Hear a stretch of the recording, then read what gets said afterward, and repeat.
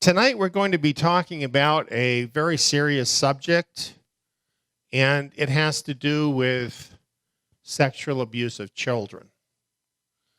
And nobody really wants to hear about that. Nobody really wants to talk about that. And yet, there's really such a big problem that we need to be aware of it. So I just want to mention to parents, if you have children, you need to decide whether you want them to hear this information or not, and I leave that to your discretion.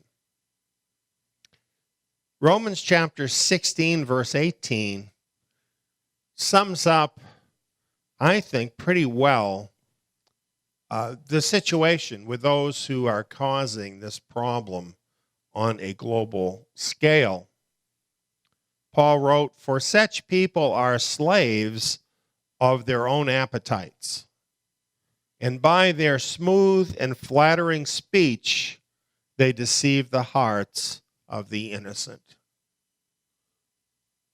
Here's the statistics. Myself, I believe that when you go by reports of things like this, reports are going to be far less than actual cases. However, the statistics are that 1 in 6 boys will experience or does experience some form of sexual abuse, and 1 in 4 girls as children experience some form of sexual abuse. Now, as I say, I believe those numbers are probably very conservative and the case is worse. But let's say it's not worse than this. We're talking about 2 children out of every 10 children. Can we really afford to have that incidence of sexual abuse in our society? How destructive really is that to the lives not only of those particular children, but what about the lives of other people around them? Well, what is responsible for this? Now, here's something that nobody wants you to know. Nobody wants to talk about it because it makes people feel bad. It might make you feel bad to hear about it. I'm not talking about it to make you feel bad. I'm talking about it because the sexual revolution changed the way that we look at marriage, that we look at families. Whereas the majority of couples used to stay married, that's just gone by the wayside. You today would have a better chance of crossing the Grand Canyon without a net and without any assistance over a tight wire than getting married in your first marriage and making it all the way to the end. Because the pressures are really that great today. Things have changed that much. But what is the difference? What they want you to believe is it's better now, because now you have more freedom. You can be happier. However, what about the children? This study here shows that, oh, and by the way, what happens to the children depends mostly on the mother. It's just a fact. With the kind of family I was talking about, there was a mother with the children. Mothers can't do that anymore. Most of them can't. They have to work. That's the way the economy is structured now. The economy has changed in order to accommodate these social changes. So this is not meant to criticize anyone and what they're doing. I understand, you have to do what you need to do to support your family. But nevertheless, as soon as the nuclear family broke up, it caused a much greater incidence of abuse of all kinds. And the worst possible situation is a biological mother who is cohabiting with someone other than her husband. That situation puts her children at risk 33 times greater than the two biological parents together in a nuclear family. 33 times greater. Well, how many people does that apply to today? There are probably at least just as many people living together as are married today. So you can just imagine the scope of the problem and how much worse it really is now than it would be under a traditional kind of home. Now, yes, there was and is sexual abuse in those kind of homes, but the statistics prove it was and is far less than what is happening under this very liberalized idea of how people should live. Well, who is doing this? Who is abusing these children? Again, looking at the statistics, the statistics show that it's most likely to be either a family member or an acquaintance, and least likely to be a stranger. So that's what the picture is. Now, you might think, okay, well, I would recognize someone who's a bad person, but you might not, because according to the statistics, 63% of those who are perpetrators have no criminal history. They're not known to be abusers. That's 2/3 of the perpetrators. So that means that if someone has designs on abusing your child, it's probably somebody that you know and would not suspect. Now, I find that frightening as a parent.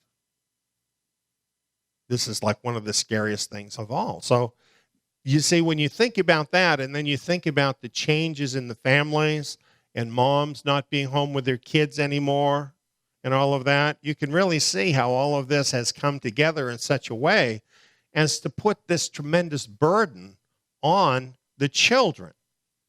That's where it's all fallen. So what can we do about this?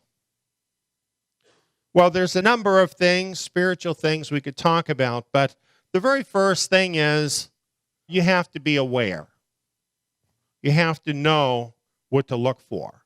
We don't want to be looking at our family members, at our friends, as if they're some kind of a pervert when they're not. That's kind of not going to go over well, and that'll certainly destroy your friendships. But at the same time, there are signs if you look for them. And parenting.com lays out some things to look for. And later you might look at this list and think about it a little bit more.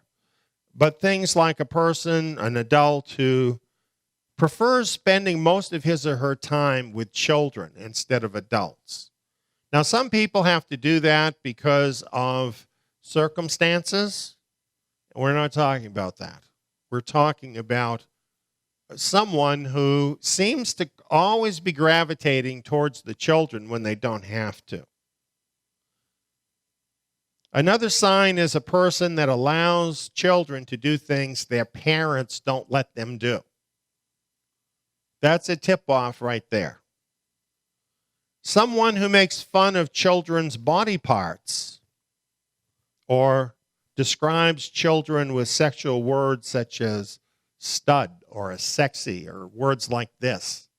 This is not a way for an adult to be talking about a child, and this is a tip-off.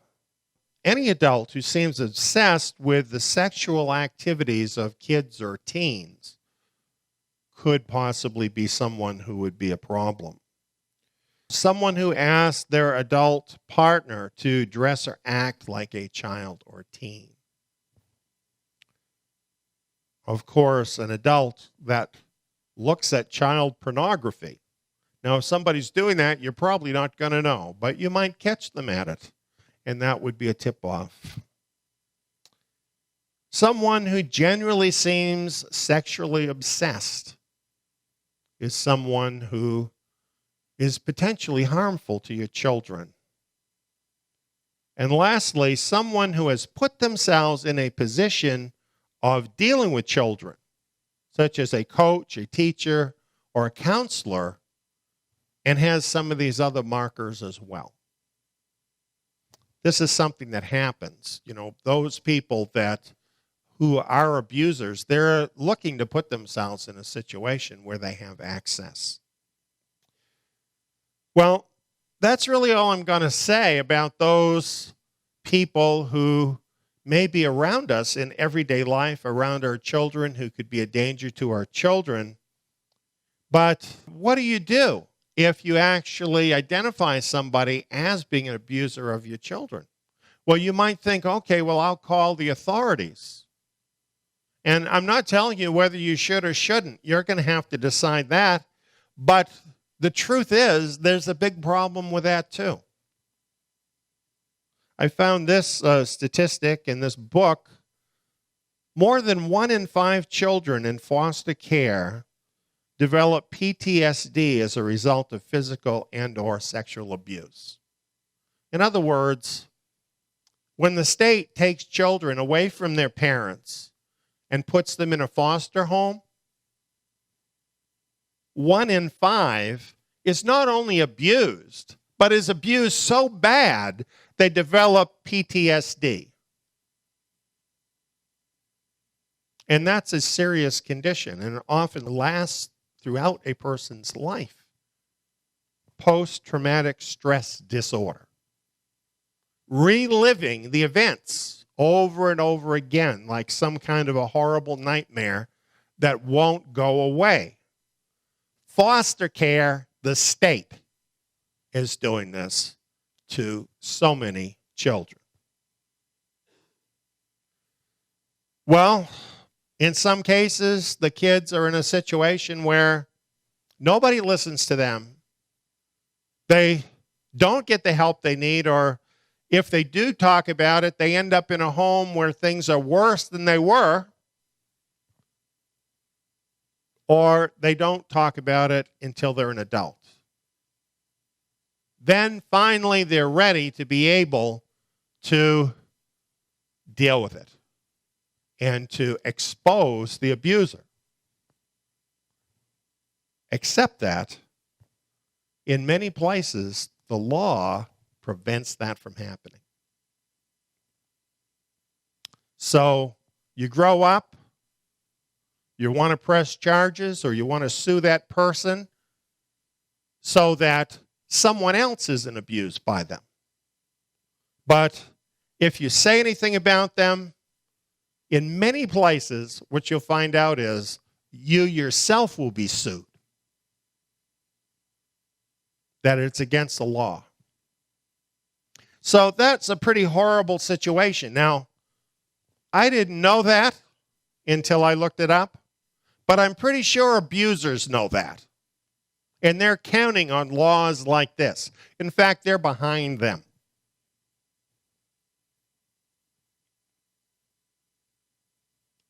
Now we're going to talk about homosexual child abusers. What you're going to hear about this in the mainstream press, what gets repeated over and over again, is that homosexuals aren't abusers any more than heterosexuals. Yet, the information has been around for years, showing exactly the opposite to that. For instance, in one book it says pedophilia appears to have a greater than chance association with homosexuality. Another book says around 25 to 40% of men attracted to children prefer boys. Thus, the rate of homosexual attraction is 620 times higher among pedophiles. In a 1988 study of 229 convicted felons who were child molesters, 86% of them described themselves as gay or bisexual. So there's lots of evidence suggesting that there is a higher chance of people who are homosexuals being pedophiles as well. And we've seen this in the news. Perhaps you remember Jerry Sandusky, who was in the news. Perfect example of how this works. He would put himself in a position as a coach where he had access to his victims. There are so many people like him who have not been caught or who are protected. He happens to be someone that did get caught and was prosecuted. Here also is an article about foster care. Gay abuse of children in foster care. Many other examples could be cited. Here's another one. Recently, Elijah Wood came out and exposed child abuse, sexual child abuse in Hollywood, saying there are a lot of vipers in this industry. And he's not the only one. There have been others who have even come out and stated that they have been abused. Many of the child stars that you might have known in television shows, in the movies, have been in this position. So when you have this kind of situation, and in many cases, this is actually homosexual abuse, something like this is alarming. The Boy Scouts ending their ban on gay leaders. Now, they were pushed to the wall and made to do this. For ever since the Boy Scouts existed, they had a ban on homosexual leaders. Why? They wanted to protect boys. It's the Boy Scouts, right? But these are the times we're living in, friends, where what matters is how the perverts feel, not the protection of our kids. That's where things have gone. That's what the law is becoming more and more. Protecting the perpetrators and making it easier to violate our children. And I'm not just blowing smoke. When you look at the facts, it is so alarming. Let's talk about access to your children. These people have more access to your children than never before. Now, we have talked somewhat about direct access, right? That they put themselves in a place sometimes where they have direct access. But now we're talking about something else, another kind of access, which is through technology, especially the internet. And this is getting to be an incredibly huge problem. The Queensland Organized Crime Commission of Inquiry wrote about this. This is in Australia. Basically, all of the developed countries are having the same situation. They concluded an alarming demand for increasingly depraved material, increasing the demand for child victims. You know, when I read that, just the way that's put was so shocking, it almost knocked me off my feet. Just thinking in terms of demand for child victims. Can you think about that? I mean, demand, I can think about demand for tomatoes or for spaghetti, but I can't really think about demand for child victims. And yet, that's what they found.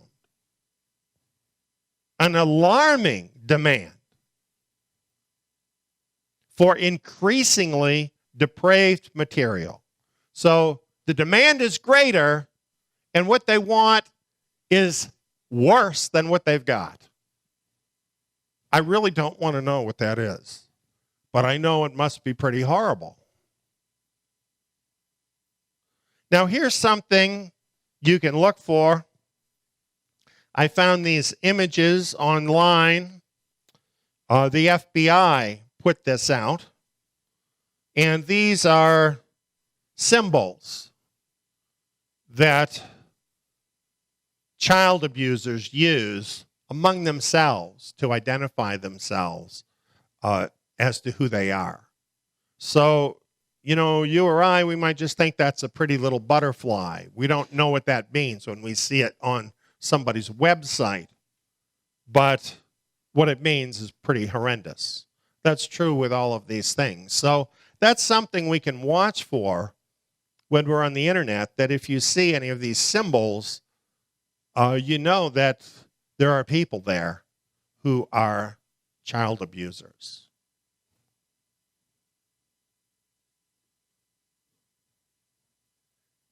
And this is, of course, a huge problem.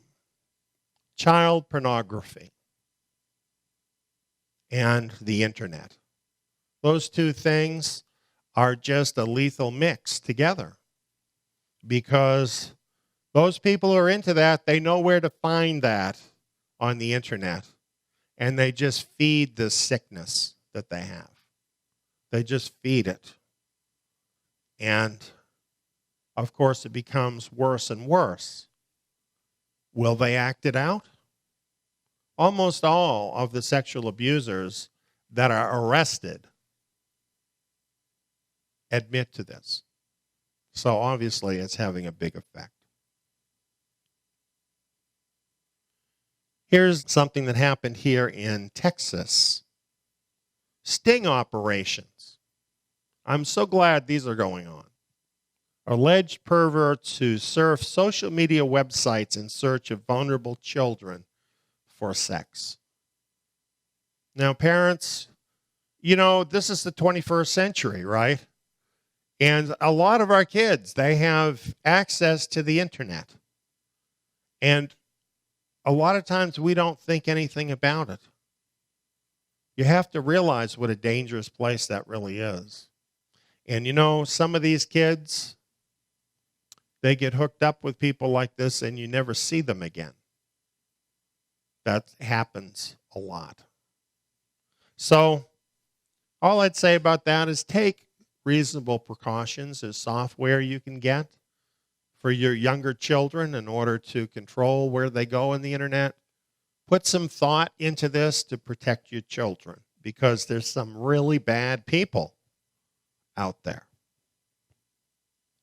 Well, it gets pretty horrible when you put the internet together with this, and that is trafficking of children.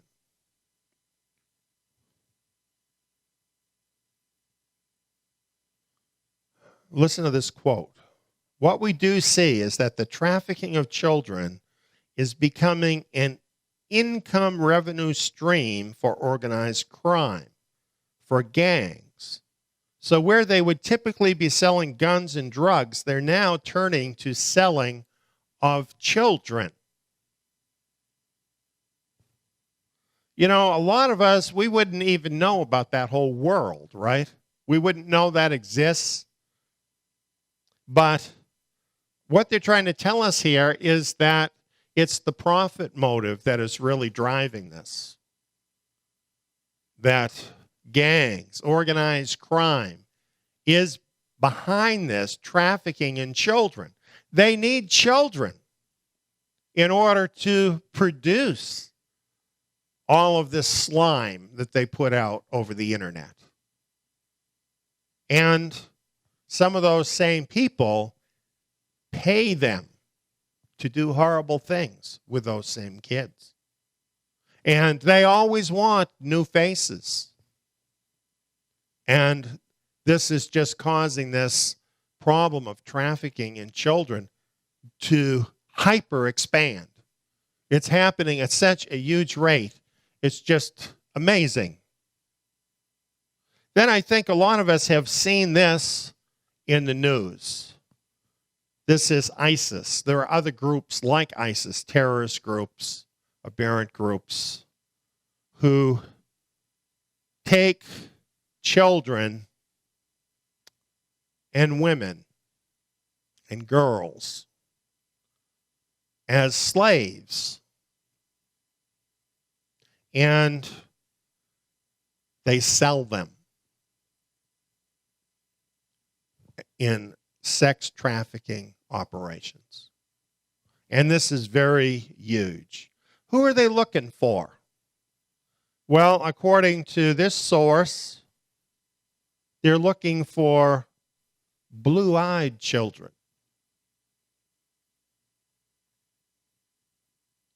And this happening to any child is a horrible thing. But you know, some people who have blue-eyed children, many of them, they're some of the people who are on the left, who are kind of supporting these radical groups and so on. I wonder what they would think if they realized that their children were considered prime property to these very people that they like to protect. These children are abducted by ISIS fighters to be used for sexual slavery. Now, in the past, sometimes I've talked about slavery and the fact that we're still slaves in the system. You know, you are a slave to the system. You don't have anything to say about it.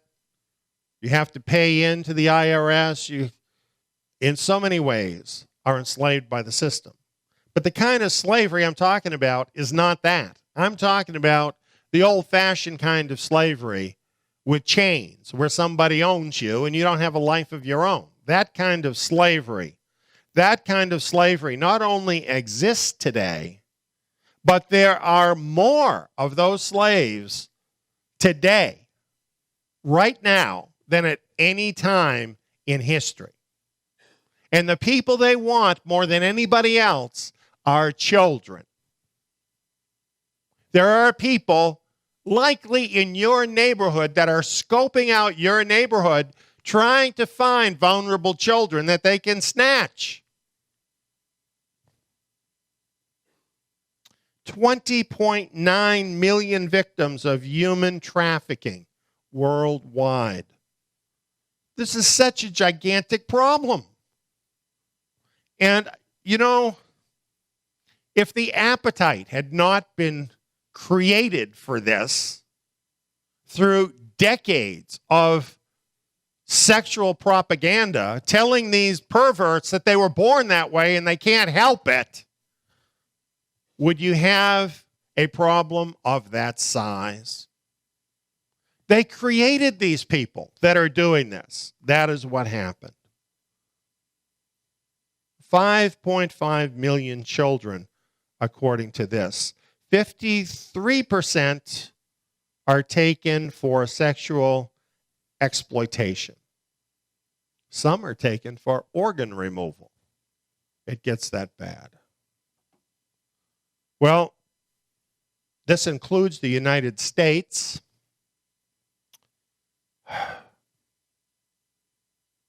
Look at some of the leading cities where this is such a big problem.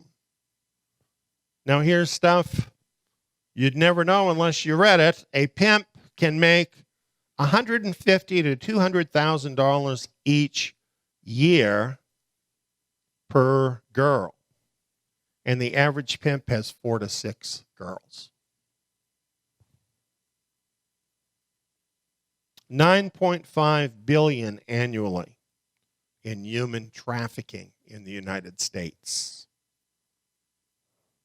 approximately 300,000 children are at risk of being prostituted in the United States, according to this. Here's an amazing thing. 1/3 of teens on the street will be lured toward prostitution within 48 hours of leaving home. All they have to do is be on the street, and these people will know it, and they're after them. Now, here's an interesting statistic. 74% of these likely sex trafficking victims were in the care of social services or foster care when they went missing.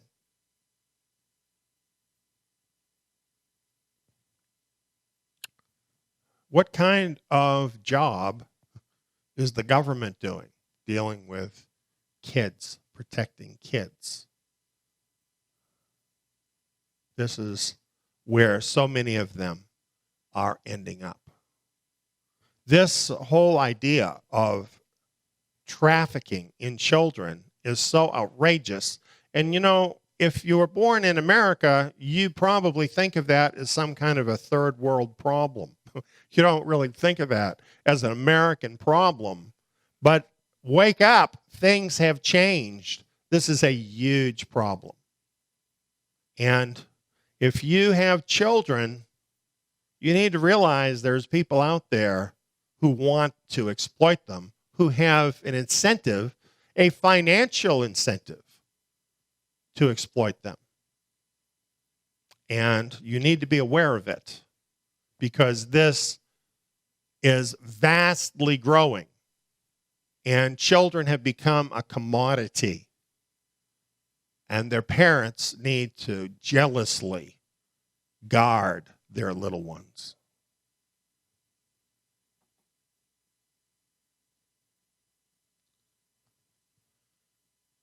VIP abusers. This is what is driving a lot of the problem, frankly. Elite VIP people. I mentioned about Hollywood. Corey Feldman came out recently, and he admitted that he himself, as a child actor, was sexually abused. And he says he would love to name names, but he says, unfortunately, California, conveniently enough, has a statute of limitations that prevents that from happening. Because if I were to go and mention anybody's name, I would be the one that would be in legal problems, and I'm the one that would be sued. This is all set up to protect Hollywood from these charges coming forward. Hollywood's a big center of industry in California. They have a lot of influence. Obviously, they have a lot of influence on the law. Plus, it's a very liberal kind of place where, hey, everybody there thinks everyone's born that way, right? So there's no protection for the children. That's the bottom line. Over and over again, that's the bottom line. Famous people. You know what? We know about famous people that are out there walking the streets, right? Right now, who are sexual abusers. Some of the magazines, they follow those people around. Why aren't they behind bars?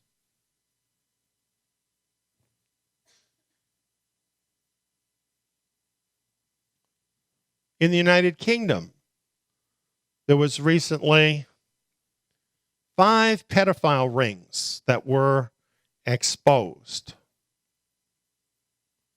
in secret dossiers. So I can't tell you who these people were.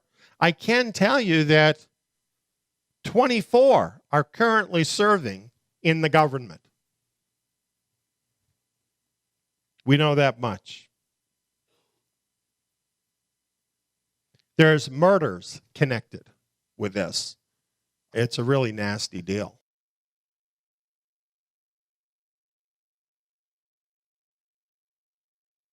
Judge vows to uncover truth from corridors of power to children's homes. VIP sex abusers will be named. Well, it turns out they won't be named. In Australia, an investigation turned up 26 institutions involved in abuse of children involving VIPs. In Australia, the high-profile sexual abusers, child molesters, rapists, pedophiles are very well protected. The Freemasons and many other such organizations, all protected by the powerful of our country. We have powerful businessmen and others involved in sex trafficking. Girls from Europe, South Africa, China. Details were given to the Prime Minister's office, Tony Abbott. None of these men have been brought to justice. The powerful, the elite, can do whatever they want because they know they have protection. This is what is happening. The elite perverts can do whatever they want because they think they own you. They think they own your children. And the government's not giving them any reason to think anything different. Here's an interesting article. How this billionaire escaped sex trafficking charges. Now, this was in the news. Jeffrey Epstein, billionaire, friends with royalty, friends with the Clintons, a lot of other famous people. The man had an island, his own island, where he was sex trafficking, bringing underage children there, and then bringing in the wealthy elite to come and have big parties abusing the children. Well, thankfully, they found out about it, and he's going to be in prison the rest of his life. Not. You know what happened with him? 13 months in the county jail in Florida. And even there, he was allowed to visit his office every day in a cushy 1-year house arrest. As I mentioned, his friends, Bill Clinton, Prince Andrew, and many others, arranged for him to have special treatment from the state attorney's office in the U.S. Department of Injustice. Oh, that's supposed to be justice. I can't say that about them. His team of lawyers is accused of digging up dirt on Epstein's roughly 40 victims, following them and intimidating them. They've now effectively been silenced, many with $1 million settlements. And Epstein was allowed to plead guilty to 2 lower-level state crimes rather than face child sex trafficking charges.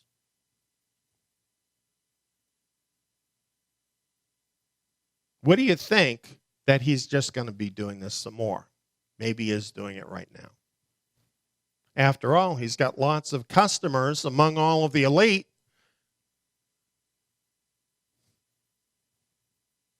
Including, apparently, this guy.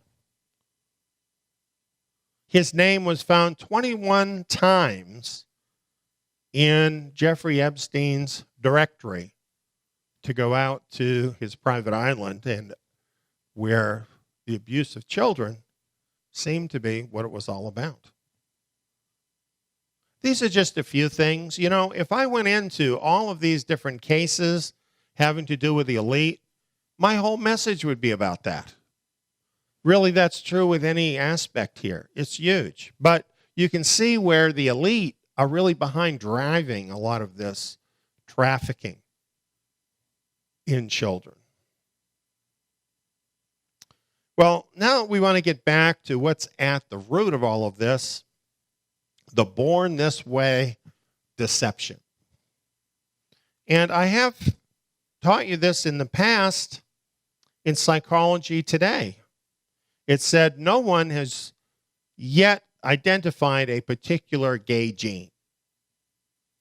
It's known that there is no gay gene.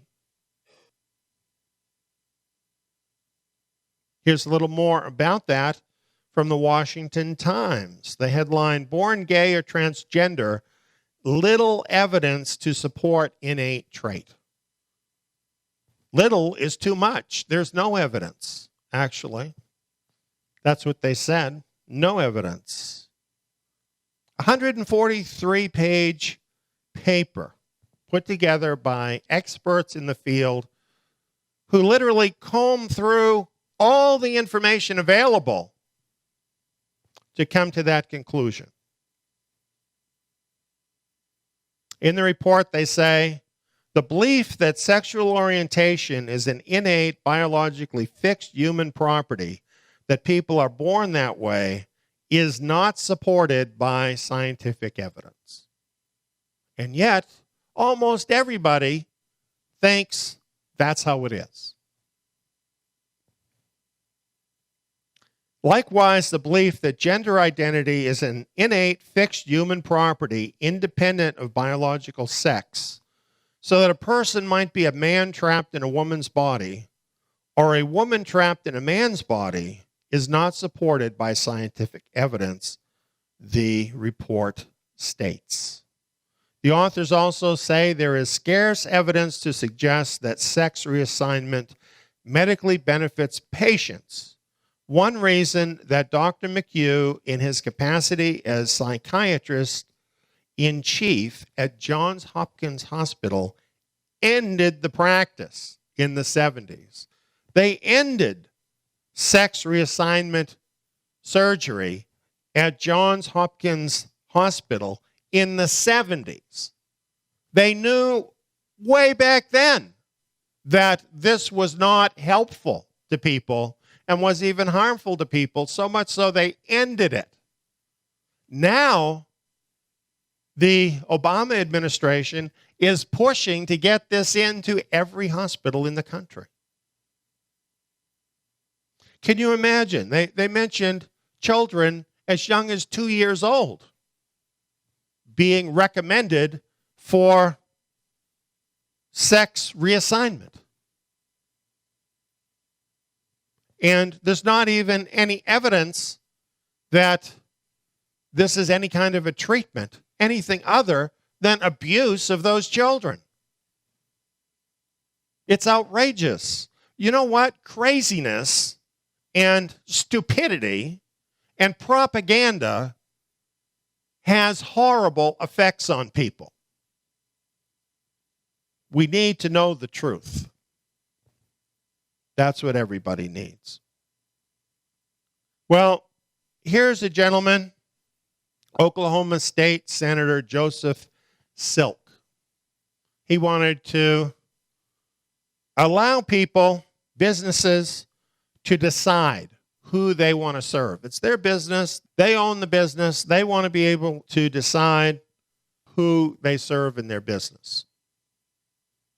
Well, the LGBT activists didn't like that and issued death threats against the man's children and family because of introducing this bill. This is what you're dealing with this. And yet, interestingly, it seems like the system, speaking the federal government, seems to support these radicals instead of supporting the ordinary people, their families, and their children. Why is that happening? This is even happening in school. Now, I think we pretty much all know that the teachers' union is very left-leaning, and teachers, not all teachers, but many of them, think of themselves as progressive or liberals. But really, some of what's out there is kind of beyond the pale at this point, and it's shocking to me even knowing those facts. For instance, this is the website of the National Council of Teachers of English. Now, how bad could it be from the English teachers of America, right? When you think about an English teacher, you think of some bespectacled librarian type person, don't you? How could this person possibly be a danger to your children? Well, guess again. This is about diverse gender expression and gender nonconformity curriculum in English grades 7 through 12. Here's some of the things that have been written. They produced a guide for English teachers, suggesting that they make English more gay-friendly. Now let me quote what they say here. Position your students as LGBT people or their straight allies. So they start out with this actually assuming that their students are either part of this LGBT community, which is less than 3% of the population, or one of their allies. That's the way they're coming at it.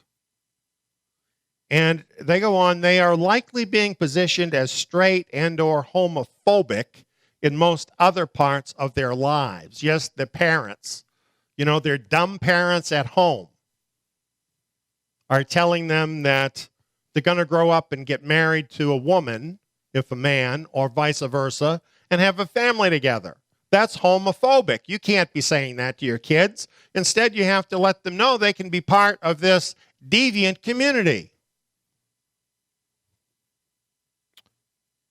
Well, also, besides positioning them as homophobic or as non-homophobic or whatever, they go on to say, read LGBT-themed literature that does not just make homosexuality visible, but also shows queer people in queer communities. Young people need to know that being gay does not mean being alone. So in other words, they want to indoctrinate them. If you become gay, you're going to have a lot of cool friends that are gay too. This is like, to me, this is like a sales pitch for the kids, selling them on being part of the LGBT community. And you know what? If your teacher is selling you on this, that this is such a good thing, how many of these kids are going to get misdirected into something that really is not them at all?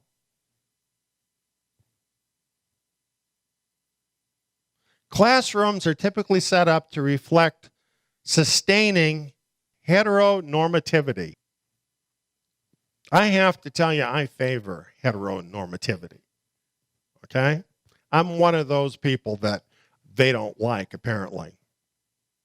They say, we hope to encourage a continued fluid recognition of gender as something that is complex, and so on. They also say heterosexism. See, I'm a heterosexist in their view. And homophobia are already part of the classroom. I may be a heterosexist, but I'm not a homophobe. I'm not afraid of those people. That's what homophobia means. You're afraid of them. No, I'm not afraid of them. I just think that they've chosen the wrong thing. And they're trying to get other people to choose it too. And that I'm opposed to. So anyway, they're saying heterosexism and homophobia are already part of the classroom. So we'll need to use a variety of strategies to counter these beliefs. Now think about that.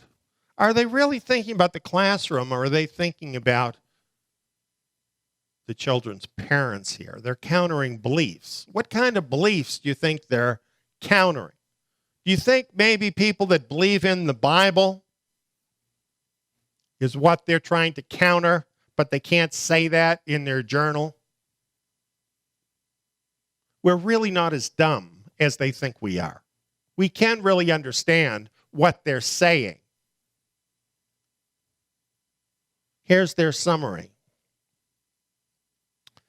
By learning to read through a gendered lens and by posing challenges to the gender binary is male and female, which happens to be the biological binary. By challenging that, students become consciously aware of gendered constructions of identity and their role as both consumers and possible producers of meaning. This act is potentially liberating for students. What are they trying to do? They're indoctrinating children in this LGBT philosophy. They want to liberate them from their heterosexual beliefs. Are they not trying to convert these kids into LGBT people? Isn't that what they want? I put these notes here. The overall goal is clearly to encourage students to question their beliefs on gender, particular boy-girl binary gender roles, and to embrace LGBTQ gender fluid thinking. And I put, it is not hard to envision the harm this will cause. Can you imagine this? Children all over the country becoming confused about their gender, or in some cases thinking that maybe they'll be more cool if they're part of this new cool community, the LGBTQ community. You know, maybe their life is real sucky in their language, and they want to do something to change their life. So they listen to all of this nonsense, and pretty soon they find themselves in a hospital undergoing a sex change operation. How many kids are going to have this happen to them because of these teachers? Can you imagine it?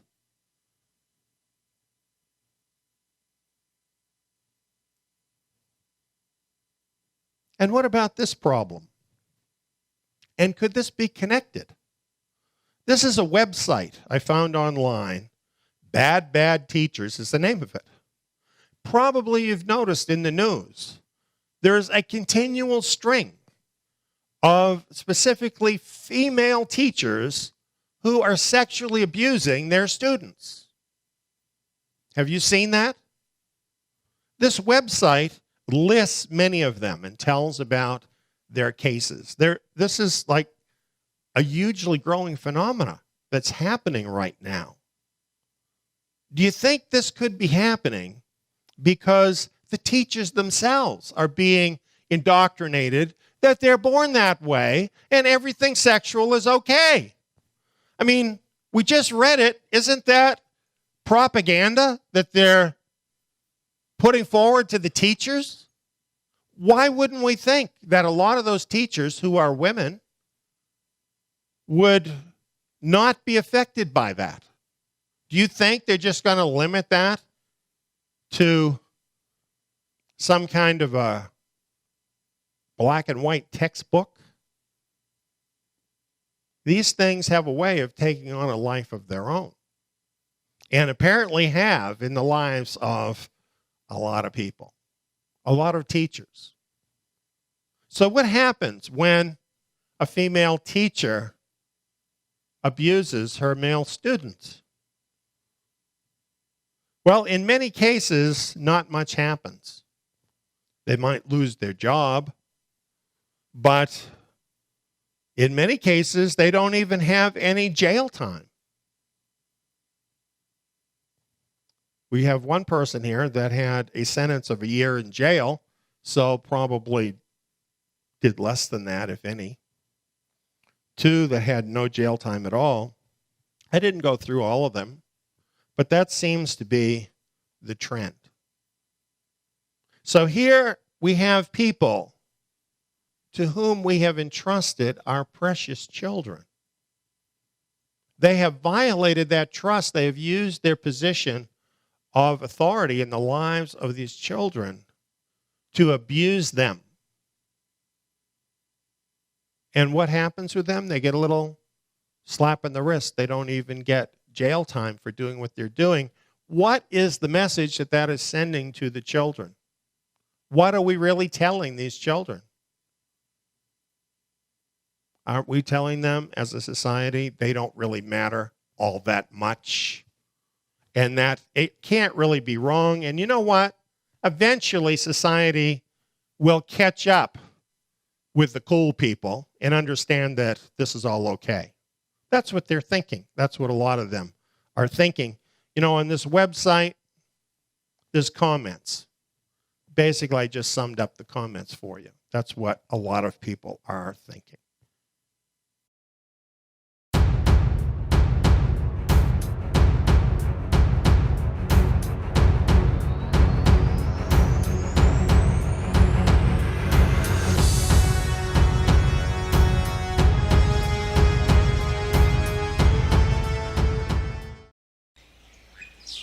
Darwinian evolution. Junk science.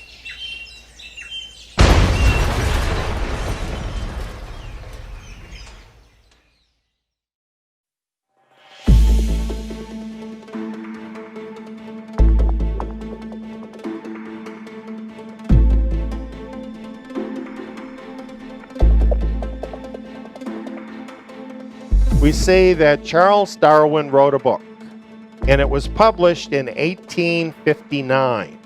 And his book on the origin of species, which is really not the whole title, it's telling you what he's really saying. It was Darwinism that gave them scientific justification to go in and dominate the so-called savages.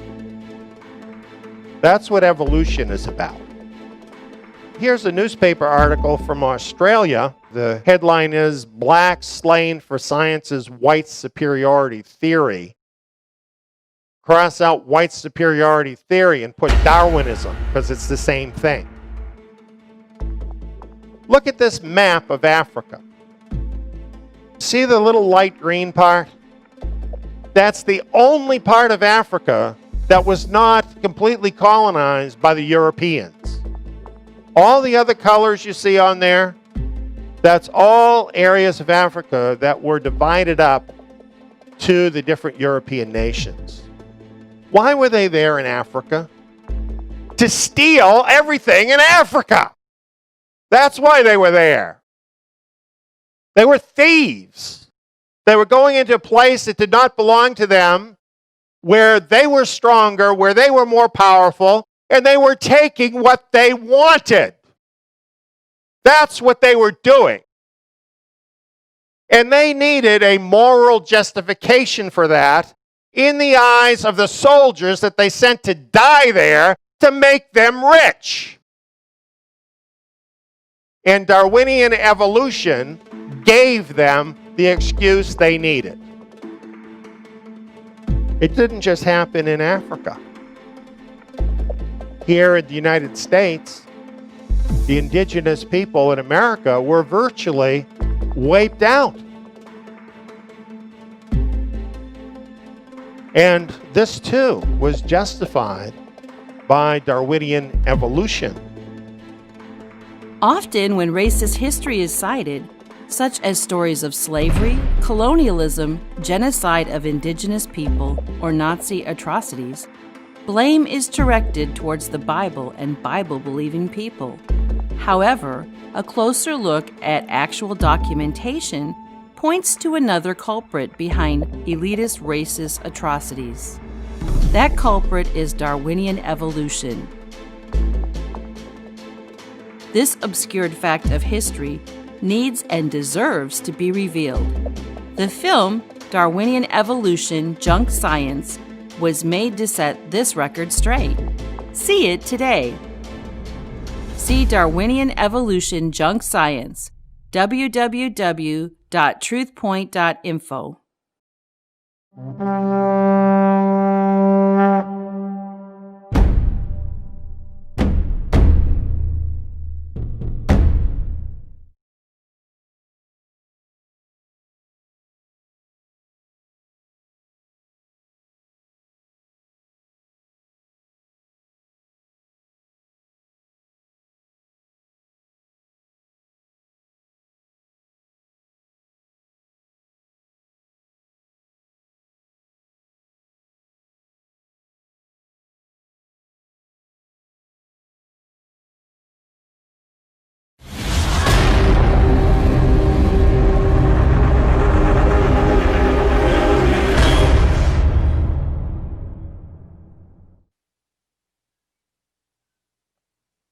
Hello, friends.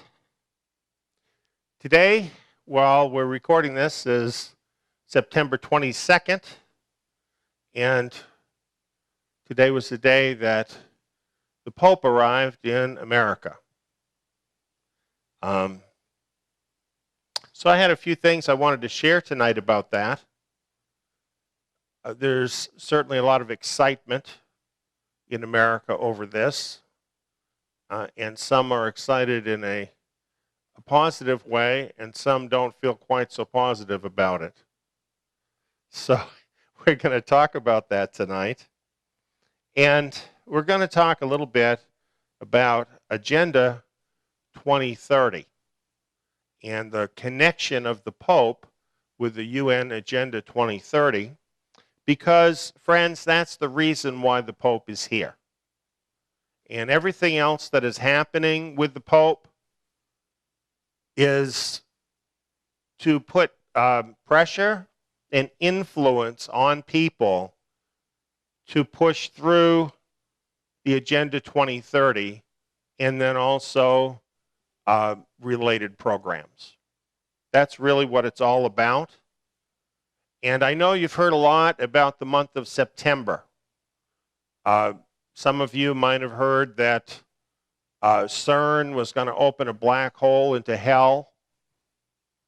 Well, I'm pretty certain that didn't happen.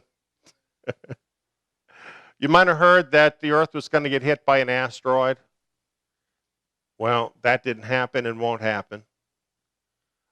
In fact, there's a long list of things that people were quite freaked out about for September that haven't happened and that aren't going to happen. However, that doesn't mean that the events of September are not important, because all of those things that have been sort of like major problems, people have considered as major threats and have been worried about. What that's all about is to make you remember this September as being a big dud.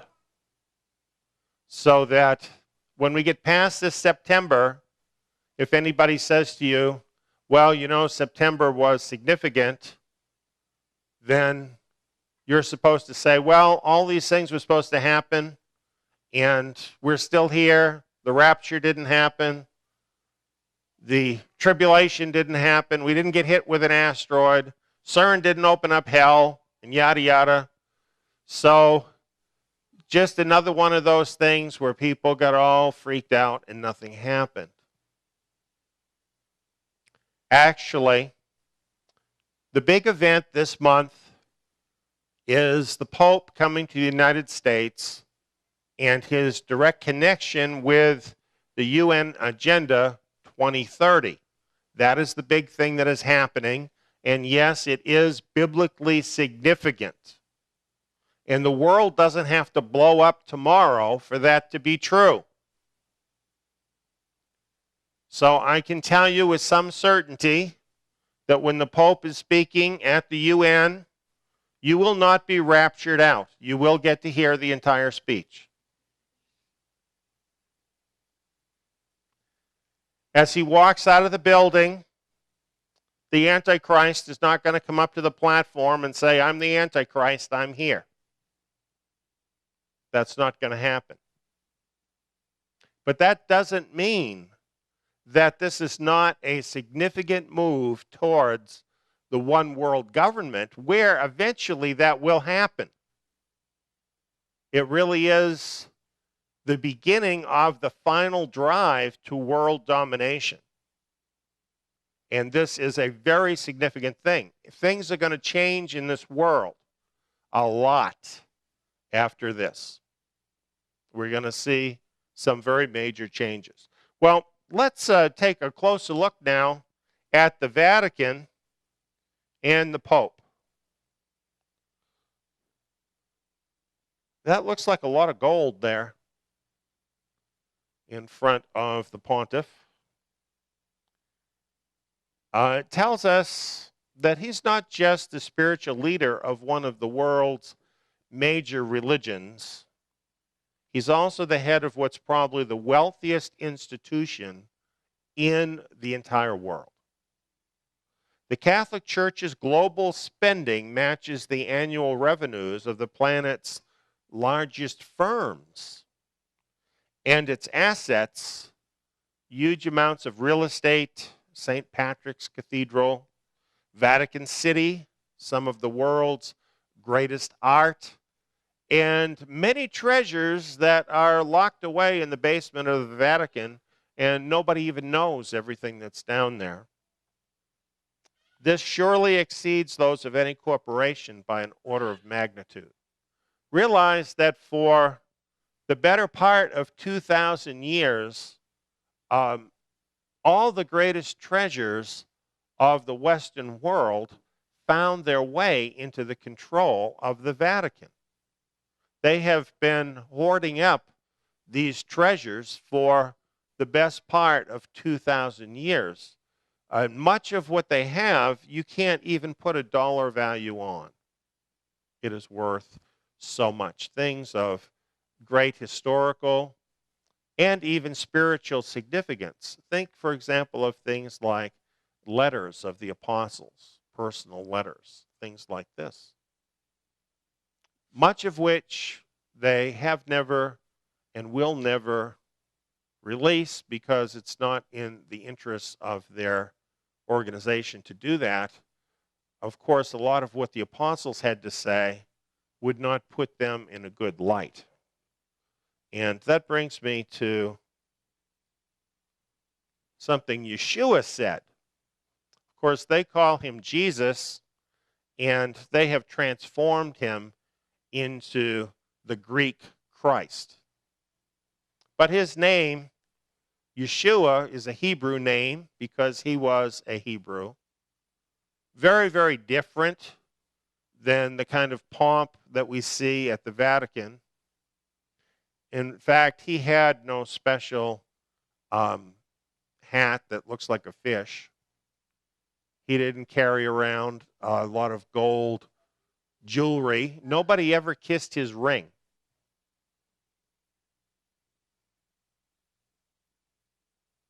A prostitute washed his feet once.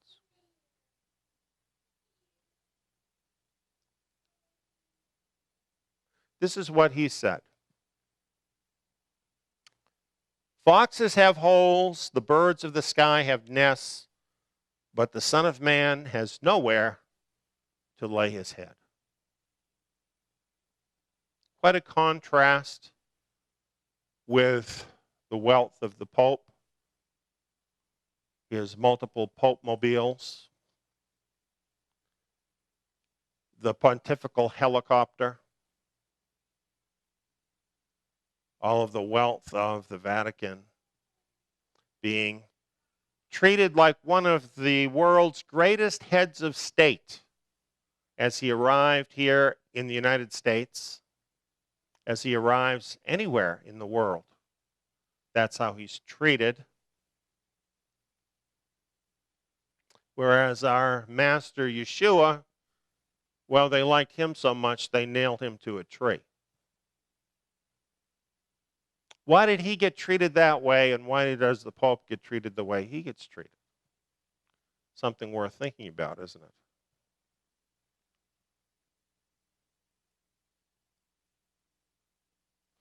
Well, here's from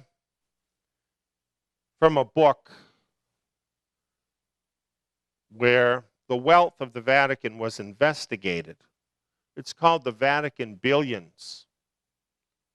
Now, I bring this up not just because I want to make the Vatican look bad, although I'm probably not their best friend. But nevertheless, that's not really my intent.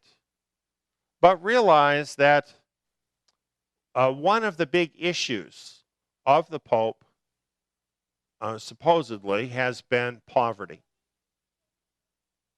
He's talked about the poor, and how those who are wealthy need to share with the poor. Personally, I think if he really believes this, a very good place to start would be to go and sell everything he has and give it to the poor. Because that's what Yeshua Messiah said to the rich young ruler. And when the Pope does that, then we might have a reason to believe that he is sincere about helping the poor. The Vatican has large investments with the Rothschilds of Britain, France, and America. I bet you a lot of you didn't even know there are Rothschild banks in America. Large investments. With the Hambros Bank and the Credit Suisse in London and Zurich. In the United States, it has large investments with the Morgan Bank, the Chase Manhattan Bank, the First National Bank of New York, the Bankers Trust Company, and others. As a matter of fact, they have so much money in one article that came out not too long ago. They just happened to find an account they didn't know anything about that had billions of euros in it. It was just like kicking around in the sofa or something. The Vatican has billions of shares in the most powerful international corporations, such as Gulf Oil, Shell, General Motors, Bethlehem Steel, General Electric, International Business Machines, TWA, and others. When to that is added all the real estate, property, stocks, and shares abroad, then the staggering accumulation of the wealth of the Catholic Church becomes so formidable as to defy any rational assessment. This book lays out much, much more than what is summarized here on this slide. The wealth of the Catholic Church, I'm sure, is beyond anything that any of us could possibly even begin to grasp. And so it's interesting that the Pope is taking up the cause of the poor. And he is telling the United States and other countries to take in the refugees.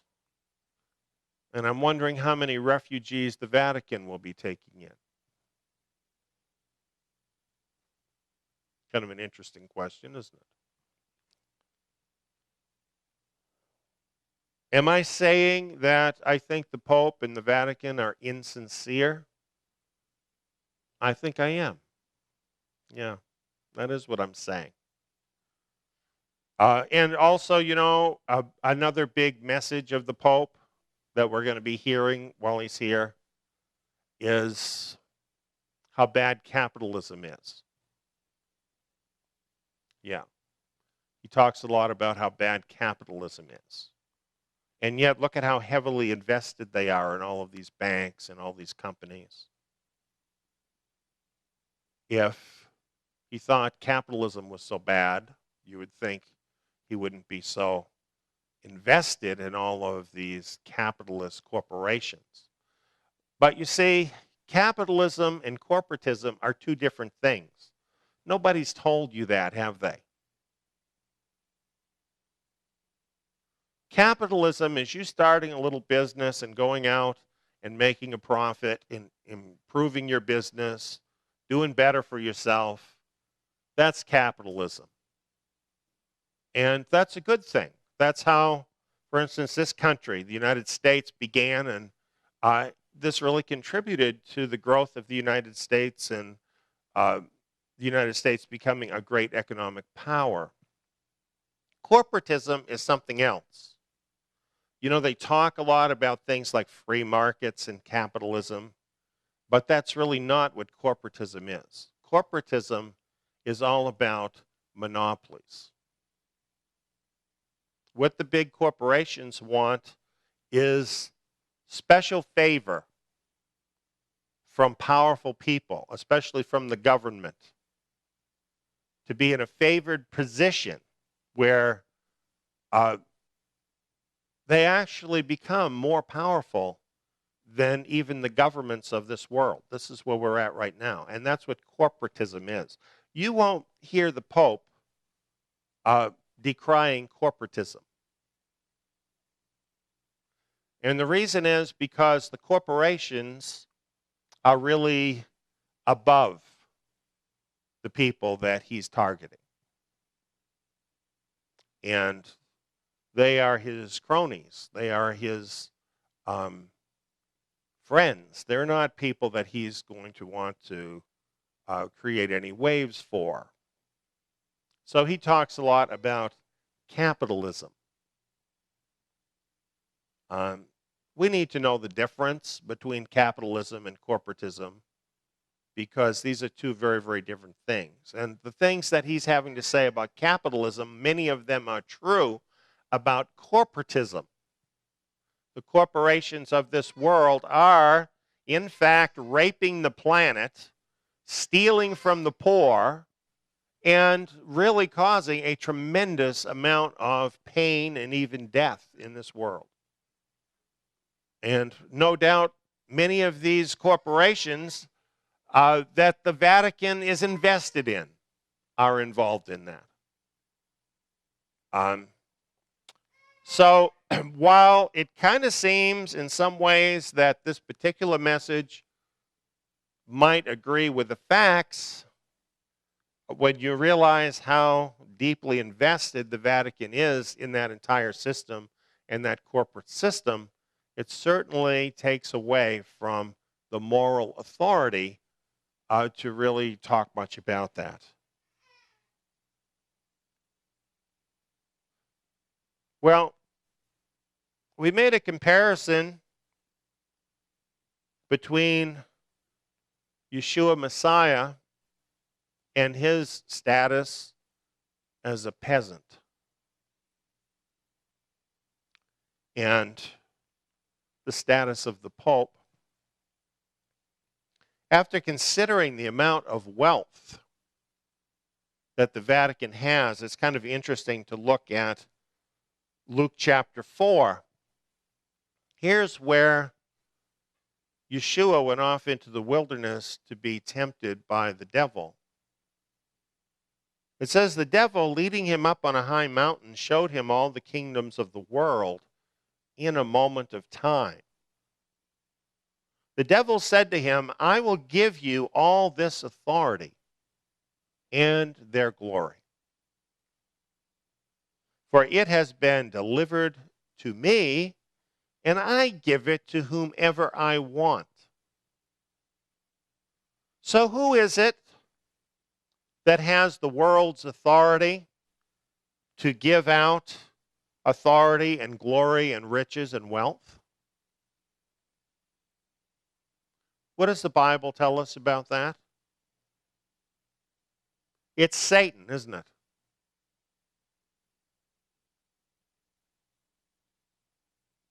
And this is what he wants in order to get anything from him.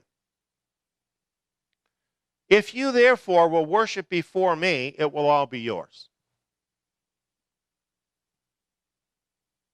Simple. Just a little act of worship. And all that wealth, all that power can be yours. Would you like to be one of the wealthy, powerful people in the world? Like the Pope, like all the people that he's hobnobbing with while he's on his whirlwind tour?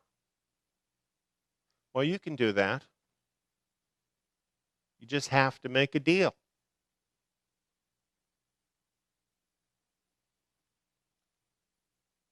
Yeshua answered him, back off, Satan.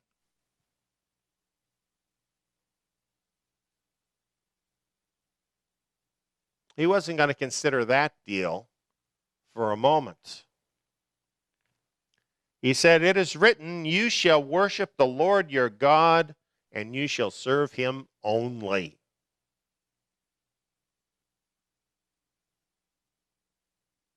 They might just start with going through all of their expensive basilicas and cathedrals and smashing all the idols. And that might start them in the right direction.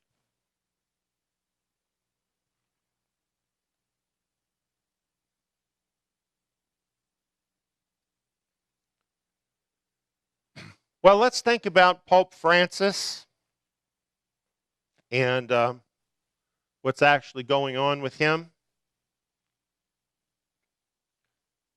He is a spiritual leader of 1.2 billion people. That's how many Catholics there are in the world. 1.2 billion people. That's a lot of people. And this article from Forbes tells us that he has made it his he's made it his mission to transform the long-standing conservative image of the Catholic Church. And here's some of his most controversial statements. He said, evolution and the Big Bang are true.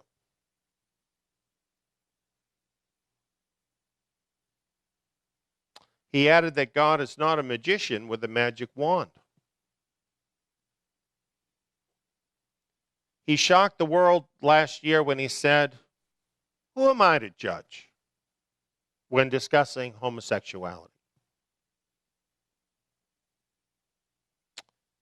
He's the first Jesuit and Latin American bishop of Rome.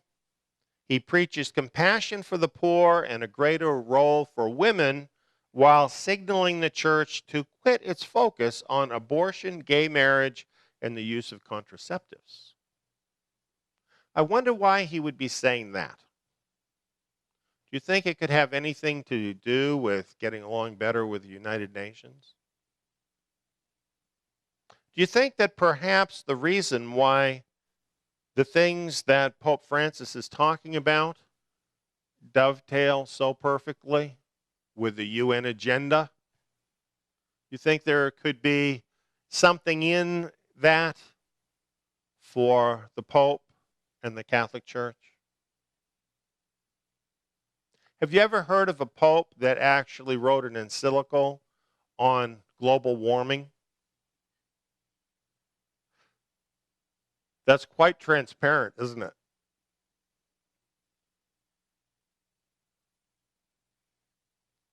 You know, it seems like there was a big meeting.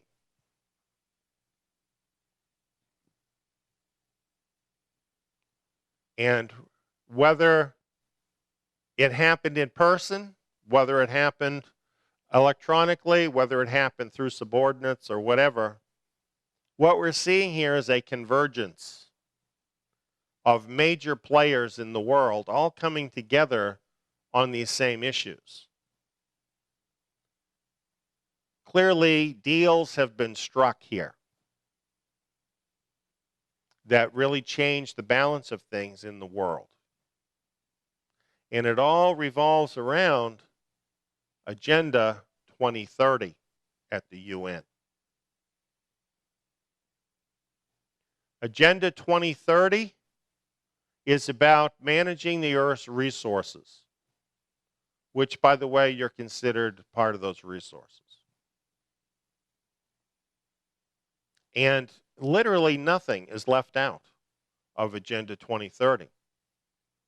And all of this needs to be managed by some kind of a global framework that very soon turns into a global one world government.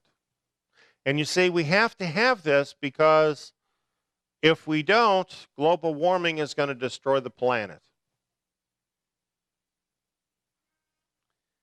Or some other crisis is going to destroy the planet. But if we sign up for it, they're going to totally do away with poverty, which means that everybody's going to get a welfare check, I guess. That is, all the people that aren't dead.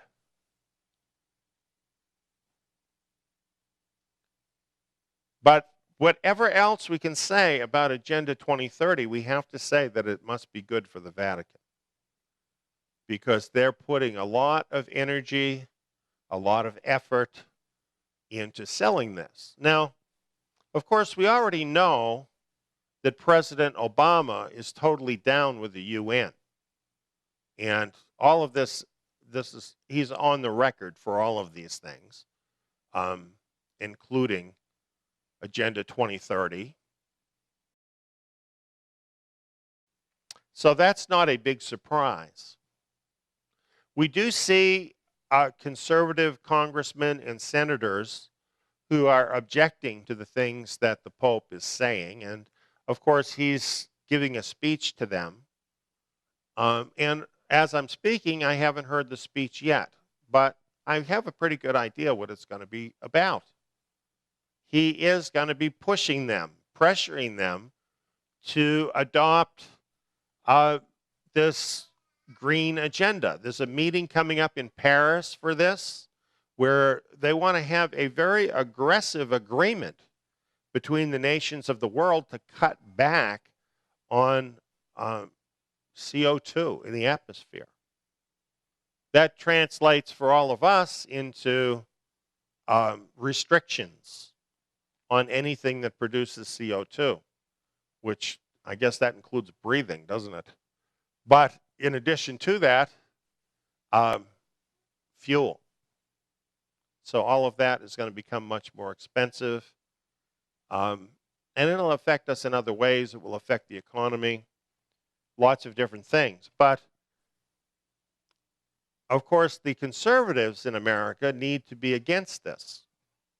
And they are, and they're huffing and puffing against it. But the fact that the Pope came and lectured them about it gives them an excuse when they just get on board and they push all this through. See, that's how it really works with them, isn't it? They huff and puff about things, but in the end, they just go along with the system. That's to keep all of us fooled into thinking that it actually matters who you vote for. Of course it doesn't. Our votes don't change anything because other people make the decisions, not us, not the voters. We don't make the decisions. It's the people who have the corporate billions under their control. They're the people that are able to make the decisions. They're the ones with the votes that count. But they put on the big show for us. So, enjoy it. You might want to get out a bowl of popcorn, listen to the speech, and you'll really enjoy it when you hear all the conservatives decrying what the Pope had to say and so on. But in the end, it'll be just like all the other things that happen where the conservatives just give in the end and just go along with the globalist agenda. So this is, I think, what to expect again this time around. Then, of course, the Pope's glory moment will be when he's before the UN. And this will be his time to shine before all the world leaders, lecturing them on what they should be doing, and essentially whipping everybody into shape to get on board with the globalist agenda. Well, here's a little bit more about Pope Francis. We're going to play a video for you now.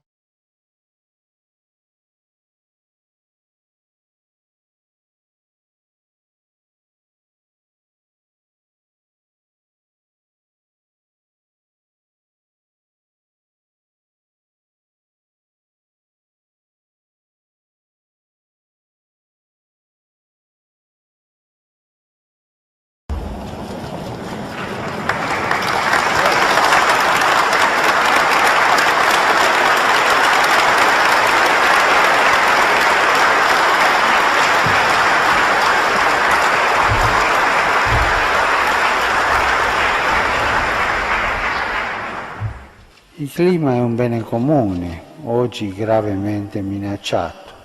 Lo indicano fenomeni come i cambiamenti climatici, il riscaldamento globale, l'aumento degli eventi meteorologici estremi.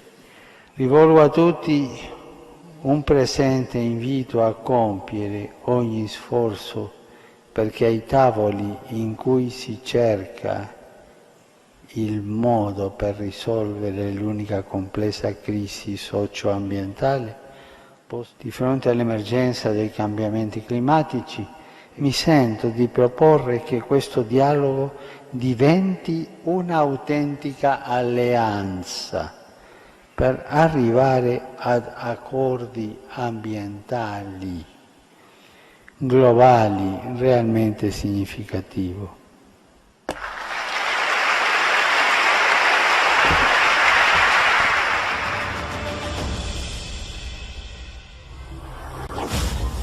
Pope Francis' highly anticipated encyclical was leaked before the scheduled June 18th release date, and in it he names climate change as the greatest threat to humanity.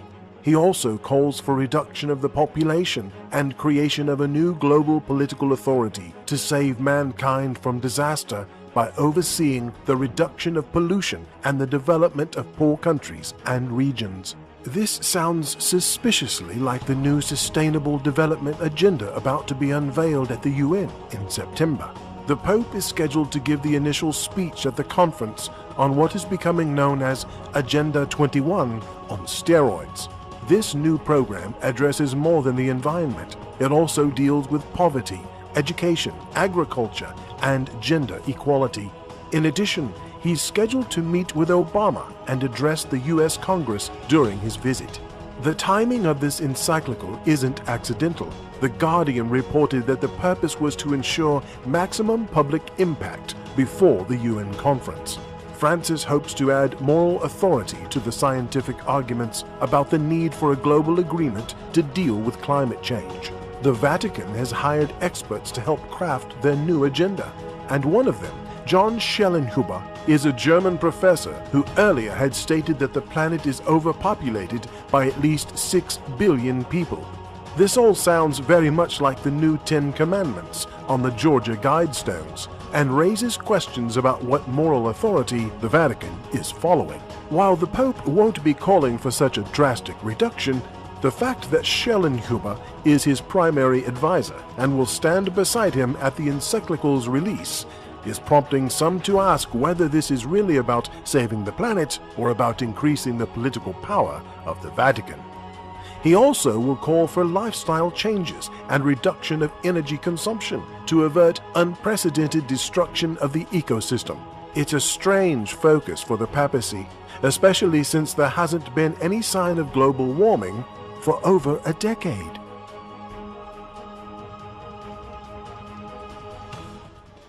That kind of gives you a short rundown as to what this is all about. It's very interesting that, of course, the Vatican, with all of their resources, is able to call in scientists and get scientific information. And they are beating the drum about global warming. And yet, as was mentioned there in the video, there hasn't actually been any global warming for a long time. There is ups and downs, of course, in the Earth's warming cycle, but that has to do with the sun. That really isn't anything to do with the people.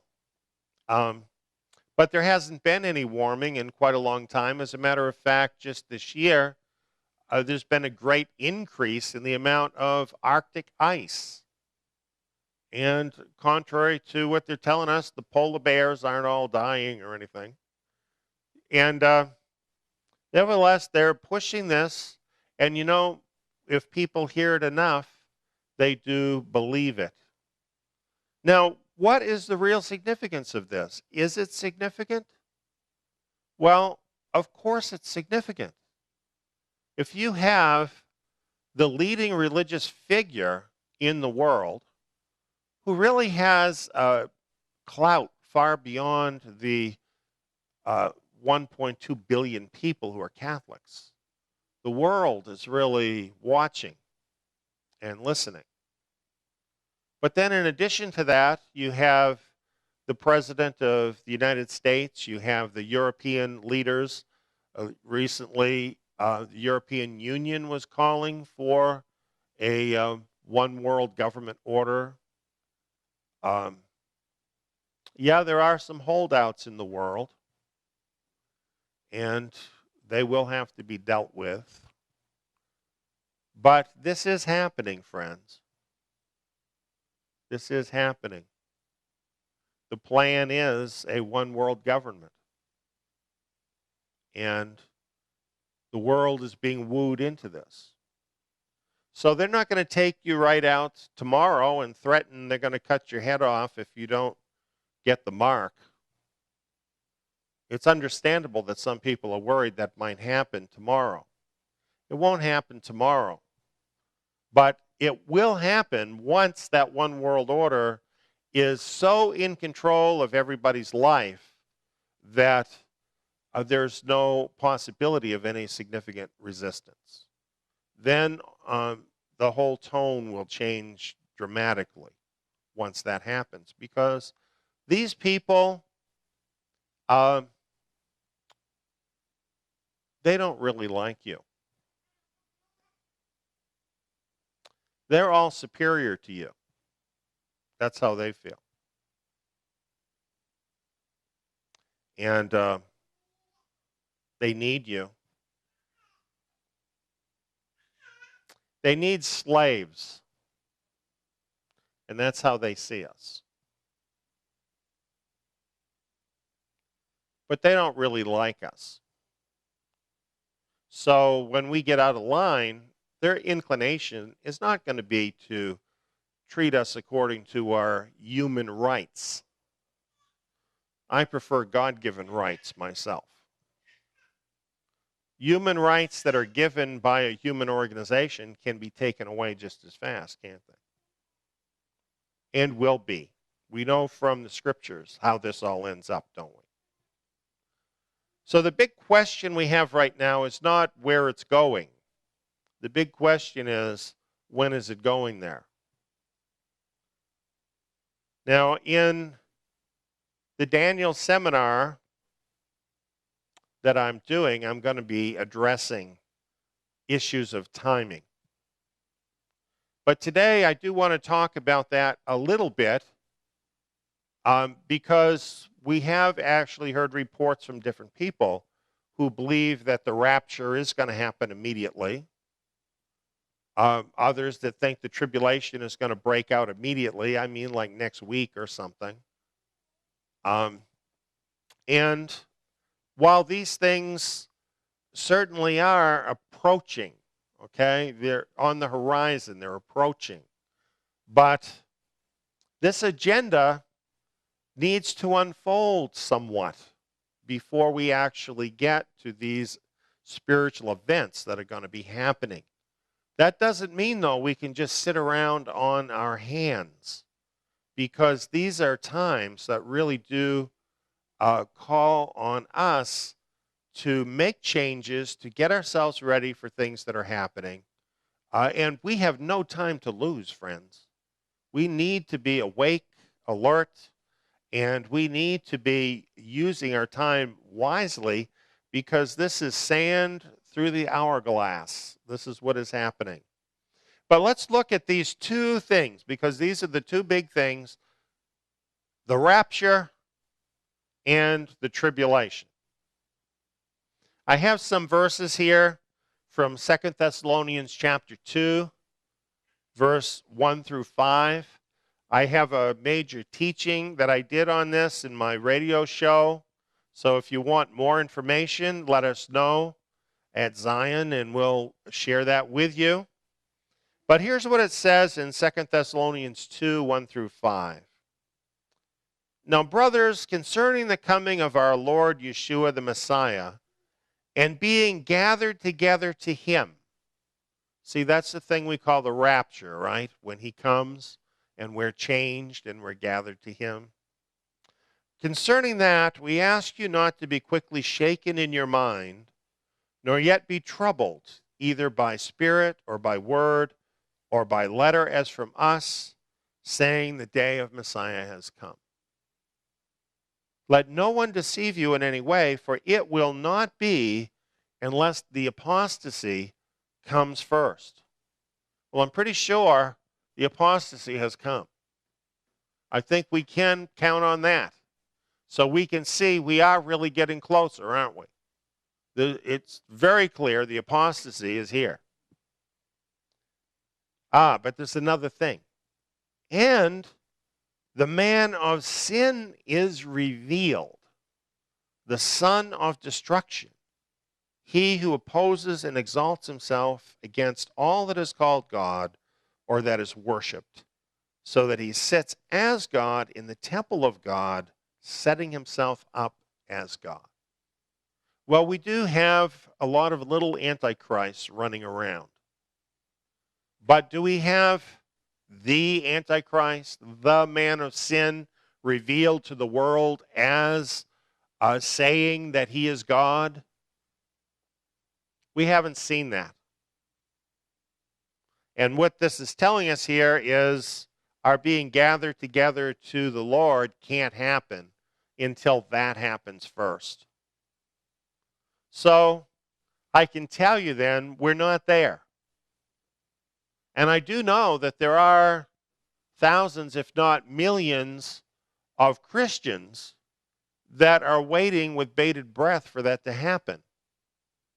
And you may be feeling kind of scared, maybe even a little bit panicky to see things happening in the world, but this rapture isn't happening. Well, I would just suggest to you that regardless of what your theology may be about this, it would be very prudent of you to be prepared for great changes in this world, to strengthen your relationship with the Lord, to dig into His Word more deeply, and to get a better understanding of what is really required of you in these last days. That's really important because things are changing dramatically. Now, one last thing that Paul said here is he said, don't you remember that when I was still with you, I told you these things? Do you know how Paul was able to tell those believers these things? It's because he knew and understood the book of Daniel and the other prophets that tell us all about these things. He spent time in the Word so that he knew what it really said. And that's what we do here in Zion. That's what we're doing with our Beasts of Daniel seminar. We're going to keep digging into that more deeply. I really want to invite everyone to join us for that, because we don't just get sort of washed away in all the emotion and all of the superstition even. We're tied to what the scriptures say. You know, for our seminar, I felt led that our seminar should be during Sukkot, which starts kind of late this year in terms of being in September. It starts on the 29th of September. And some people thought, well, that's too late. That's after the Pope comes. That's after a lot of different things are going to happen. And of course, you know, if CERN is going to open up hell and stuff, or we're going to get hit by an asteroid or whatever, then I might not get to do my seminar. But obviously, I knew that that stuff wasn't going to interfere with the seminar. That's not what's going on right now. And what I believed was that after these events happen, after everybody watches on TV and sees the Pope talking to Congress, the speech at the UN, and all that happens with that, and all the rest of it that's going to be happening, that's the time that people are going to want to know, well, what does this really mean? And so it turns out that the timing is really perfect for looking into this in the book of Daniel. And that's the time people really need all of that. And at that point in time, you will have sifted through all these things that people have said about September, and then you'll be in the same place I'm at as to what I want to talk about. That's going to be what you're going to want to talk about too. And it really all revolves around this. It all revolves around the United Nations and Agenda 21. Now, all the focus is on the Pope,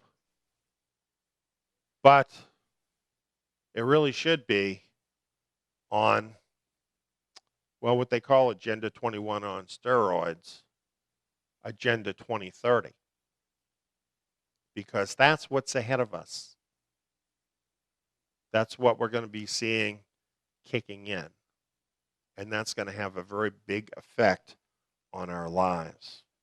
So, talking now about the rapture, can we expect to see that before the man of sin is revealed? Scriptures tell us no. It's not going to happen.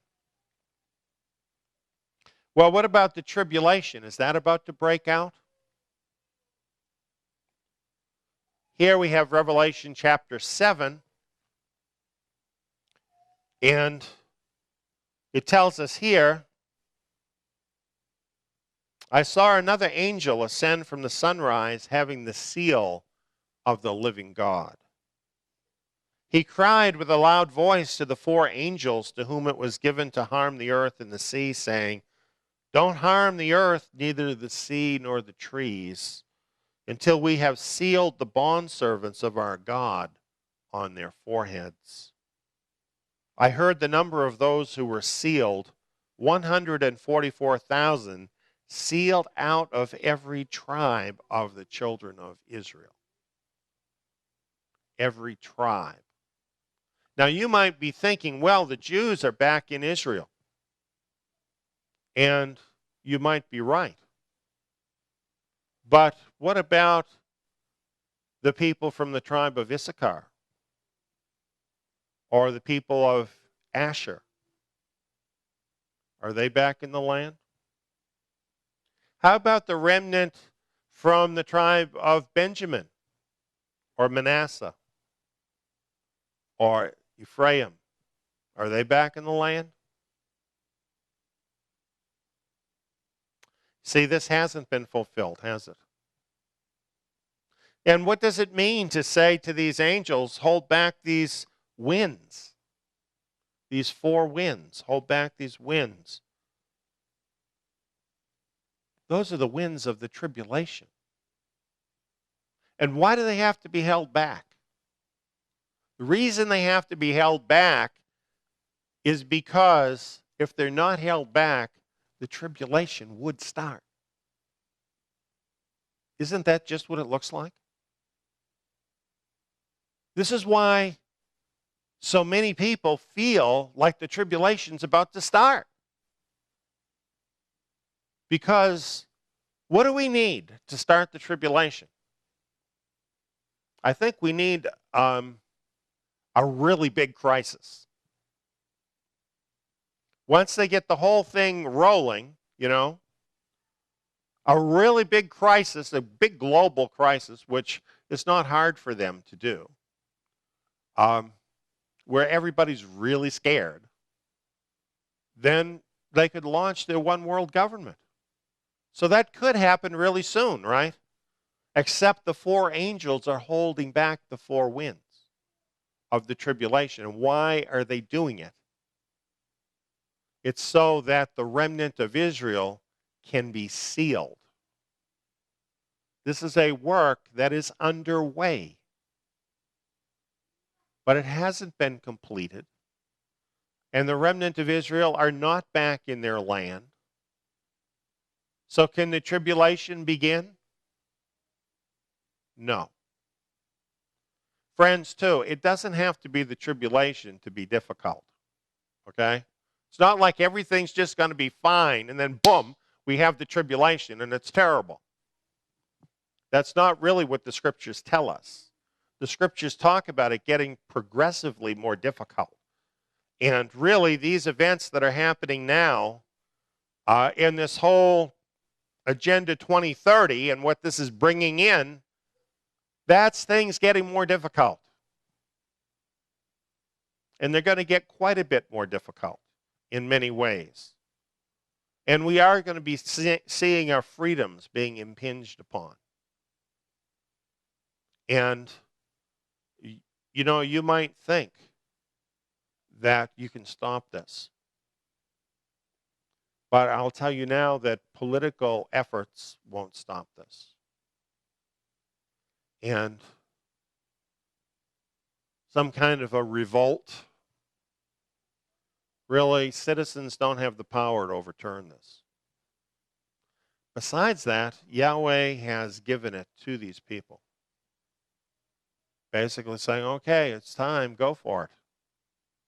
You know, they've been chomping at the bit for this ever since the Tower of Babel. They're finally going to get their day.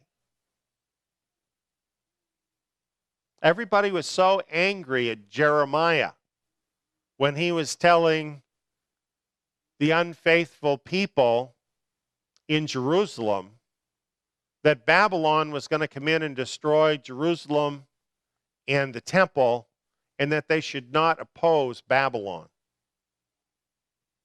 They even threw him in a cistern and left him there to die because they didn't like his message.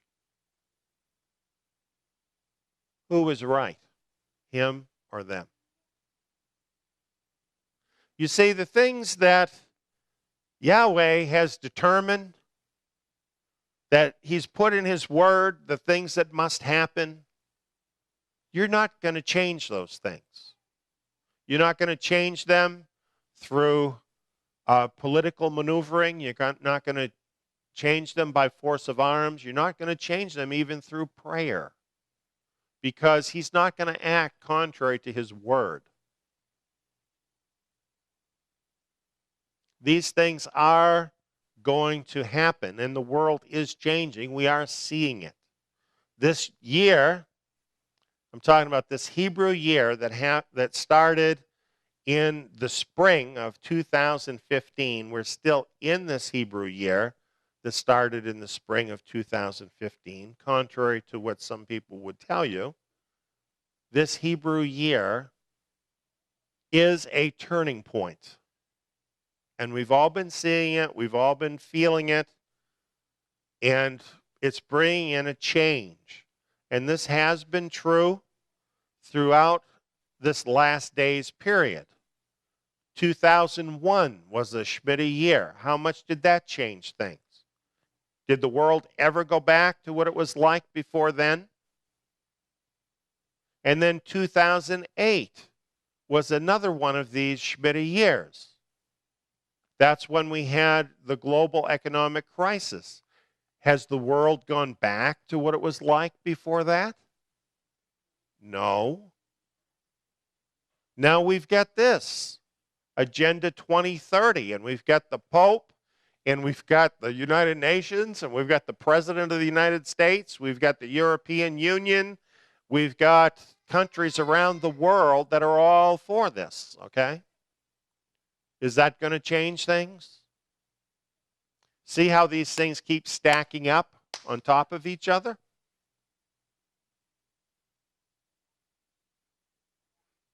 That's what's going to keep happening until we get to that point. Till the remnant of the tribes are returned, as the scriptures talk about. Why is it that every time anything happens, all people ever talk about is the rapture? Did they not ever read their Bible? You know, go back and read the prophets. Every single prophet talks about the return of the remnant of Israel to the land in the last days. Where the heck was Hal Lindsey and his book talking about that? Where are those myriad teachers out there, those famous teachers that live in $1 million houses telling you about the rapture, why haven't they told you about the remnant? I'll tell you why, because they're not the remnant and they don't know.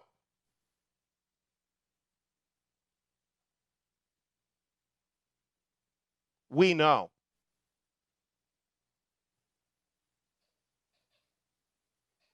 We know.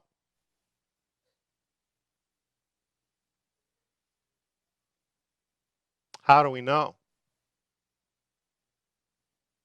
It's not just a doctrine to us. We're part of it.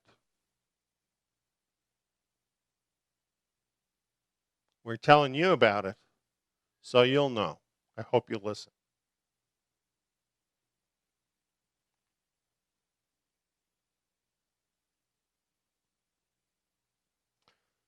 The Vatican, the Pope, and UN Agenda 2030.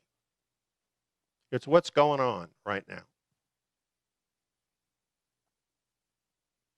It's changing things. It is fulfilling Bible prophecy.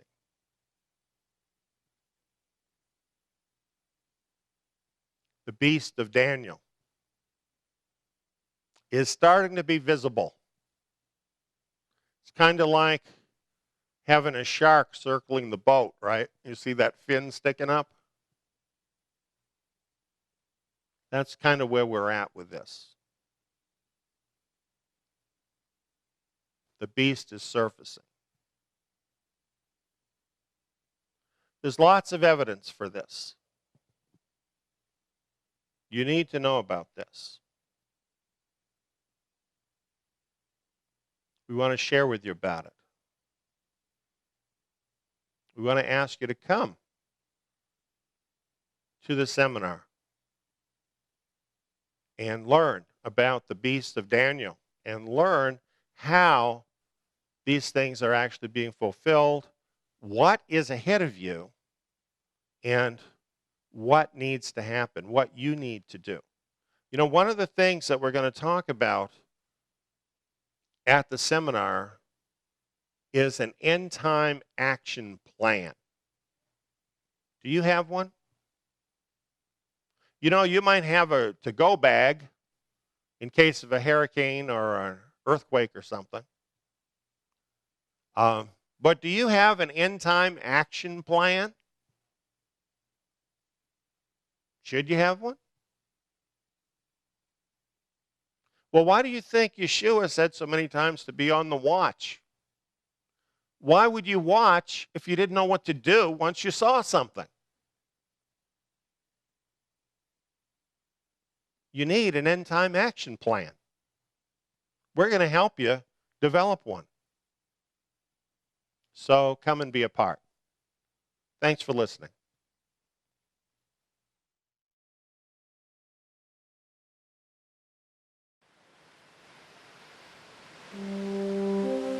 Beast of Daniel Surfacing is our new seminar on the book of Daniel with previously unknown information to give you understanding and knowledge regarding the beast that is about to surface and change the world and change your life. You can participate in this seminar online absolutely free of charge. To sign up for this is absolutely free.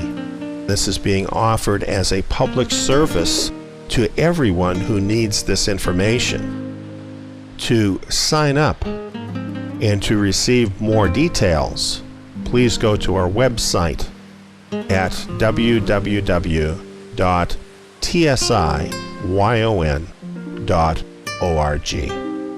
Subscribe to our YouTube channel to keep up with our latest YouTube videos. Please post this video and share it with your friends.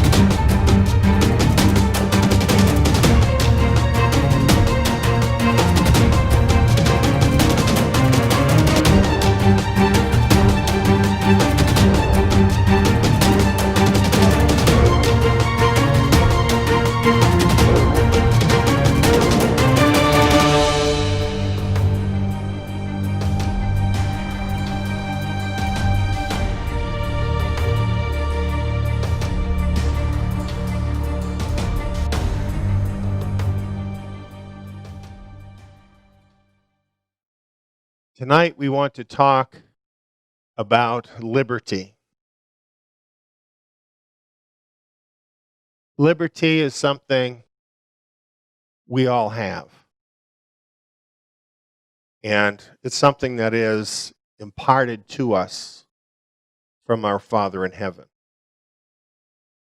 Yet sometimes we aren't able to fully enjoy our liberty because others want to steal it from us. And then it becomes a lot more difficult.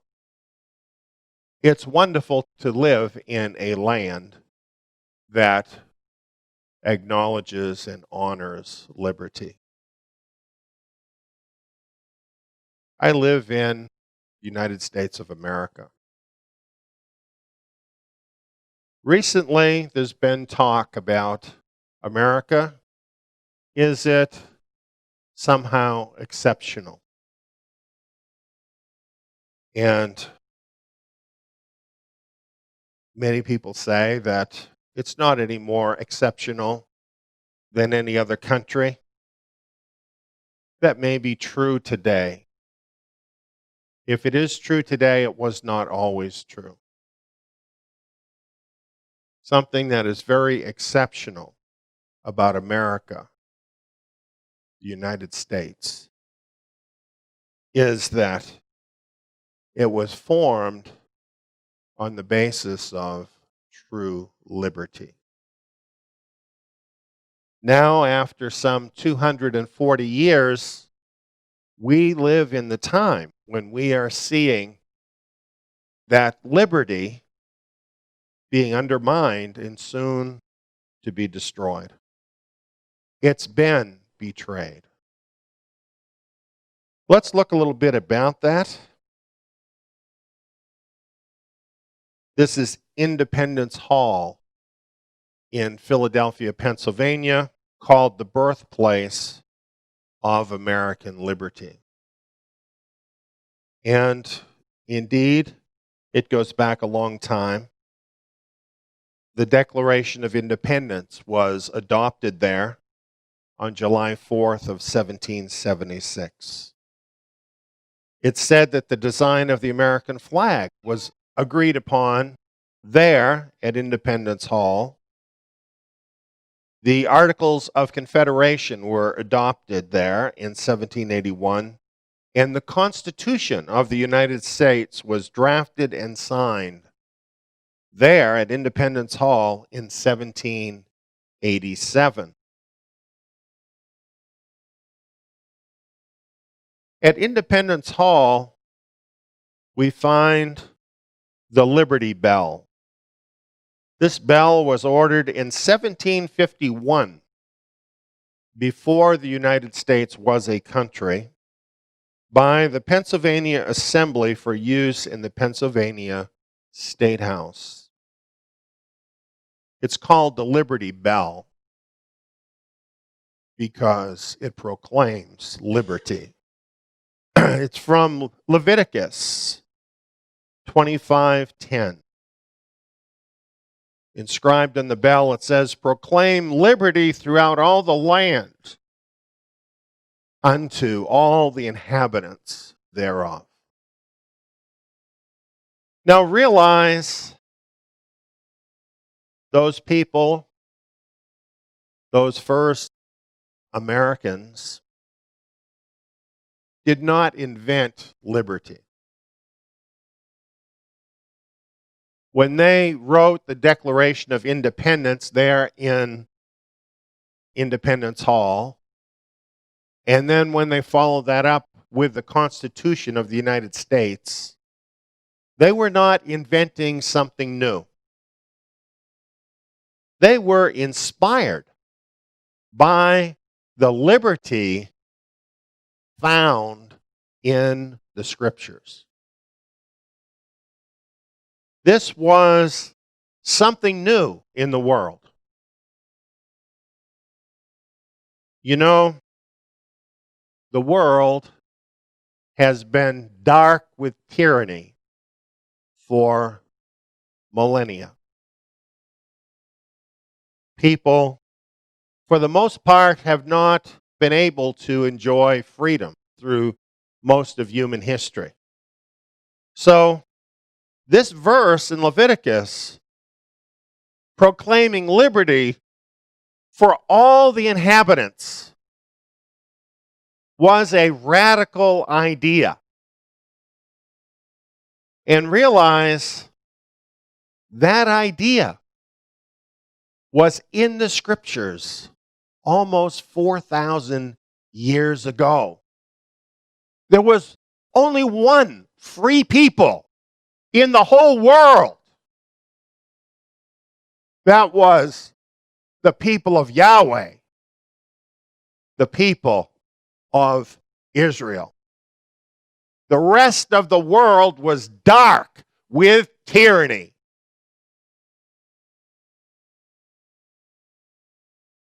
There can be no liberty.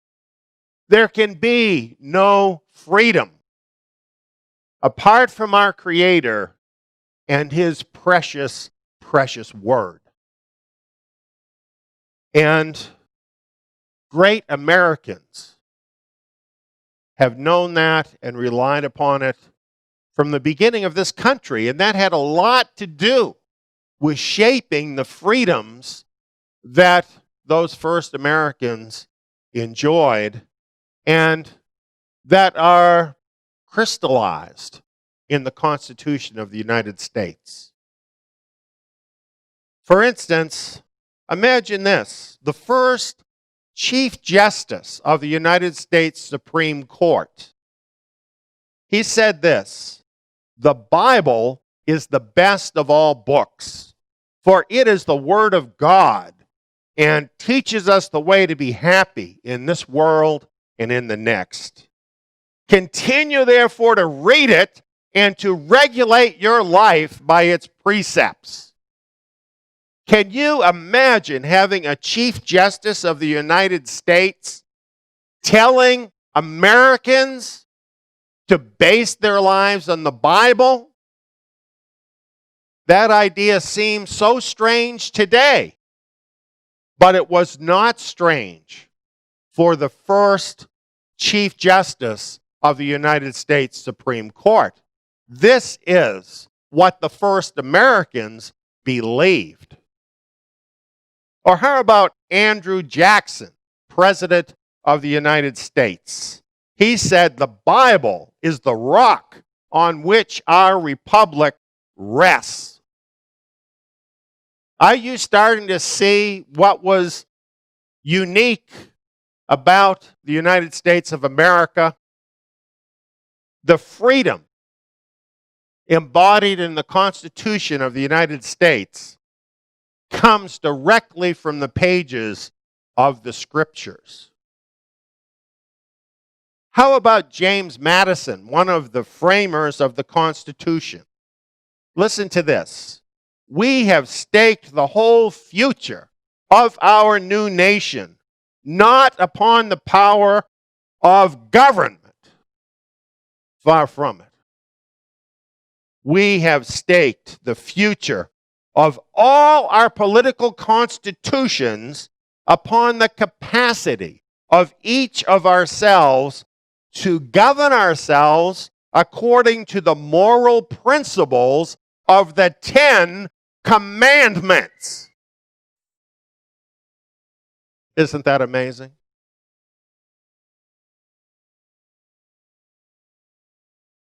President Thomas Jefferson is quoted as saying this, as inscribed at the Jefferson Memorial: "God, who gave us life, gave us liberty. Can the liberties of a nation be secure when we have removed a conviction that these liberties are the gift of God? Indeed, I tremble for my country when I reflect that God is just, that His justice cannot sleep forever." We have a legal doctrine in America that was used through part of the 20th century and is used today, called separation of church and state. And this legal doctrine has been put forth to say that the Bible and the teachings of the Bible are not involved in the governing principles of the United States. But when we actually look at what the founding fathers of the country said, when we actually look at the documents, what we find is that if you remove the scriptures from the Constitution of the United States, you have gutted liberty out of this country. That's what Thomas Jefferson was saying. Why is that true? Well, today we really have two paradigms. We have the paradigm that was the cornerstone of American liberty. It was the belief from the scriptures that man is created in the image of his creator, with the capacities and the abilities and the freedoms given to him by his creator, called in the Constitution unalienable rights. Freedom. In that Constitution, it says that all men are created equal. And of course, the very word created tells you it's talking about a creator that has given us these rights. So according to the Constitution of the United States, a completely unique document among the family of mankind today. The rights that we enjoy, the freedom, the liberty embodied in the Constitution does not come from the Constitution. It does not come from the government. It comes from our Creator. And therefore, not even the government has a right to take that liberty from us. By contrast, in the 20th century, a new paradigm arose. It's the paradigm of evolution. According to that paradigm, man is really just another animal. Man does not have a creator. Man came about by chance. And we have advanced along the path of evolution through survival of the fittest. In other words, the fiercest, most ruthless creature is the one that survived. Yet somehow we arrived at this idea of having human rights. Now, those two ideas are really opposite ideas. If you're just an animal, like every other animal, how do you have some special rights? And I'm telling you, that's where this is going. Eventually, we're all going to think just like Buddhists who believe that a fly has just as much rights as a human being. That's what comes out of the idea of evolution. However, survival of the fittest implies that the elite have the right to rule because they are the most fit, they have the most power, they have the most resources, so therefore they should rule over the rest of us. That is the real message of evolution. That is the message of despotism, totalitarianism, that is at work in our world, that is trying to push out freedom, that is trying to take away liberty from the God-given rights of individuals, replace them with something called human rights, which are granted by the state and which can be taken away just as quickly. This is where we are at. This is the shell game that is being done right now to steal our God-given rights from us and to substitute it with something like the porridge that was given to Esau. I am not buying that.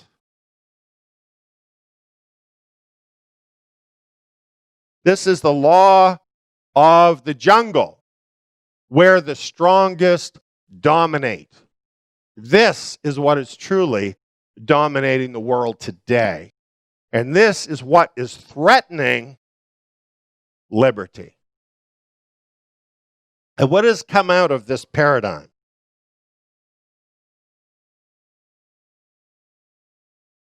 $50 million abortions since abortion was legalized by the Supreme Court of the United States. Survival of the fittest, right?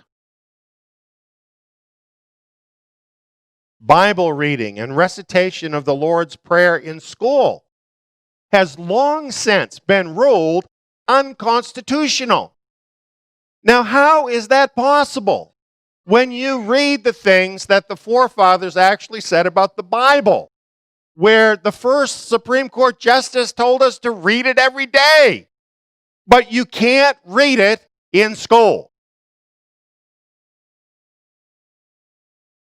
And then, of course, we've seen in courthouses all across the United States the 10 Commandments, which one of our first presidents told us is the foundation of our behavior in this country. Those 10 Commandments have been removed from the courthouses in America. And as if all of that is not enough, recently, a year ago, the Supreme Court said that behavior, which is condemned in the Scriptures, which has been known to be evil since the beginning of time, is now a human right that we all must observe. So we are in a country where license to offend God is considered liberty, but it is not liberty, it is sin. With all of this having happened in this country, what is to become of liberty? Where there is no God, there can be no liberty.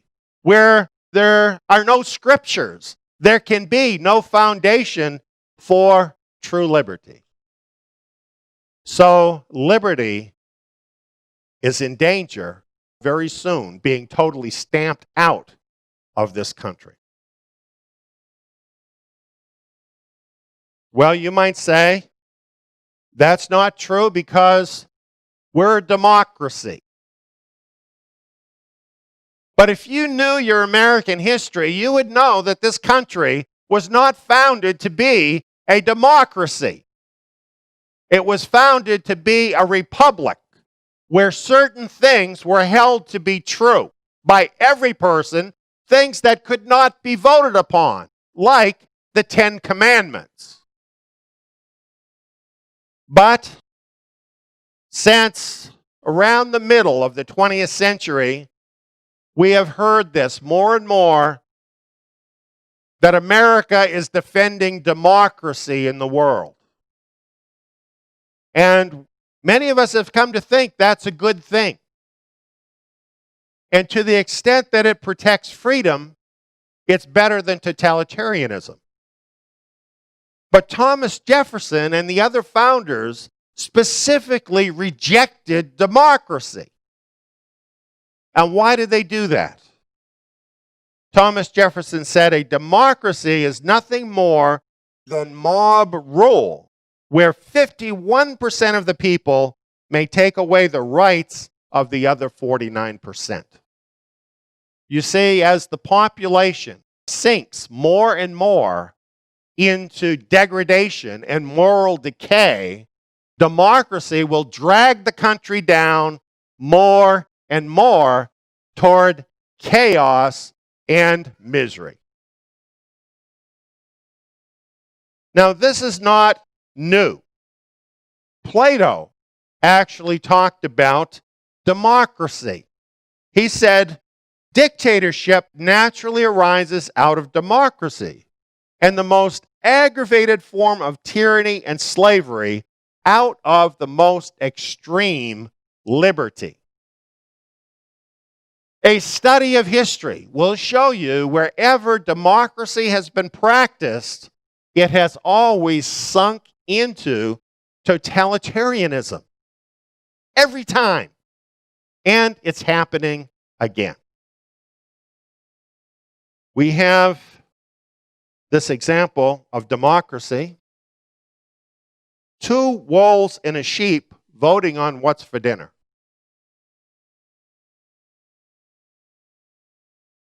You know, it's funny, except as we see this come about in this country, it's not going to be funny for Bible believers. Without the Bible as the divine standard to govern society, right and wrong are decided by the majority. And you know, the scriptures tell us the majority are always wrong. So where can that lead us?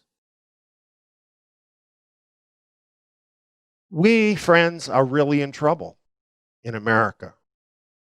And I bring this up talking to our global audience because the downfall of freedom in America is going to mean the downfall of freedom in all the rest of the world.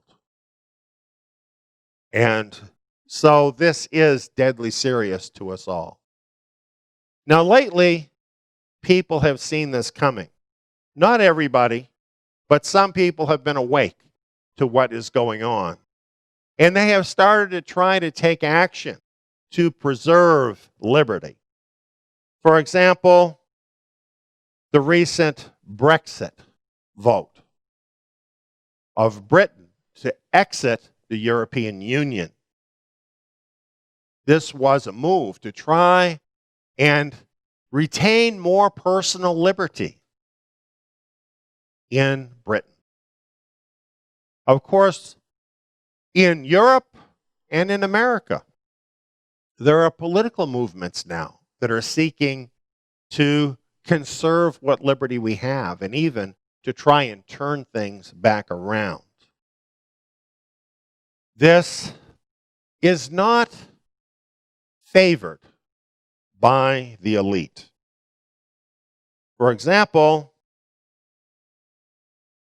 in this particular article, one of the elite, James Traub, has an article entitled, "It's Time for the Elites to Rise Up Against the Ignorant Masses." That's telling you what they really think about you, friends. You're just the ignorant masses. And he sees the solution to this move towards more liberty as the establishment political parties combining forces to keep out the nationalists. So there is a war right now between specifically Bible-believing people who believe in liberty that is rooted in the scriptures and the elite that see you as part of the ignorant masses that they want to control for their own benefit.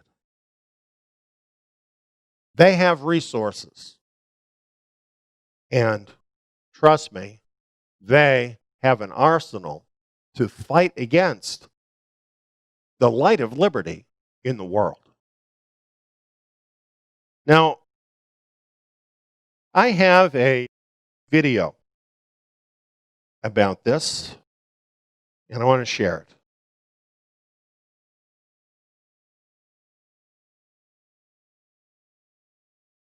And again, the establishment, which now hates democracy, viscerally hates democracy, wants to use the EU as a model for spreading effectively dictatorship worldwide. At the moment, according to the House of Commons Library, which has just done a survey, 3 laws in 5 that are made for us by our parliament in the United Kingdom are in fact only made because Brussels says we must make those laws. Wow. These laws are being enacted because the European Union's commissars, 28 unelected people who meet behind closed doors, have issued what is revealingly called a directive, which we are then obliged, under pain of unlimited and continuing fines, to enact into law in the United Kingdom. That is how far from democracy we are. Now, you may say, oh, but I've heard of a thing called the European Parliament. Well, don't imagine that that is anything like a parliament. It is a fig leaf to cover the naked dictatorship behind. And this parliament cannot even bring forward a bill. Can you imagine if the United States had set up a constitution whereby the Congress was not allowed in either house ever to bring forward any new legislation? Yet the Constitution of Europe is that the supreme law of Europe is proposed behind closed doors by the 28 commissars, is drafted behind closed doors by a committee called the Council of Ministers, which doesn't actually have any ministers on it. It's entirely bureaucrats. There's also a rather shadowy group called the Council of Permanent Representatives, another lot of bureaucrats that have their say. Then and only then it goes to the European Parliament. And of course, if right at the outset the commissars have decided to veto whatever law it was, then the European Parliament doesn't get its say at all. So this is an entirely anti-democratic constitution. In fact, it's very like the Soviet constitution on which it was modeled. And all that's happened is the Soviet constitution has moved westward, and we are now effectively the European Supreme Soviet. And it is dragging all of us down with exactly this kind of bureaucratic mishmash of controls and regulations run by people we can't elect and can't remove that you talk of in the transatlantic trade partnership system. And what is happening here is that people like Mr. Obama, who have realized that communism is no longer popular, but who want to build in perma-communism into whatever they do, have discovered that if they make international treaties, either bilateral or multilateral, it doesn't very much matter, under your constitution, those treaties have the force of supreme law in the United States. And they can't be repealed unilaterally as your own laws can. That's the difference. And what is more, all the powers that are transferred, whether it be to the Transatlantic Trade Partnership, whether it be to the European Stability Pact, the European Union, the World Bank, the World Law of the Sea Conference, it doesn't matter which of these entities it is, the UN is another one. There are a growing number of them, all of them very expensive. Not one of these supranational or global bodies has its governing council elected by us, the people of the states parties to the treaties that set those bodies up. So every time you transfer power from elected hands in the democracies to a global or supranational organization, you're transferring it from elected to unelected hands every time. So every time somebody says, oh, we've got a new wonderful treaty, you will know with a terrible certainty that another large piece of your democracy has been sliced away like a piece of salami. And this is the intention of the left now, is to govern entirely by dictatorship. And so far has it gone that, to give you an example, which is being mirrored in the Transatlantic Trade Partnership, which is why I mention it to you in America too, is that the European Stability Pact, to which Britain doesn't belong because we're not part of the failing euro currency zone. But the regulations, that the treaty that sets up that pact, creates a governing council which can, at will, whenever it likes, call upon any of the member states of that group, the European Stability Pact, for unlimited amounts of money.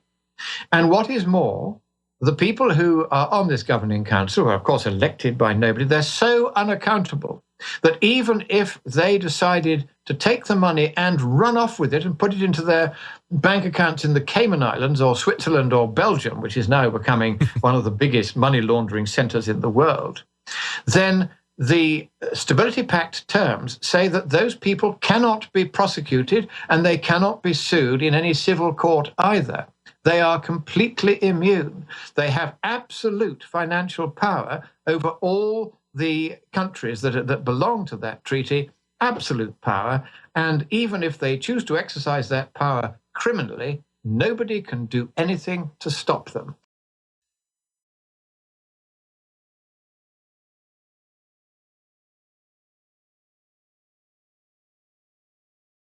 There's so much in that little clip. And the truth is, it's all true. And what it shows us is how right Thomas Jefferson and the other founding fathers in America were to decide that America would not be a democracy. Because a democracy is so easy for the elite to undermine and take over. Basically, that's what you see in the European Union. They have a veneer that looks like democracy, something called a parliament that has absolutely no power whatsoever. And all the people that are running the EU are behind the scenes. You don't even know their names. They are the elite. And they are the ones that are controlling Europe and a good part of the rest of the world. And this is considered a model for the UN, for the coming one world government. As a matter of fact, you would think with Britain voting to leave the EU, other countries in Europe also having similar movements coming up, that the EU now would be saying, oh, we're going to reform, we're going to become more open and transparent, we're going to listen to the people. No, that's not what's happening. What they're talking about now is crystallizing the EU even more into a super state, like the Soviet Union. And along with that, they want their own army, one army, controlled by all of the EU. It is a nightmare.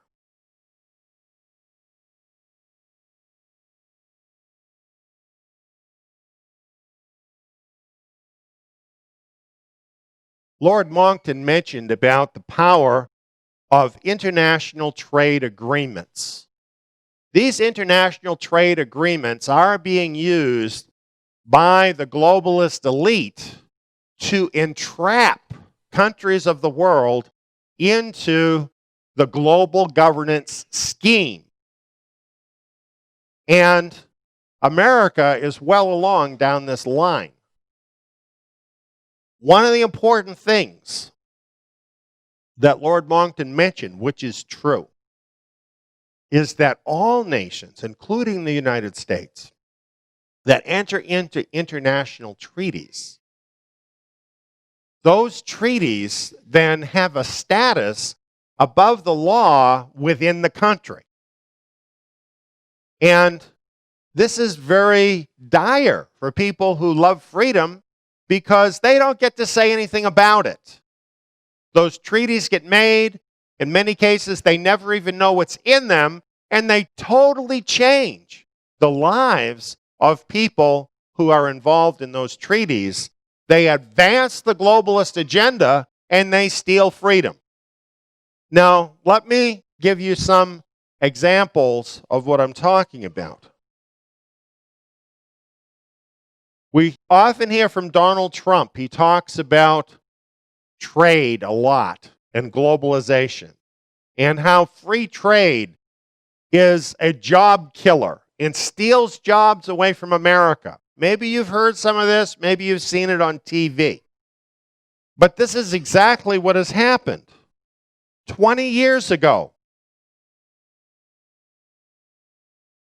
NAFTA was enacted into law.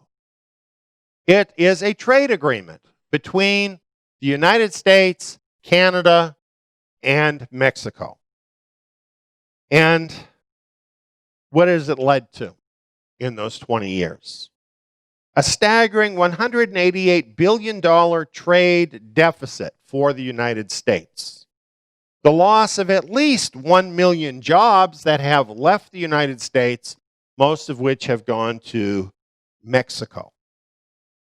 So it has meant income inequality, displacement for many Americans, and of course, a huge amount of immigration from Mexico into America. Well, has this been good for the people of America? Whole manufacturing sectors in America have been shut down by NAFTA. However, we see the leaders of these countries continuing to push NAFTA. For instance, just recently, the Mexican president urged North American integration. That was his response to the British exiting the EU.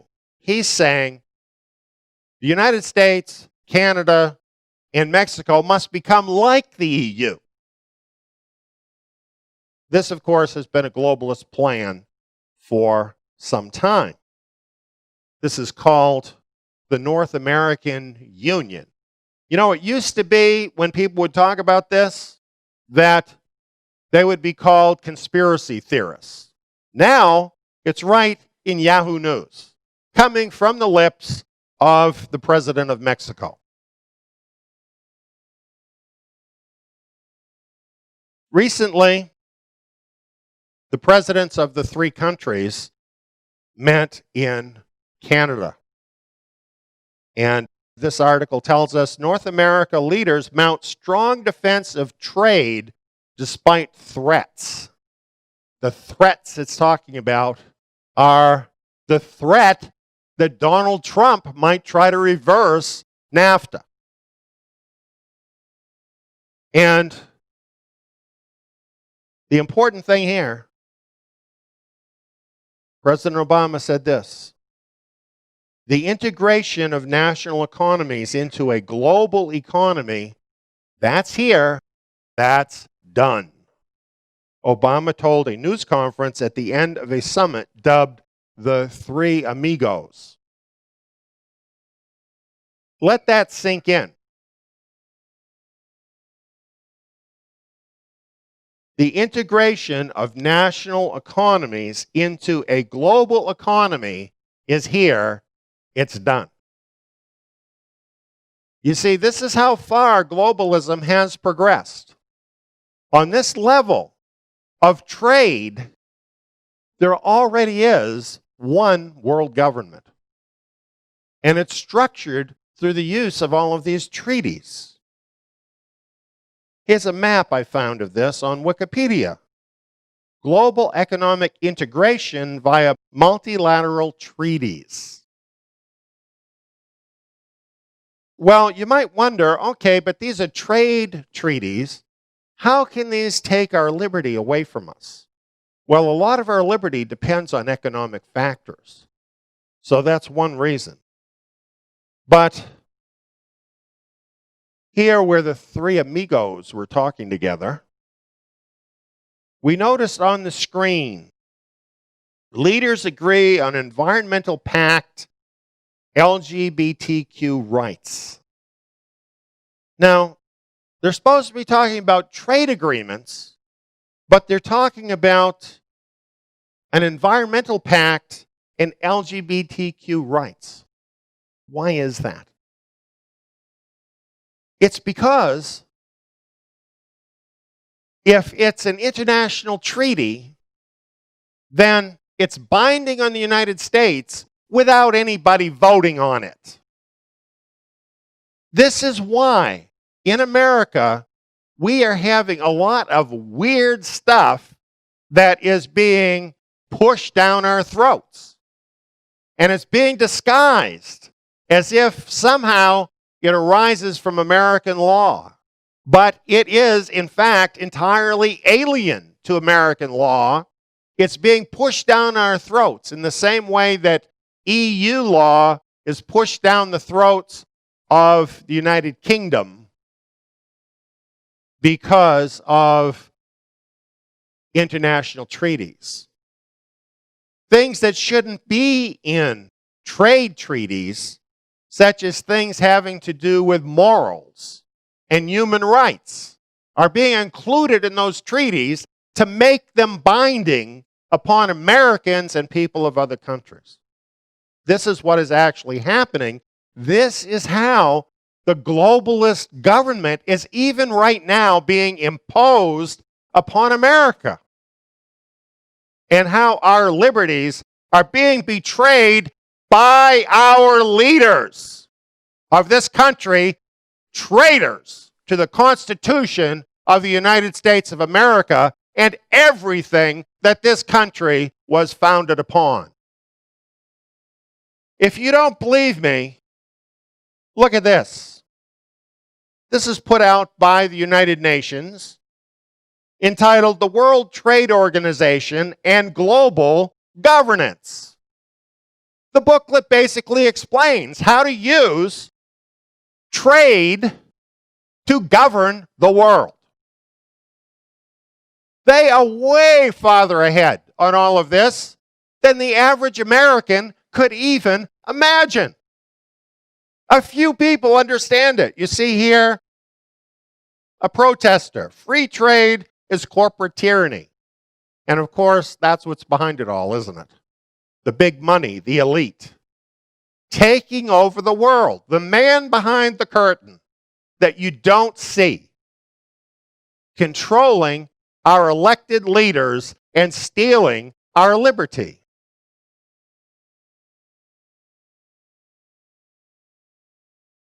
Here's a new organization, relatively new, GIFTA. Transformations in Global Governance, Integration via Free Trade Agreements. You get it? It's a conspiracy. It really is. A conspiracy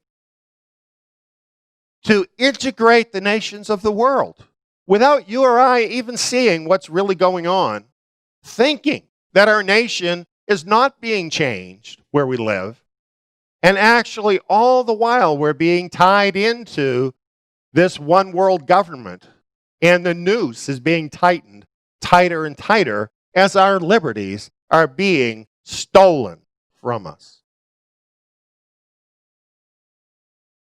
What is happening is a lot like the Wizard of Oz. Remember that big scary wizard?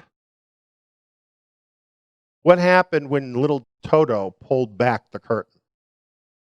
Pay no attention to the man behind the curtain. We found out there was just a fallible human being who was doing it all. Very similar to what President Obama recently said.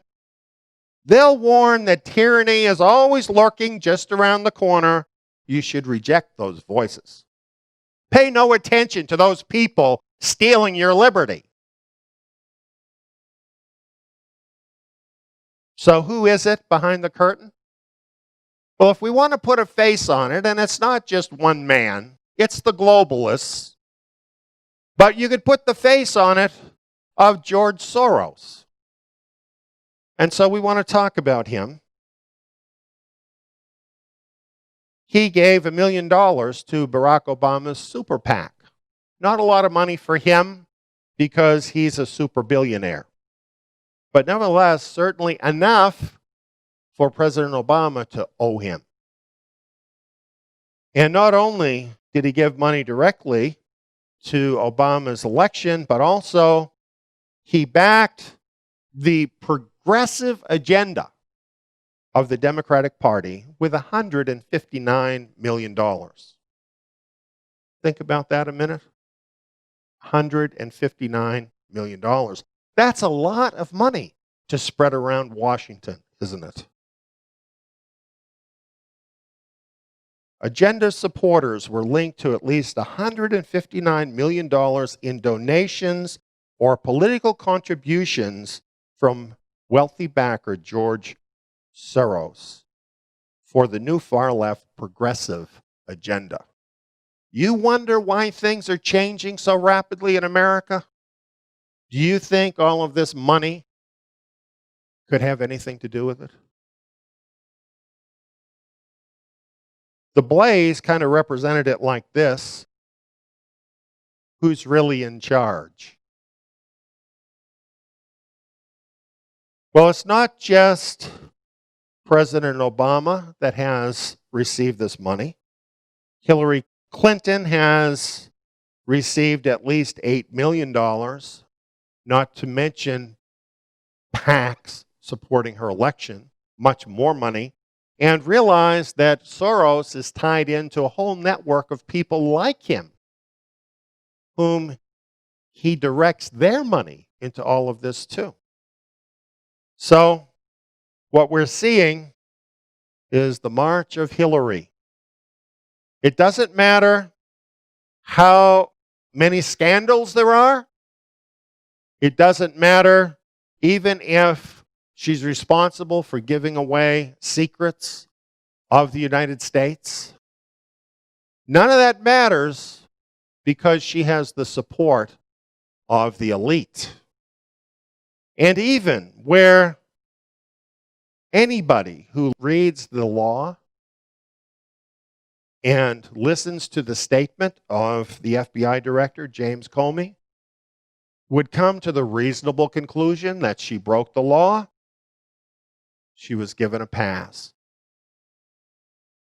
It says in the National Review, in essence, in order to give Mrs. Clinton a pass, the FBI rewrote the statute, inserting an intent element that Congress did not require. How is that possible? It certainly isn't possible because our country is governed equally by a rule of law. That would not be possible. As Paul Ryan, the House Speaker, said, it defies explanation, and damage is being done to the rule of law. A common response of the people is, why should I obey the law if our leaders don't have to? So this is how it is in America today. Let me tell you something, liberty goes along very closely with justice. Where there is no justice, there is no liberty. And justice is gone. From the highest levels of America, it has been bought and paid for by the elite. Many people ask the question, how could Director Comey come to this illogical conclusion? Who would have enough power to actually be able to threaten him? There are parties that could. Well, if we want to know what is behind the growing unrest in the world that is threatening the liberty of the United States and people everywhere, all we really have to do is follow the money. And we will see that the liberty of this country is being sold out for the globalist agenda. Now, we've mentioned George Soros, the man behind the curtain. Here's some news reports about him. This was a rather amazing headline, don't you think? How George Soros single-handedly created the European refugee crisis. Has that affected unrest in the world? Has that increased terrorism? Has that brought death and destruction to many people in the world? The money of George Soros and his friends is behind that. And this article proves that. And it is his organization, Open Society Foundations, that funded all of this. As a matter of fact, one reporter found in 2015 at the Greek island of Lesbos, which I found interesting, the migrant handbooks in Arabic that were being handed out to the migrants, and they basically said, welcome to the EU. Now, this was not from the EU, this was from George Soros. basically showing them how they could get welfare, get all kinds of benefits by going into the EU, promoting the migration to Europe.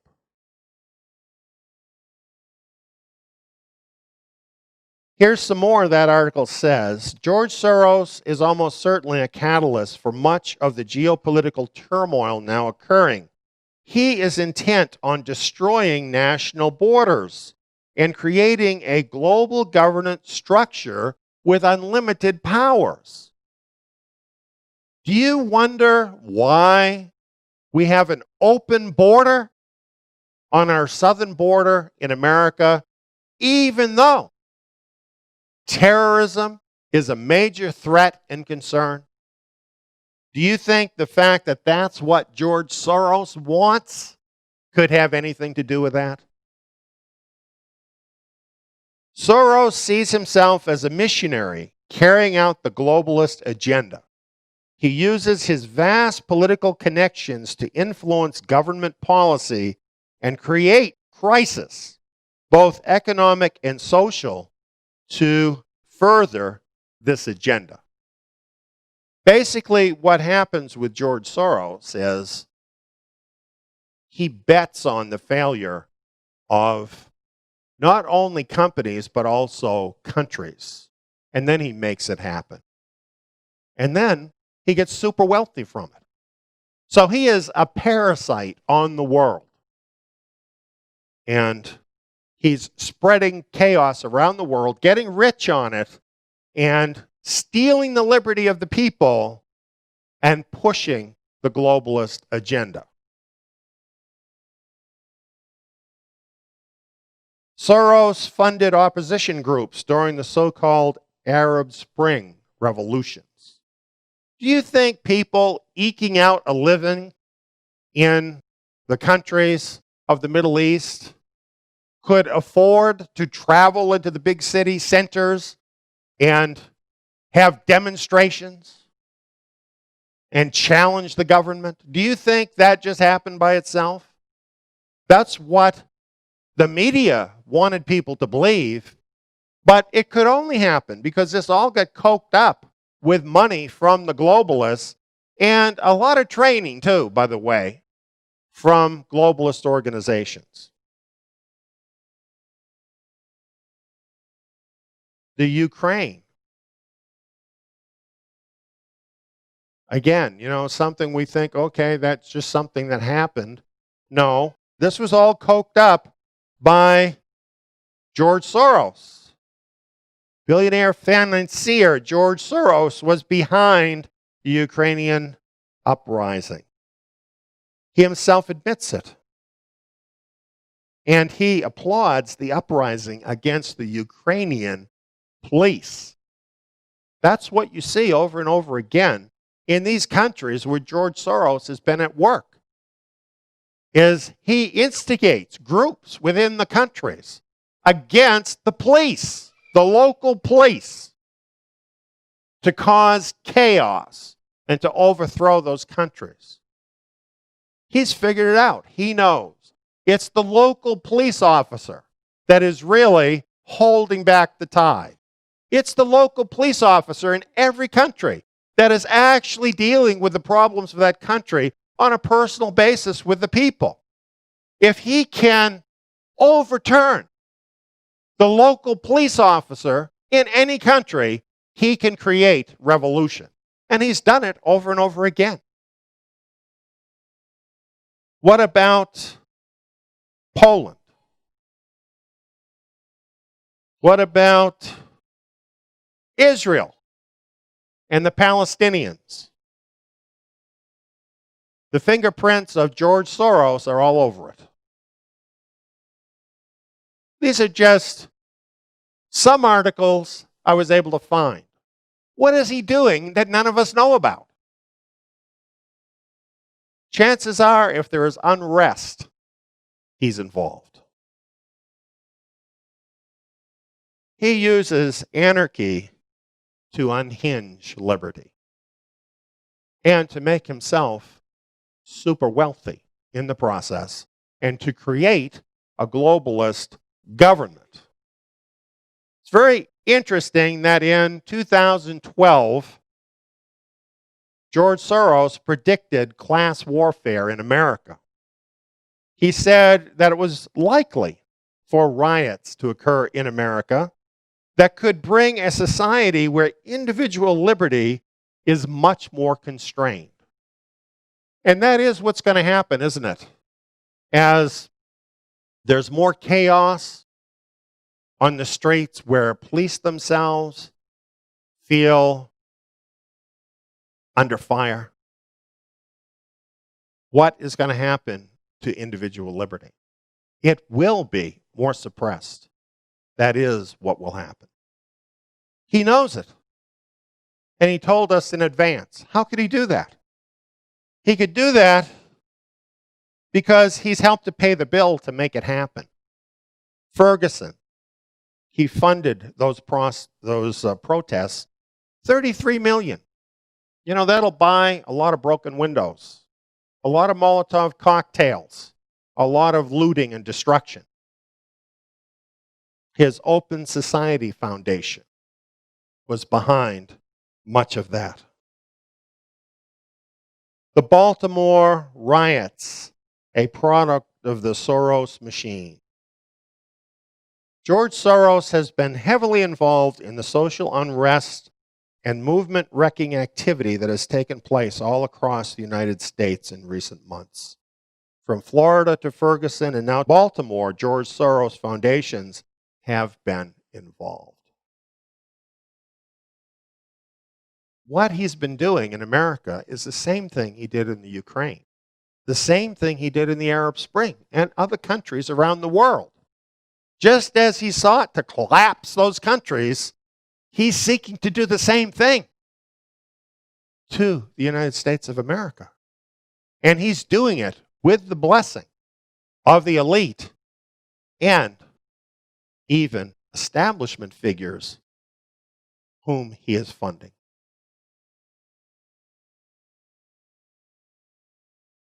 Politico magazine reported major donors consider funding Black Lives Matter.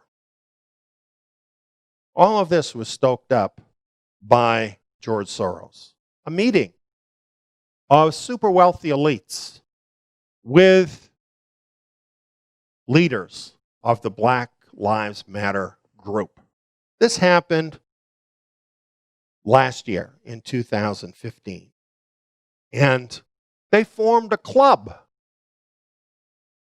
These people, these wealthy people, they formed a club.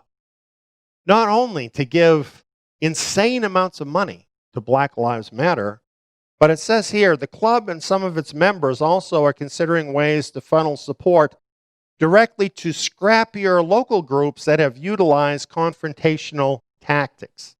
Confrontational tactics is a more acceptable term for the word violence.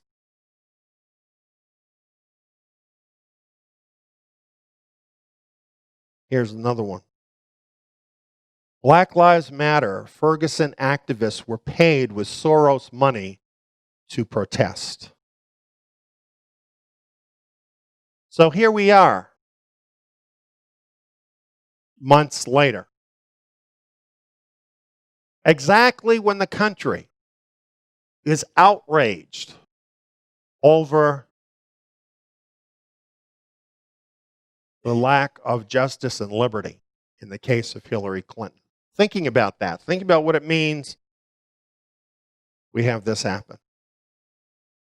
The Black Power shooter shooting 12 police officers in Dallas, 5 of them killed. We're seeing attacks on police officers all over the country, following the pattern as to what has happened with George Soros and the globalists in other countries, where countries have been taken down. Just recently, this is the front page of the Drudge Report. It looks like war, doesn't it?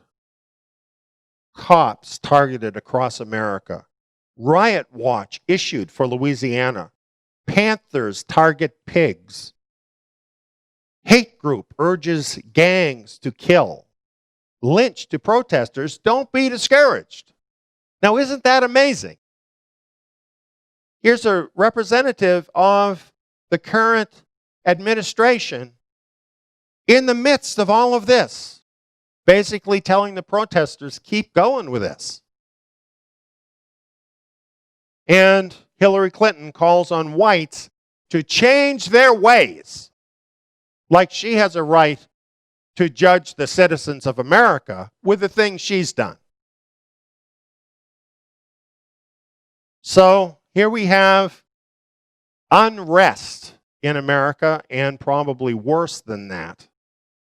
And in the days leading up to this discussion, what has been going on? Protests. Violent protests.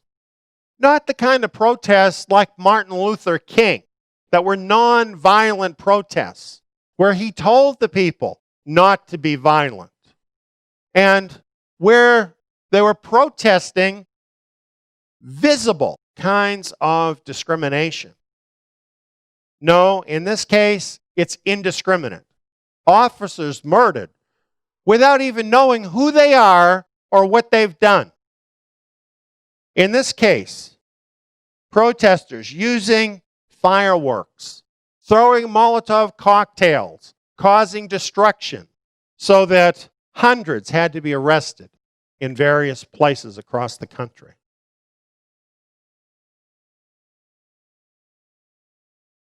Let's not blame them. They're being used. They're being coked up. They're being lied to. And they only represent a small part of their community. Let's look at who's really causing this. These are the people we should be concerned with. George Soros and the elite who are cooking all of this up to steal the liberty away from the United States of America. I put together a little video about some of these events, which I want to share. To use that in this type of situation. Again, you'll have to ask the Dallas Police Department about that. But do you see that kind of remaking any of the guidelines for that type Dynamic situations in the one that you saw in Dallas are creative, and they have to be dealt with in a creative way. What was your message to your... I can't hear you. What was your message to your officers this morning? That's between myself and my officers. There's a vigil coming up this Sunday at San Jacinto Plaza. Does the department have any special plans on... I'm not revealing that information. Are you aware of the vigil Yes, at San we Jacinto are. Plaza? What do you have to say to people who will be protesting out there on Sunday, Black Lives Matter people? What do you have to say to them? Black Lives Matter, as far as I'm concerned, is a radical hate group. And for that purpose alone, I think the leadership of this country needs to look a little bit harder at that particular group. The consequences of what we saw in Dallas is due to their efforts. Any other question?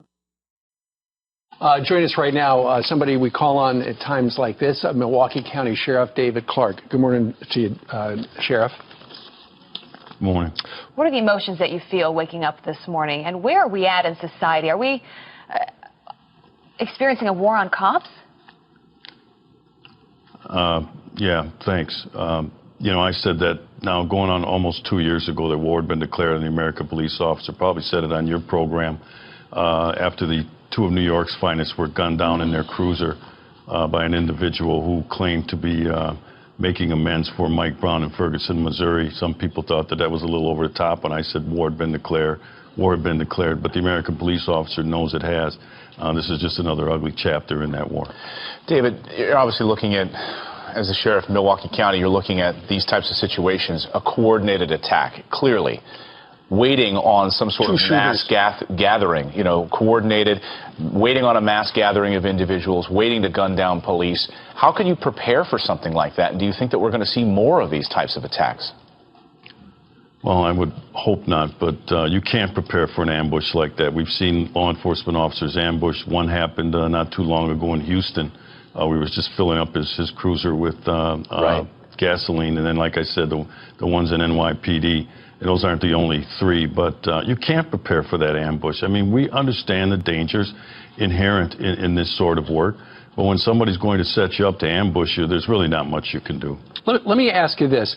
What does it say, though, given the fact that one of the fellow who was cornered and shot himself rather than be taken alive said the end is coming and he's going to try to hurt as many cops as he possibly can?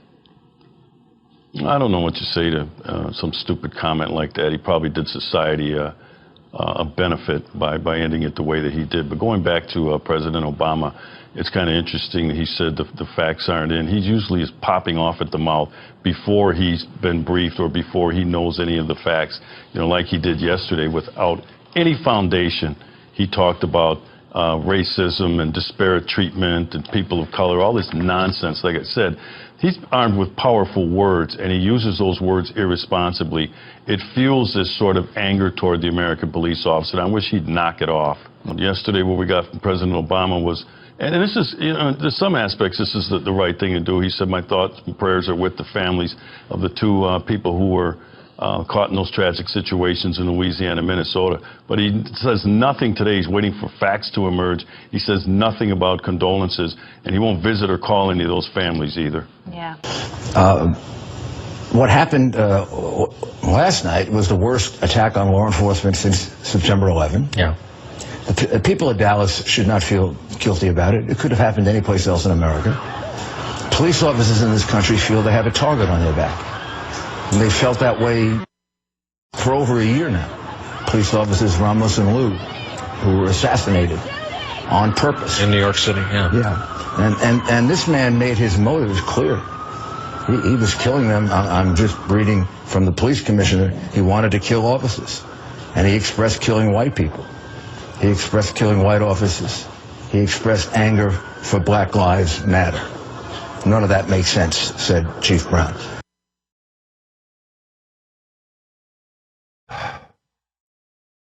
There's something bigger behind this. There is an agenda behind it.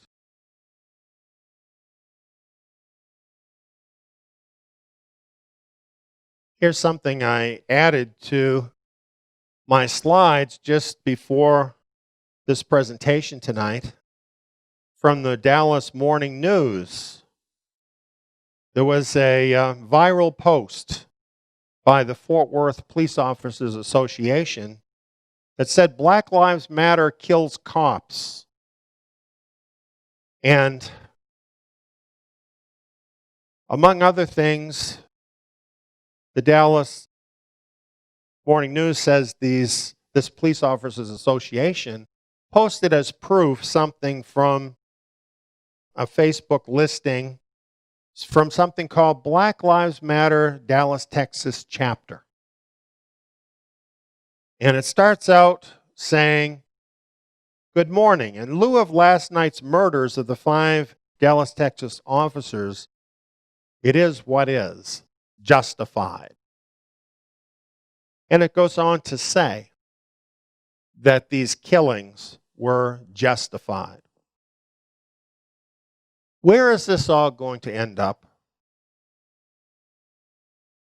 Other countries where this has been done, where this has been incited, it has ended up in overturning those countries. It could be, and likely will be, the end of liberty in America. Here's the plan. It's been the plan for quite a long time. They've been working on it. Collapse America into the United Nations. Finally form that one world government out in the open. The United States, from its manner of inception, is different than the other countries of the world. Having been based on liberty from our Creator. To have a one world government, that's got to be done away with. And that's what this is all about.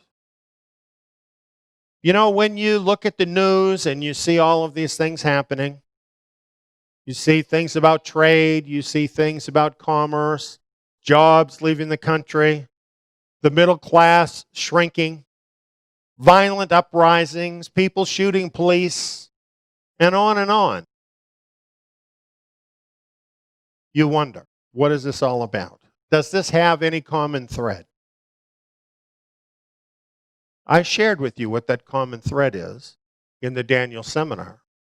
The common thread is this push, this move towards a global government. This is now well underway. And this is why, for the elite, liberty must be destroyed in America. That will happen. I wish I could tell you that at this point in time, we could turn this around. Because it's heartbreaking to see these things happening. You know, just to see what happened with those officers who were shot in Dallas. Read the reports of their families. Read the reports of all the people that they helped who are heartbroken over this. Seeing all of this chaos across the country that's going to get worse and worse.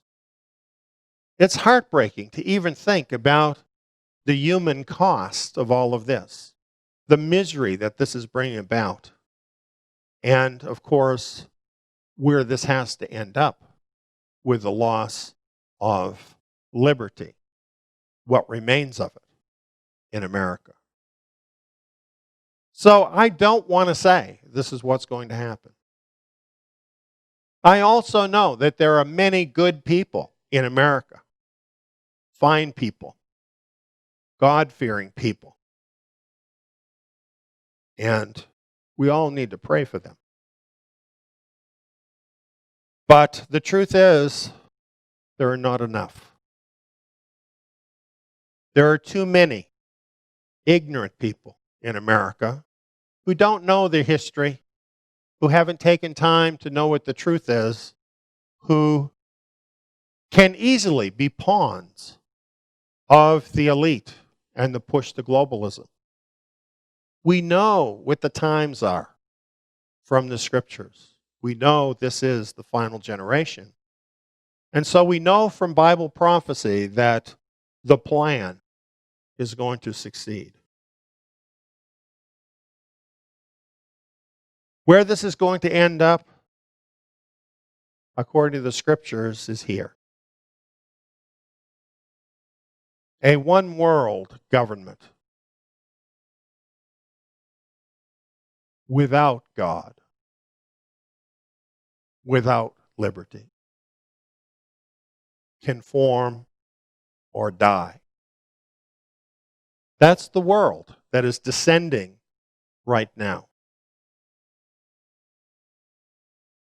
What are we to do in the face of this impending threat? Friends, we have to be like those first Americans. We have to put our trust in our Creator. We have to believe in Him. We have to believe in His Word. We need more than ever before to conform our lives according to His thinking, according to what He says. We need to draw close to Him. We need to look at our priorities. We need to keep our families strong in Him. And as we see this growing unrest, it would be wise if we continue to become as free as we can be. Don't get yourself in unnecessary debt. Try to get free of debt. Get as close as you can to other like-minded believers because you're going to need one another as these things unfold. And get ready for the second Exodus because the nations of this world, the Gentile nations of this world, they're going to be left without anything of any reality to cling to. And Yeshua Messiah talked about it. He talked about the house built on the rock and the house built on the sand. What happened when the storm came? Well, just imagine a global government built on the sand. These nations, these Gentile nations, they're going to be shaken. And it's going to be no place you want to live. Prepare now, because escape is still possible in the remnant exodus. Our Father has promised us He will make a place of safety for His people. And there will be a second exodus, this time not just from one nation, but from all the Gentile nations. And all of those who belong to Him will be drawn together according to these same principles of liberty found in the Scriptures, with the Lord of Lords and King of Kings as our King. And He's even now working to pull us together, to draw us together, to make us ready. Pay attention to that in your heart. Speak to Him about it. Come up with your agenda of what you need to do to be ready. Ask Him about it. He's going to help you. This second Exodus is going to be a triumph of liberty. At the very time when liberty is being blotted out around the world, Yahweh is preparing a place of liberty and freedom and deliverance for His people. Friends, we don't have to be afraid of the things that are coming upon this world, because already our Father in heaven is working at making a place. Let's just put Him first. Let's do His will. And let's prepare ourselves for the remnant exodus. Thanks for listening.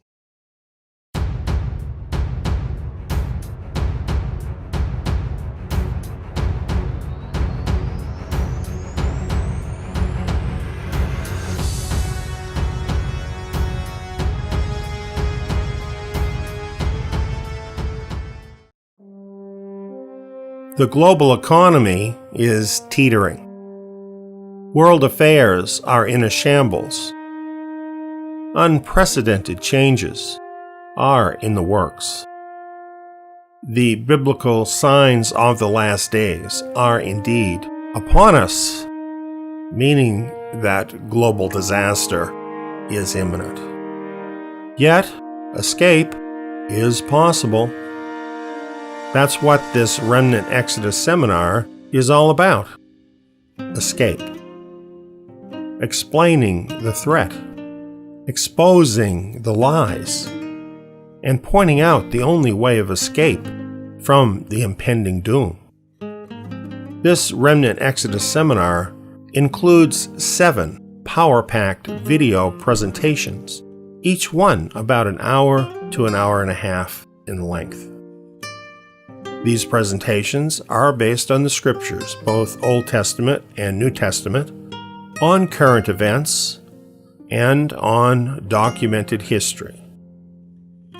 Each video builds on those before it. The Remnant Exodus seminar is designed to easily go through this information step by step with slides and illustrations to guide you each step of the way. Prepare for assumptions of the past to be challenged, giving you important new information to help guide your way. There are no gimmicks here, no manipulation, no lies. We know that your life is literally on the line. So documentation is provided for the facts in this presentation for you to check out for yourself. Consider all of the evidence, and then you be the judge. Here is a short outline of what's included in these videos. The first video is entitled Escape the Mark. The mark of the beast of Revelation is coming. You need to escape before that happens. Video 2 is entitled The War on Cash. We're quickly moving toward a cashless world. This will bring in the mark. Video number 3 is entitled No Rapture, No Escape. The pre-trib rapture is a fatally flawed doctrine based on assumptions that do not agree with the facts of history. Find out how the facts about the early believers change everything you may have been told. A pre-trib rapture does not offer a way of escape. I would add that the history that is presented in this particular video is absolutely eye-opening and an entirely different paradigm than what you have ever heard. Video number 4 is entitled The Great Judaic Schism. The influence of rabbinical Judaism on the world has been far-reaching, more far-reaching, in fact, than most of us realize. Revisiting the history of first-century Judaic sects is eye-opening for Jews, Christians, and Messianics, since all three groups are directly affected by this information. Video 5 is entitled The Christian Church Did Not Exist Before 135 AD. Yes, for hundreds of years, Christians have been told that the Christian church began at Pentecost, as allegedly reported in the book of Acts. Yet, based on easily proven facts, many Christian scholars know this is not true. The Christian church did not exist before 135 AD, a fact with huge ramifications when looking for a way of escape.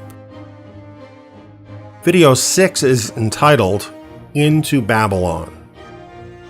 History clearly shows that both rabbinical Judaism and Christianity started on the path into Babylon in the 2nd century AD. This has set up people from both of these groups for disaster when Babylon the Great of Revelation 17 and 18 soon meets its end. Yes, this is a shocking claim. That's why you need to take in this seminar. The final video, video number 7, is entitled Remnant Exodus. The remnant is one of the most well-established teachings of Scripture, yet probably is also the most neglected. Here you will learn who the remnant are and how the remnant exodus offers the only way of escape. Perhaps most importantly, it will finally become clear how you can escape as part of this group.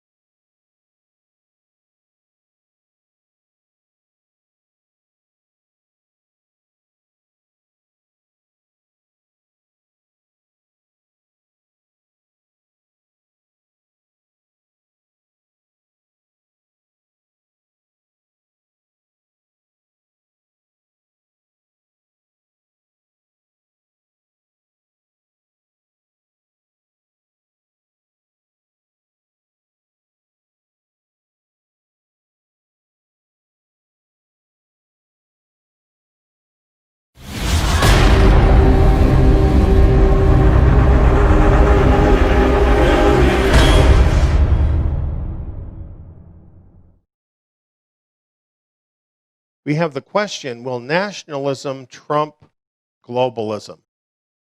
You know, there's a lot of excitement right now. A lot of people who are not big fans of globalism are kind of getting excited and they're talking about the globalists finally being defeated, and we're going to get rid of that globalism, and we're going to have a nationalistic resurgence. Well, the question is this really going to happen? Is nationalism going to trump globalism? Are we seeing the end of globalism? And what does this have to do with the scriptures?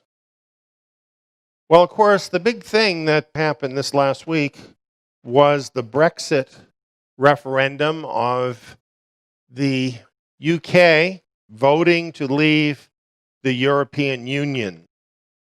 Now, here are the final results. About 52% of the voters chose to leave, over 48% that chose to remain.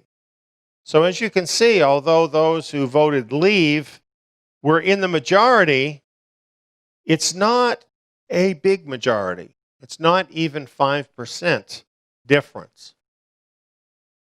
But nevertheless, it's enough. It's enough in order for the UK to leave the EU. And there was a big celebration for those that wanted out of the EU. There was celebration in the streets from those people. Nigel Farage, I love his name. You know, what a clever guy. I don't know if you've ever got a chance to listen to him talking about the EU, but he's very witty in his opposition to it, been opposed to it for a long time. He said that this vote was a victory for ordinary people, and he called it an Independence Day. And he said, we've got our country back thanks to all of you, meaning all of those that voted to leave the EU. And they weren't the only ones celebrating. There were what were called far-right groups. You might call them simply reasonable groups in places across Europe who saw this as the beginning of a wave of exits from the EU and celebrating this event. They call it Brexit fever. France, Italy, Netherlands, Denmark, and perhaps more countries are seeking a vote on leaving the EU. So this is a pretty major thing that's going on in Europe. There's quite a lot of nationalist sentiment. But in America, we've got something very similar going on. In fact, the rhetoric is very similar for Brexit, as we hear from Donald Trump here in America. He also celebrated the Brexit vote, saying that the people in the UK have voted to reassert control over their own politics, borders, and economy. And he said that come November, the American people will have the chance to reject today's rule by the global elite. And that's what Donald Trump sees this about, rejecting the rulership of the global elite and taking the rulership back by the people. And amazingly, there's somebody that agrees with him that you wouldn't expect. This guy.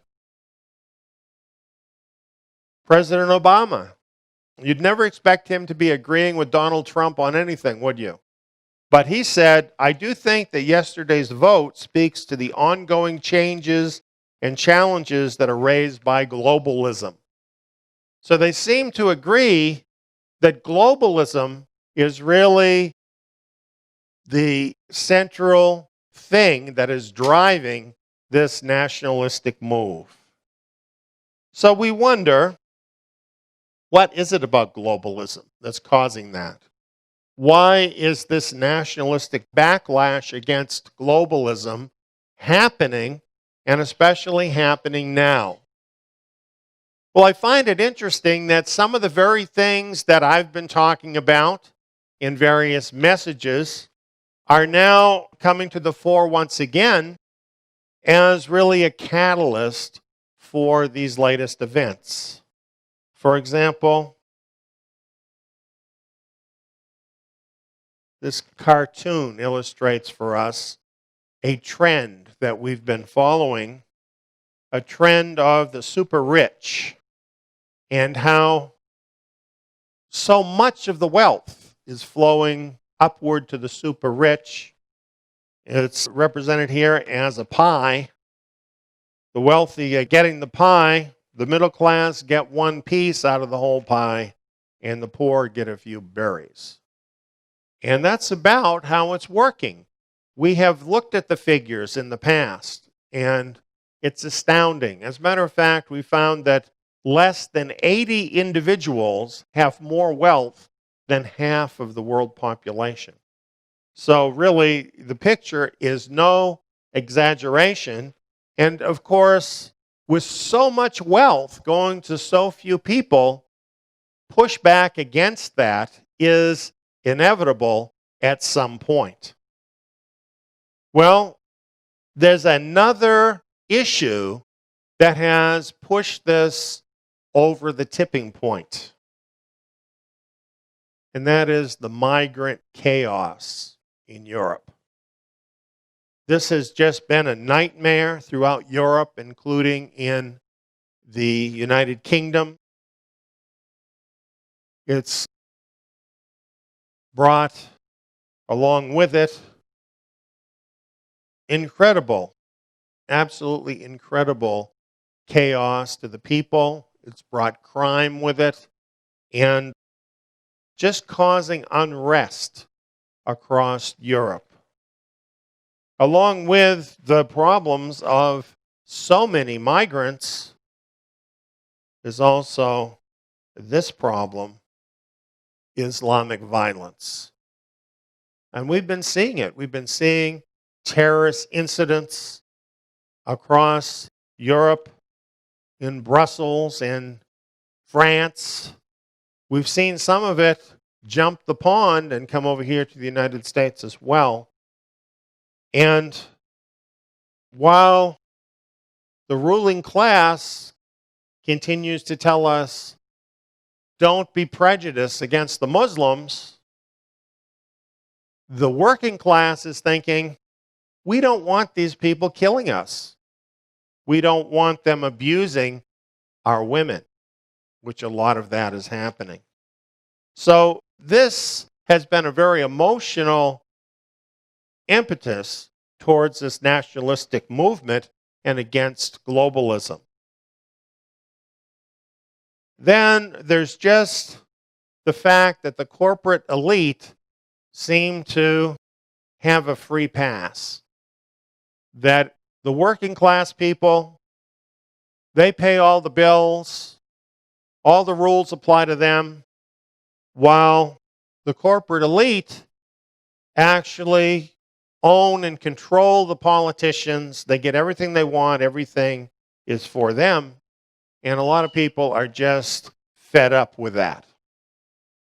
So when you look at all of this, and you can see that some move against globalism is justified on the part of the people. Have we finally had it with globalism? Is globalism over now? Actually, no. This nationalistic move actually brings us even closer to world government than we've ever been. Now, you might think that sounds strange.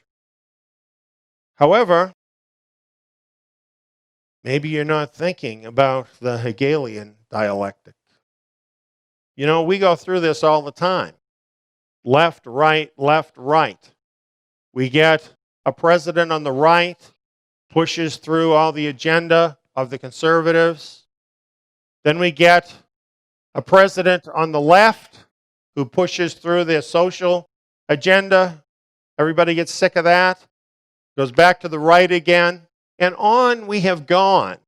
And with each step, we find ourselves getting closer to world government.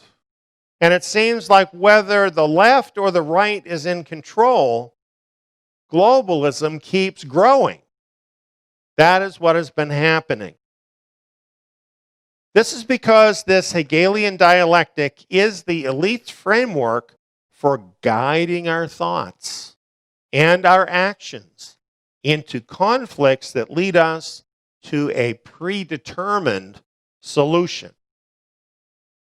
What happens is there's a thesis. That's the big idea, the thesis. And a lot of people are for it, they push it forward. But then there's opposition that forms against that idea. And that opposition pushes back, bringing things to a new position called a synthesis between the two positions. And it actually moves ahead the thesis. That's what happens. It's like taking 3 steps forward and 1 step back.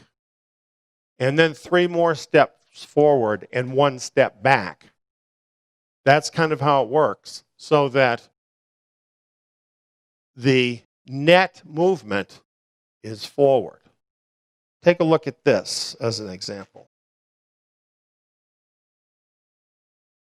This is how Hegelian dialectic control operates. There's the idea that gets put out there. Now realize the elite control the media. They own it, okay? All of the highly paid news figures you see on TV, who is paying their salary? It's the owners, the globalist elite that pays their salary. So the message that comes through in the media is controlled by the globalists. And then, of course, we have the political arena. And we vote people in and out of office. So we think. But what we have seen is that the votes of the people are not what actually controls what the politicians do. It's the support they get. It's the big donors that donate to their campaigns. Those donations make them rich, but they owe those people that are supporting them. So the global elite own the politicians and the political machinery. So if they own the media and they own the whole political apparatus, they are the ones that can control the dialectic. In other words, the conversation. They can frame the conversation the way they want it in order to move things forward according to their goals. So that's what they do. And all of a sudden, you'll notice in the media, everything is about a certain topic. And that's what gets put forward. But then there's always an argument on the other side. And that is framed against what is initially put forward. And then out of that comes something new. And that keeps happening over and over and over again. And that has brought us from a situation, for instance, just looking at one area, the social area, okay? That has brought us from a place where in this country, deviant sexual behavior, for example, was against the law in every state. Now the people that practice that kind of behavior actually have special rights in our country. How could that happen? The answer is the Hegelian dialectic is how that could happen. There's so many other areas we could look at where they have accomplished the same thing using this method. And what this process is about is bringing the whole world forward to the ultimate goal of the globalists, and that is global government. That's where they want to take us, because when they get us in one global government, then they totally have control of us. And then they don't just have to persuade us anymore like they do now. Then they can just control our lives. And it's going to be so much easier for them. So this is what they want to have happen. And this is what the Hegelian dialectic is really all about. And look at how far they brought that already. Well, Marine Le Pen says it's no longer left versus right, but nationalism versus globalism. When you look at this in terms of the Hegelian dialectic, what is this telling you? It's not left against right anymore. We're past that now. That's what it's been for decades, right? For many decades. Now we're past that. Take Donald Trump, for example. Even the evangelical Christians favor him. And yet, as far as the social issues, he really is closer to the left than he is to the right. But that's not the big issue right now, is it? The thing about Donald Trump is he stands for nationalism. And really the others all stand for globalism. We have here some of the differences between nationalism and globalism. Nationalism exerts controlled borders. To have a country, you've got to control who comes in and out of your country. Globalism says no borders. People should just be able to go wherever they want. Nationalism says controlled trade borders. Now, the buzz term for the globalists is free trade. They want no trade borders. In other words, free trade. The reason for this is the supranational corporations don't want to have to stay in a country like America, where the wages are higher and where it costs them more. They want to just be able to cross any border, go wherever it's cheapest for them to produce things, even if they leave lots and lots of their workers behind without jobs. So that favors the globalists. But they have this ideology about free trade. A lot of people buy into that who are not globalists. They just believe what they're told. Donald Trump, for example, he says, we're done with that. We have to have controlled trade borders. We have to have good deals in order to protect our country. Nationalism says what's best is distinct nation states. Countries should have their own identity. They should have control over their own country, their own nation. Globalists say what's best. We have one world, so what we need is one super state to govern it all. The nationalists then say, yes, but each country has its unique culture. And that's tradition of each country, and that should be preserved for the people.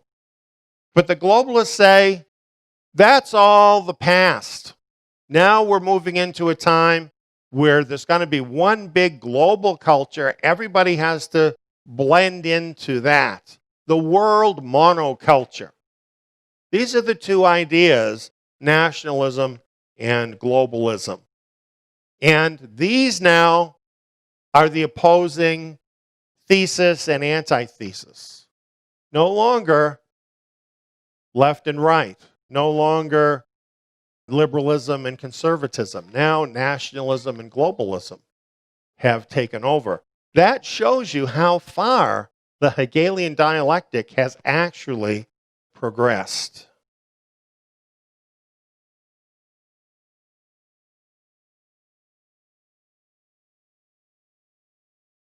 We've had a lot of progress for the globalists in the things they want. Things like the EU, bringing all of Europe under one control that's not democratic. For instance, with the recent migrant crisis, individual countries are not able to make a choice for their country whether they want to have more migrants. Under the EU, they all just have to accept them. NAFTA, where in America a lot of the industry has moved south into Mexico. All tariffs and so on have been removed, and a lot of jobs have moved south as well. And globalist trade deals, all kinds of globalist trade deals that have taken jobs away from the West, the United States, away from the EU, away from the UK, to other countries. And what happens here is the technology that has been developed in the West, the wealth that has been developed in the West, is simply taken without anybody paying for that, nobody paying anything to those countries for that, just taking it off to another country where it can be utilized for the globalists to make a lot more money. So they have used all of these things and many more in order to become even more wealthy. This, of course, has brought about this popular nationalist backlash, Brexit, Trump, and this whole wave now of nationalism. It's all because of these excesses of globalism. So what is going to happen now that there seems to be this rise of nationalism coming along? Well, here's what you can expect. The nationalists are going to become the villains. That's what's going to happen. And once again, the thesis develops the antithesis, and then the synthesis will come out of that. So how do we move things beyond nationalism to the goals of the globalists? That's what some of them are thinking. Here we can be sure they'll turn to people like David Rockefeller, who has said all we need is the right major crisis and the nations will accept the New World Order. You see, if they put on enough pressure on the world and they can blame it on the nationalists, the world will turn the other way. And it will turn the other way with a vengeance. So already, as soon as this happened, a narrative has started to come forth.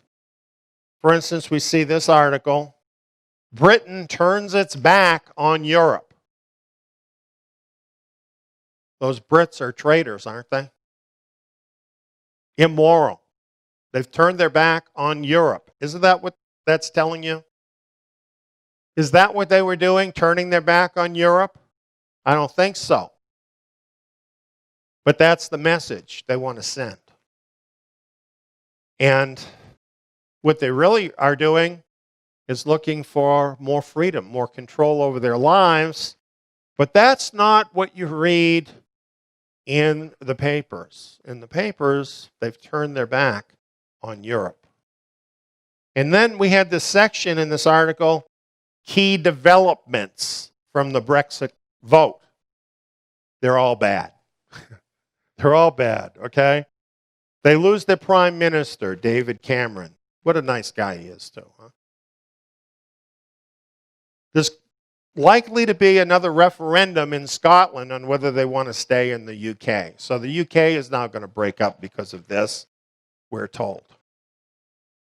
Their money has already plunged to a 30-year low. That has happened. The stock market had huge sell-offs almost immediately from this Brexit vote. Banks have been affected. And the EU, unhappy with this vote, is saying, get out. And of course, we have other countries now that are thinking about following suit And this too is seen as something bad that these evil Brits did by voting against staying in the EU.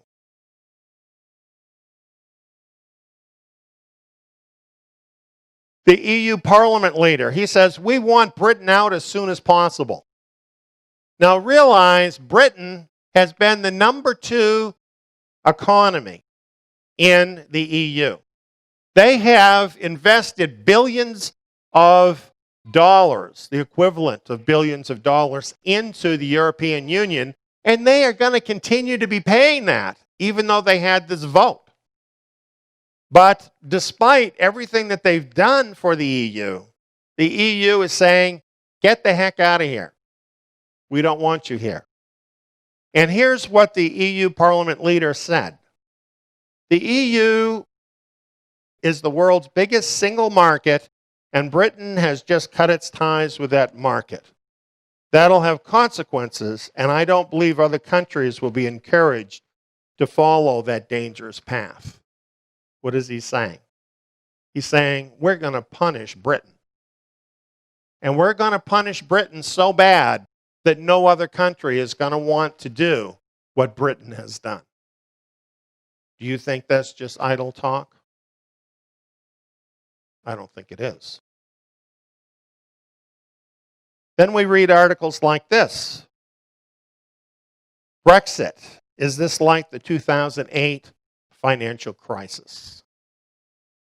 You know, a financial crisis has been looming. It is inevitable. We've talked about that too. I've shown you the facts. And this has just been waiting. Now the globalists can pin it on the nationalists instead of taking responsibility for the fact they caused it. So all of this financial trouble that is about to fall on the world has started falling on the world. It's all going to be blamed on the nationalists. It's not just in Britain. In the US, stocks immediately started dropping. And we're told the UK is on the brink of a recession because of this vote. In the UK, they've been writing about the consequences of what's going to happen. And we're told that many people in the UK that read this are shocked that all of these results are going to happen. Now, we've already seen the vote won by less than 5%. Do you think all of this negativity that has been coming out already, that's going to be backed up with actions by the globalists, can move public opinion 5%? Do you think they could move it a lot more than 5%? So, really, this nationalist move is not very solid, is it? And when things move the other way, what happens then? The next time someone wants to make a nationalist move, what do all their friends tell them? Well, we tried that and it failed. And it kills the whole thing before it even gets started. That's very, very possible to happen. Here in the United States, we have the matter of Donald Trump and everything that he is promising to do for the country, promoting nationalism. His opponent says Trump would drive the U.S. economy into a recession. What do you think the globalists have in mind, friends?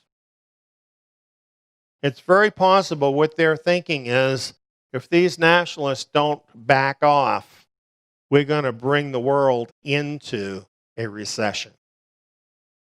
That's very likely what you're going to see happen in order to put pressure on the people to conform to the globalist ideals. Now, while you're getting these scare tactics and threats, you're also getting something else. The New York Post, power to the people. Well, this is not celebrating the nationalist resurgence, even though it looks like it on the cover. Looks like that on the cover, so you pick up the magazine and read it. When you actually get inside it, once again, it's a gloomy picture for Brexit. And what they're saying is, okay, you can avoid all of these bad consequences. What we could do here is reform globalism, reform the EU with something called reformed globalization. What you're looking at is the Hegelian dialectic, right? Globalism, they call it protectionism here. It's nationalism, right? They have changed it. It's protectionism. So, globalism, protectionism, and now the synthesis, reformed globalism. Gee, we didn't understand we were hurting all you people so bad. Let us just fix it and everything will be fine. Here's a good example, George Soros. Globalist billionaire. This is what he said. Admittedly, the EU is a flawed construction. They just figured that out now. Okay? You know, a week ago, George Soros would not say that about the EU, at least publicly. Now he's saying that. And then he says, after Brexit, all of us who believe in the values and principles that the EU is designed to uphold must band together to save it by thoroughly reconstructing it. We're going to fix all the bad stuff in the EU. That's what we're going to do. We're going to make it better. All those things that were bothering all you people, don't worry about that now. We're going to fix all those things. He says, I'm convinced that as the consequences of Brexit unfold in the weeks and months ahead, more and more people will join us. Is that not a veiled threat? He's saying, we're going to punish you for leaving the EU, and you're going to change your mind. You're going to think, like I think, that simply restructuring the EU is really what we need to do. That's what he's saying. I think that pretty well represents the mindset of the globalists. Now, you might think it's too late because they already had the Brexit vote. However, the same day or the next day, people came out, influential figures in the UK, saying, we need a second referendum. In fact, over 1 million people have already signed on for a second referendum. Where is that all going to go? Well, we don't know for sure, but I can tell you where it's not going to go. The world is not now going to swing back over to nationalism. You know, you have all these people celebrating that. They think that's what's going to happen. That's not what's going to happen. Because the nationalists are not the ones that control the world's wealth. They are not the ones that have the real power. It's the globalists that do. And they know how to use the carrot and the stick. They've been using it for a very long time. As you can see, they're already out there with their carrot, with their stick. They're beating on all the nationalists while they're holding out the carrot in front of them. You'll get that and we'll stop beating you if you just do what we tell you. That's where it's all going. And it's very predictable that this method is going to get the people back in line. How long will that take? Maybe not long, maybe longer than we might think. But either way, it will happen. They will get the world back in line with the globalist agenda. And if the nationalists aren't malleable enough, then it could be a painful time coming up for everybody.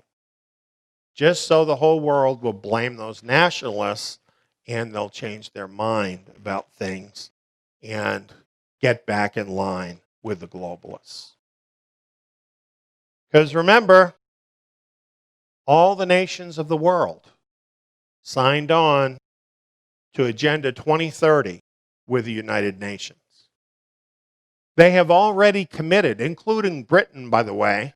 The fact they have backed out of the EU doesn't change the fact they have signed Agenda 2030, which gives the United Nations control over all the world's resources by 2030.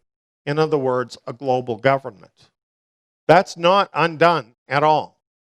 And what about all the rest of the gains that globalists have made over the last decade or so?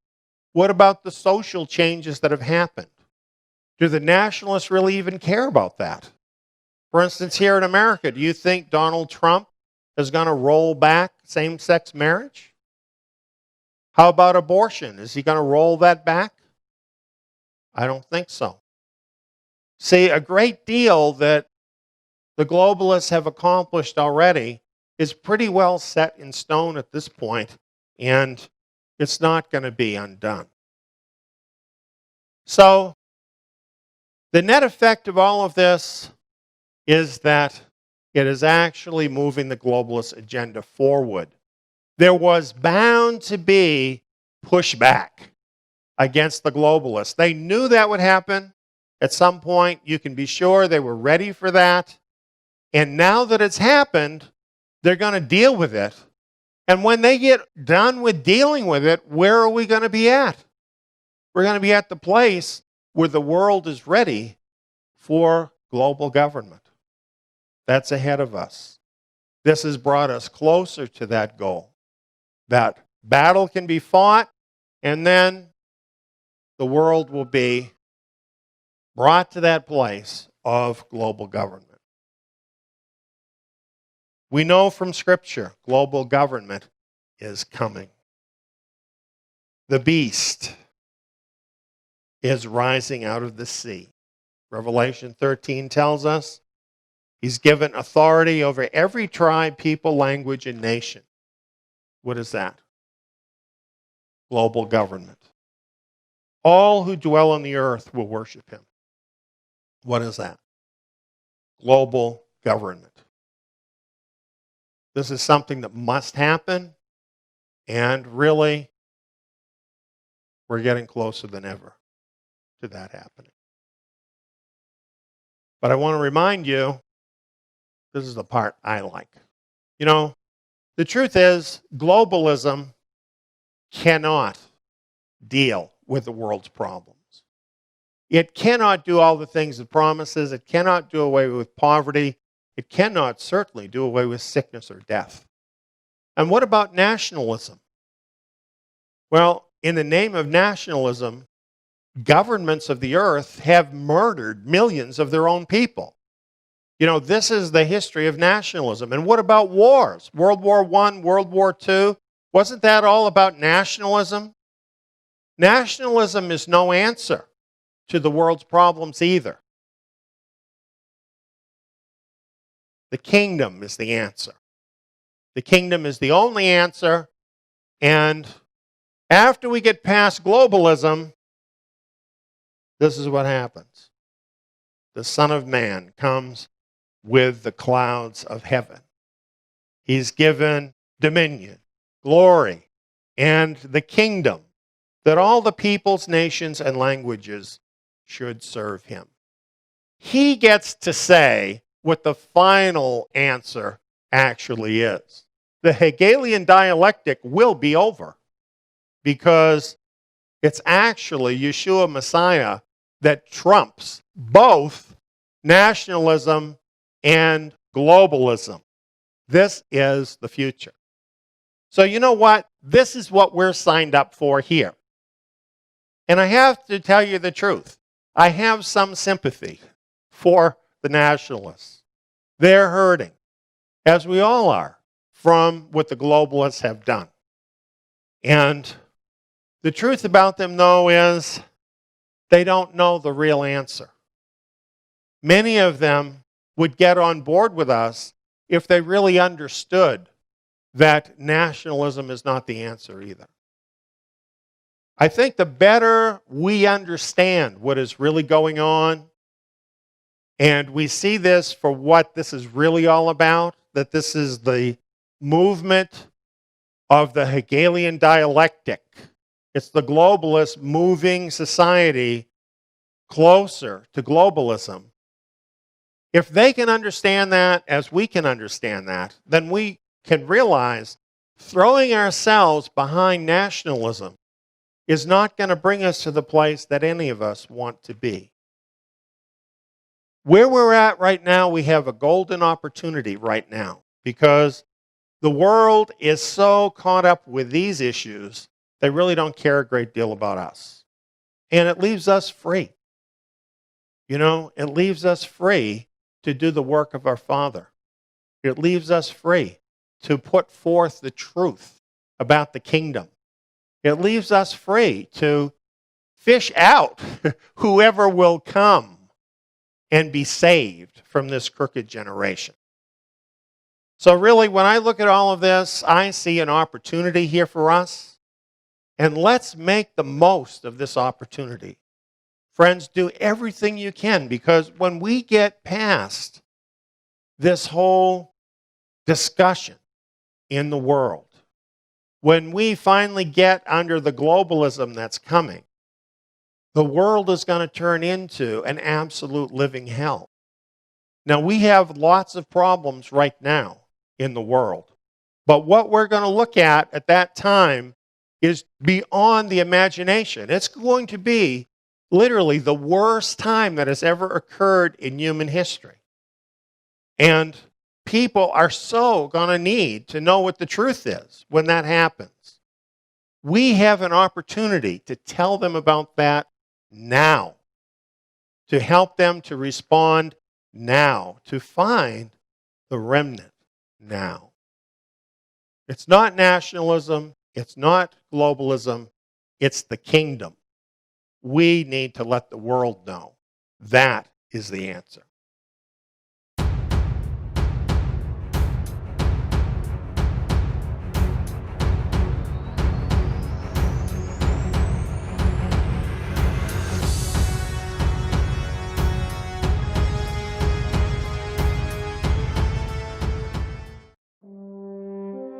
The global economy is teetering. World affairs are in a shambles. Unprecedented changes are in the works. The biblical signs of the last days are indeed upon us, meaning that global disaster is imminent. Yet, escape is possible. That's what this Remnant Exodus seminar is all about. Escape. Explaining the threat. Exposing the lies. And pointing out the only way of escape from the impending doom. This Remnant Exodus seminar includes 7 power-packed video presentations, each one about an hour to an hour and a half in length. These presentations are based on the scriptures, both Old Testament and New Testament, on current events, and on documented history. Each video builds on those before it. The Remnant Exodus seminar is designed to easily go through this information step by step with slides and illustrations to guide you each step of the way. Prepare for assumptions of the past to be challenged, giving you important new information to help guide your way. There are no gimmicks here, no manipulation, no lies. We know that your life is literally on the line. So documentation is provided for the facts in this presentation for you to check out for yourself. Consider all of the evidence, and then you be the judge. Here is a short outline of what's included in these videos. The first video is entitled Escape the Mark. The mark of the beast of Revelation is coming. You need to escape before that happens. Video 2 is entitled The War on Cash. We're quickly moving toward a cashless world. This will bring in the mark. Video number 3 is entitled No Rapture, No Escape. The pre-trib rapture is a fatally flawed doctrine based on assumptions that do not agree with the facts of history. Find out how the facts about the early believers change everything you may have been told. A pre-trib rapture does not offer a way of escape. I would add that the history that is presented in this particular video is absolutely eye-opening and an entirely different paradigm than what you have ever heard. Video number 4 is entitled The Great Judaic Schism. The influence of rabbinical Judaism on the world has been far-reaching, more far-reaching, in fact, than most of us realize. Revisiting the history of first-century Judaic sects is eye-opening for Jews, Christians, and Messianics, since all three groups are directly affected by this information. Video 5 is entitled The Christian Church Did Not Exist Before 135 AD. Yes, for hundreds of years, Christians have been told that the Christian church began at Pentecost, as allegedly reported in the book of Acts. Yet, based on easily proven facts, many Christian scholars know this is not true. The Christian church did not exist before 135 AD, a fact with huge ramifications when looking for a way of escape. Video 6 is entitled Into Babylon. History clearly shows that both rabbinical Judaism and Christianity started on the path into Babylon in the 2nd century AD. This has set up people from both of these groups for disaster when Babylon the Great of Revelation 17 and 18 soon meets its end. Yes, this is a shocking claim. That's why you need to take in this seminar. The final video, video number 7, is entitled Remnant Exodus. The remnant is one of the most well-established teachings of Scripture, yet probably is also the most neglected. Here you will learn who the remnant are and how the remnant exodus offers the only way of escape. Perhaps most importantly, it will finally become clear how you can escape as part of this group.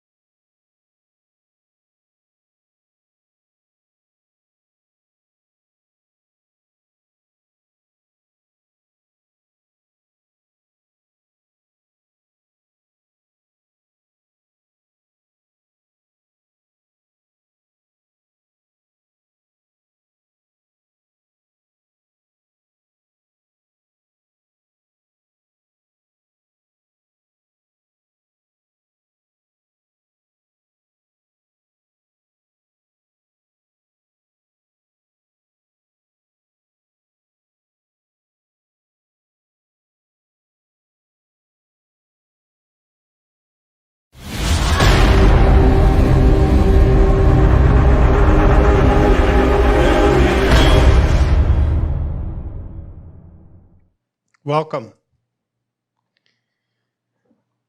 Our theme, the vulnerable world technocalypse. We're asking the question, is the world doomed by technology? No, this is not an advertisement for an old Schwarzenegger film. It's actually a very serious subject. As a matter of fact, this topic is being discussed and sliced and diced by some of the leading minds in the world. And in fact, that's going to be our starting point tonight. The University of Oxford, when you talk about educational institutions, you can't get any more serious than the University of Oxford. It goes back as far as 1096 and sometime before that. It is the oldest university in the English-speaking world and maybe the entire world. It is quite huge, as you can see. It has a huge budget. Last year, it had a total income of £2.45 billion sterling and took in 624.8 million pounds sterling in research grants and contracts. So many of the world's elite businesses, governments, turn to the University of Oxford for enlightenment. Oxford has a wide range of notable alumni, including 23 prime ministers of the United Kingdom and many heads of state and governments around the world, 72 Nobel Prize laureates, and we could go on and on. You couldn't find, I don't believe, a place that is more prestigious in the academic world or better connected with the luminaries of the world system.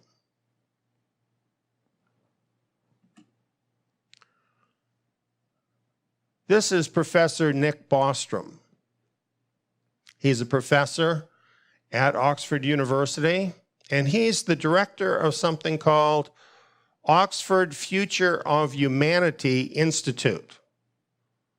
And he and his institute concern themselves with questions of world importance and actually existential questions about the world.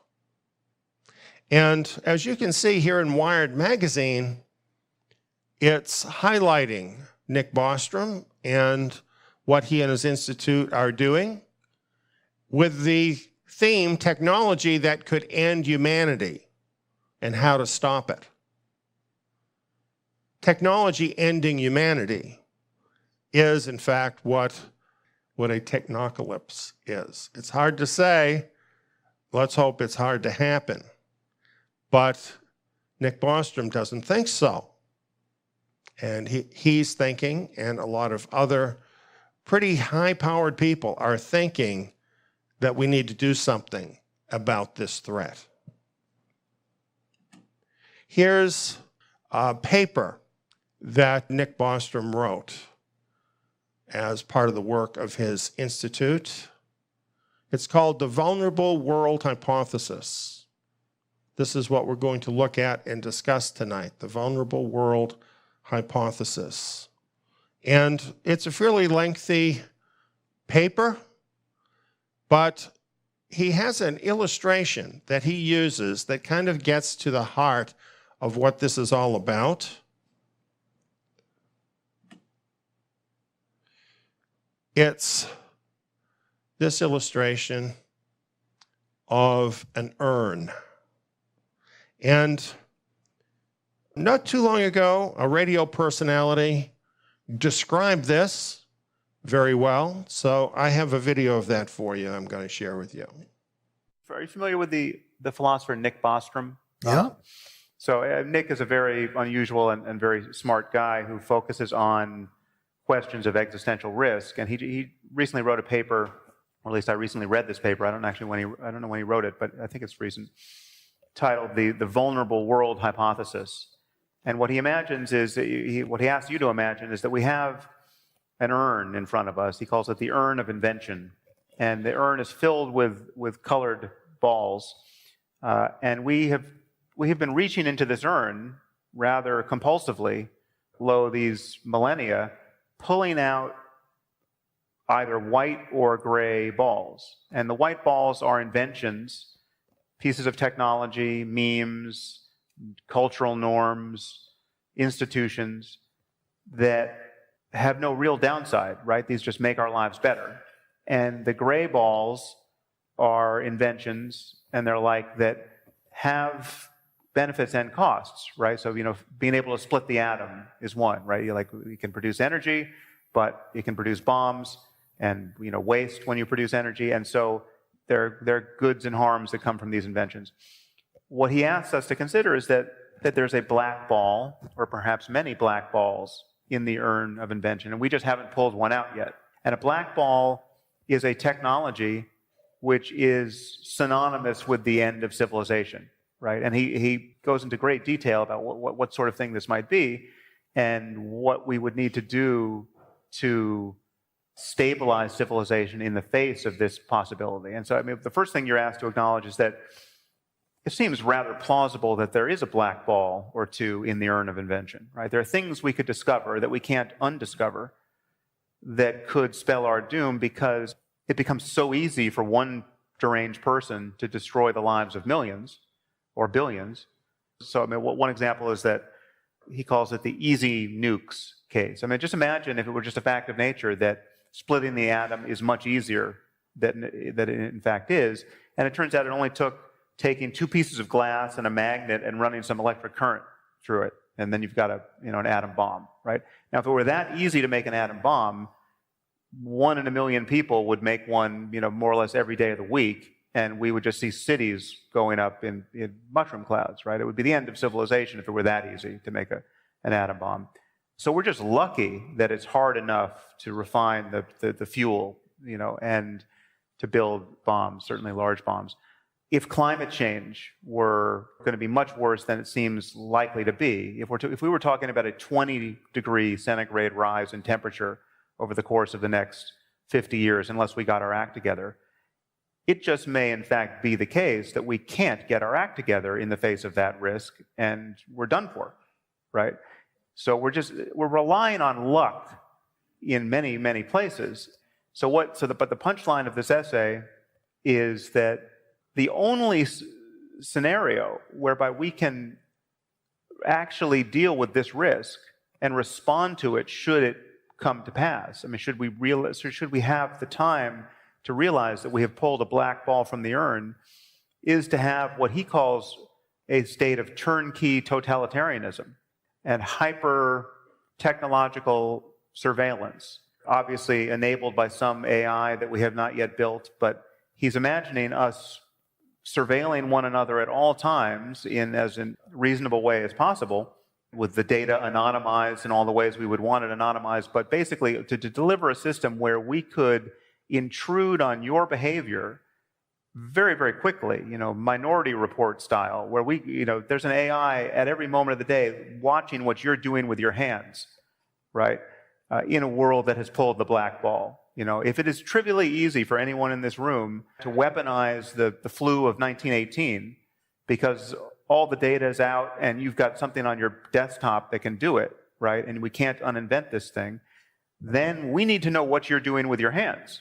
So the net result of this essay, to suddenly make me open-minded to something which, if described in the absence of having considered the urn of invention and some of these examples, sounds like just the most dystopian horror show imaginable. A perfect surveillance and an ability to turn on totalitarianism at a moment's notice.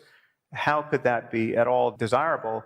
It becomes at least potentially desirable if you grant that it may in fact be the only stable state for civilization in light of what we're currently doing. And what we're currently doing is just reaching into the urn and pulling things out as fast as we can without giving any thought really to what's going on. Pretty scary, don't you think? On more than one level. When I came across this and realized where it was from, I was stunned, to tell you the truth. You know, it took Western civilization over 1,000 years to break free from the Dark Ages, to break free from totalitarianism. As a matter of fact, Oxford was still a university back then, during the Dark Ages. And it had a role in bringing us out of the Dark Ages. And so it is absolutely stunning to me that a suggestion could come out of Oxford University actually advocating for global totalitarianism on a level the world has never seen. Global totalitarianism where literally every single action you do is observed and can be instantly stopped. When I put a few other things into this mix, say for instance, Elon Musk's company, an invention, whereby people can have their brains directly connected to the internet. You're being watched all the time. You do something whoever's on the other end of that wire doesn't like. Boom. The lights go out. Is that really a solution? Well, we're going to talk about that a little bit more a little later, but we want to take this thing in order. So let's talk about this entire proposal, to be fair about it. So we have the white balls, first of all, in this illustration. And these are being drawn out of the urn. These, of course, are discoveries, inventions that are supposed to be totally beneficial. And myself, I question whether there are any inventions that are totally beneficial. Certainly, many things have been designed to be totally beneficial. But I've seen mankind be so creative in the way that they can use things to cause harm and destruction. I don't think really there's anything that can be invented by man that cannot also be harmful. So I think the white balls are more of a hypothetical idea than a reality in our world. So really, I think most of the balls are gray. And these are discoveries and inventions that are both harmful and beneficial. So some things directly are that way, and you can tell that right away. Like, for instance, knives. Knives are very useful. We cut up vegetables, do all kinds of good work with knives. When I was a kid, I used to carry a penknife in my pocket and used to whittle sticks with it. But people also do bad things with knives, don't they? So it's kind of in the gray area. Gunpowder, the same thing. You know, for a long time, and even today, people have used and do use gunpowder as a means of securing food for their family. Not a bad thing, but I don't have to tell you how otherwise gunpowder can be used that's not so good. Money. Money can be a good thing if it's used wisely, but the love of money is the root of all evil. Computers. I spend a good part of my day in front of a computer, and I hate it every minute. I don't hate what I'm doing, but I hate the computer. I feel like I'm fighting with it all the time, and I feel like I don't really own it. Do you know what I mean? My computer seems to be always wanting to tell me what to do instead of doing what I want it to do.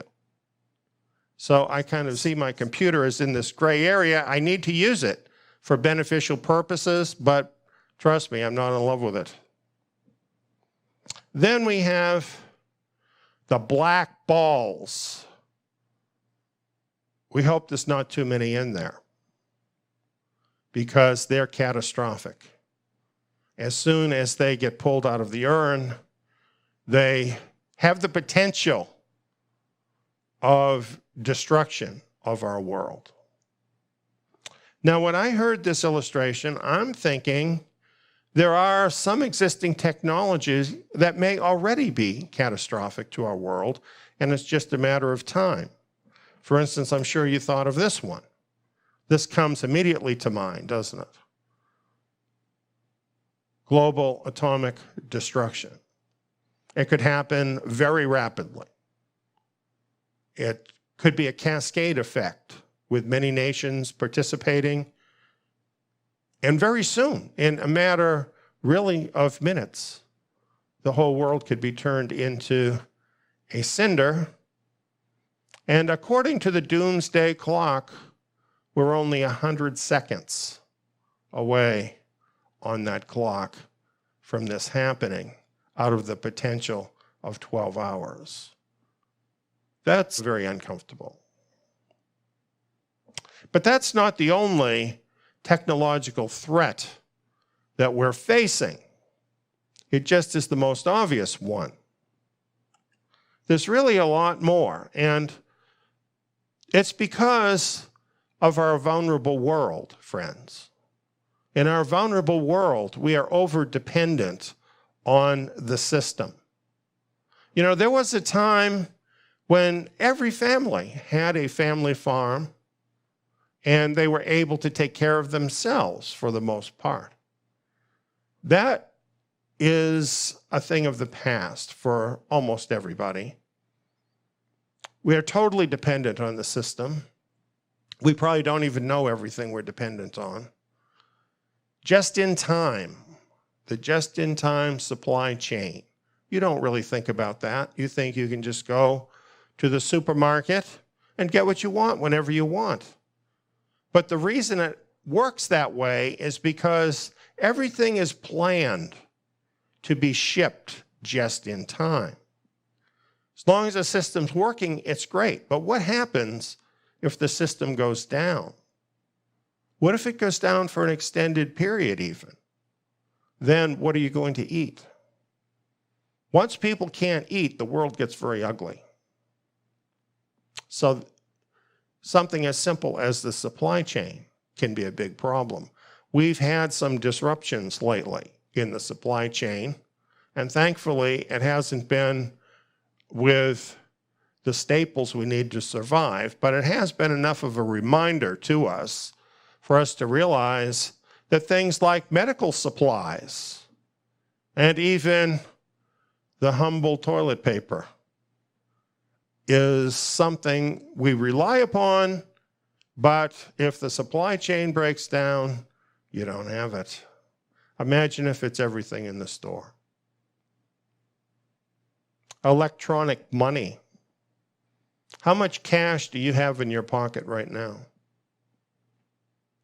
Let's say there was a global disruption of electronic money.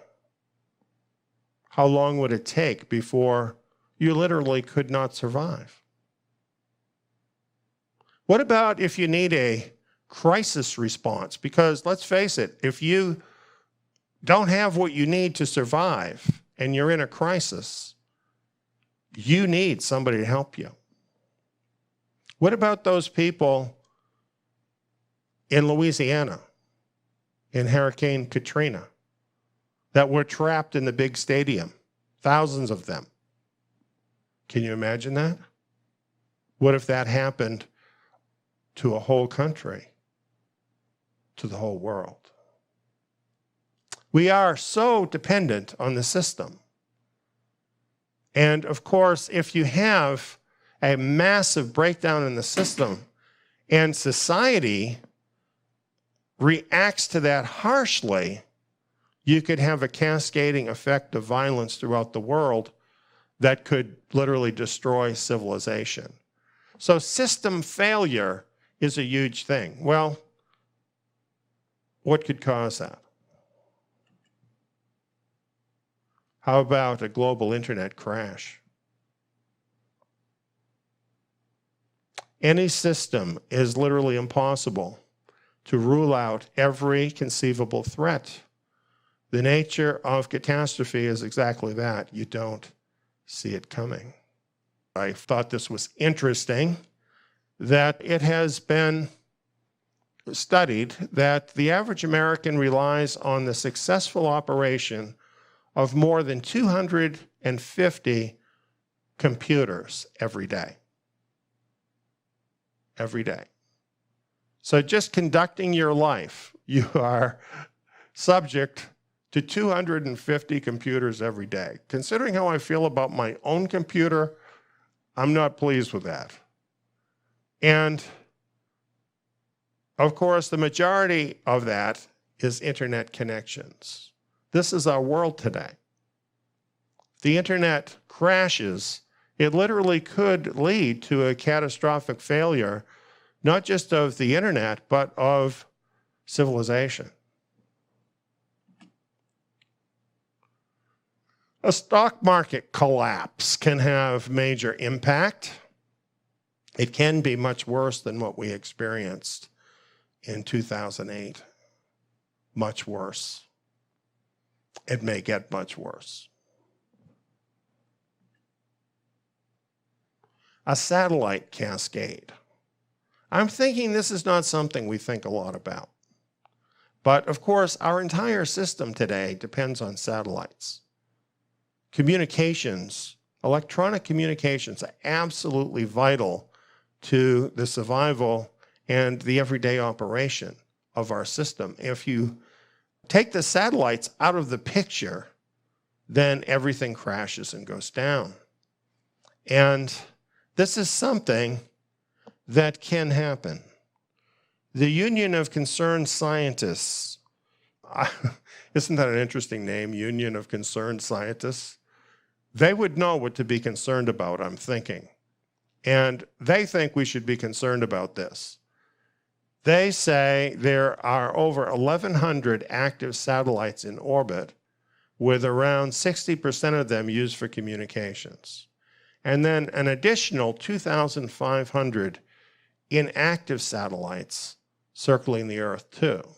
So the possibility of this cascade getting started is very real.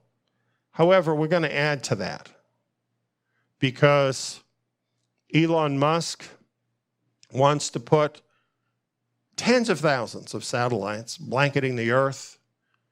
And Jeff Bezos, he wants to put a whole bunch of them up there too.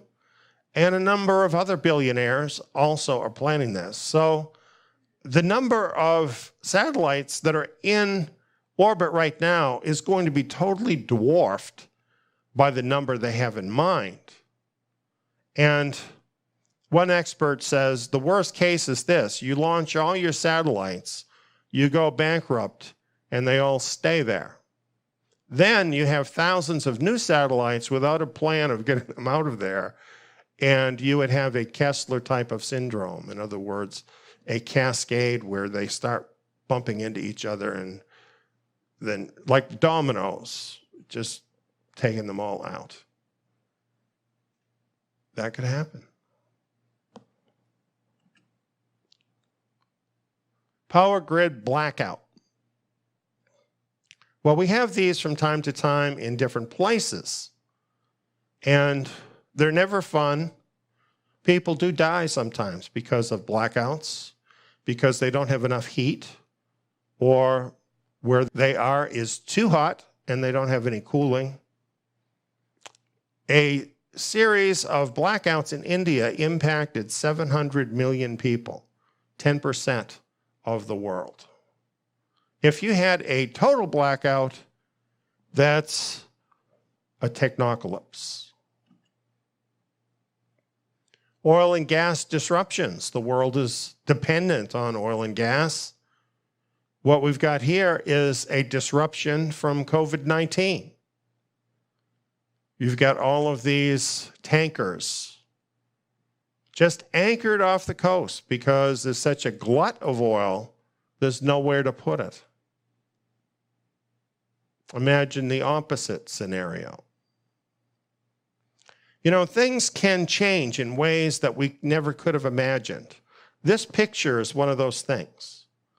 You know, I lived through the shortage of gas in the 70s. We had long lines waiting at the gas tank to get gas, and we were paying way too much for it.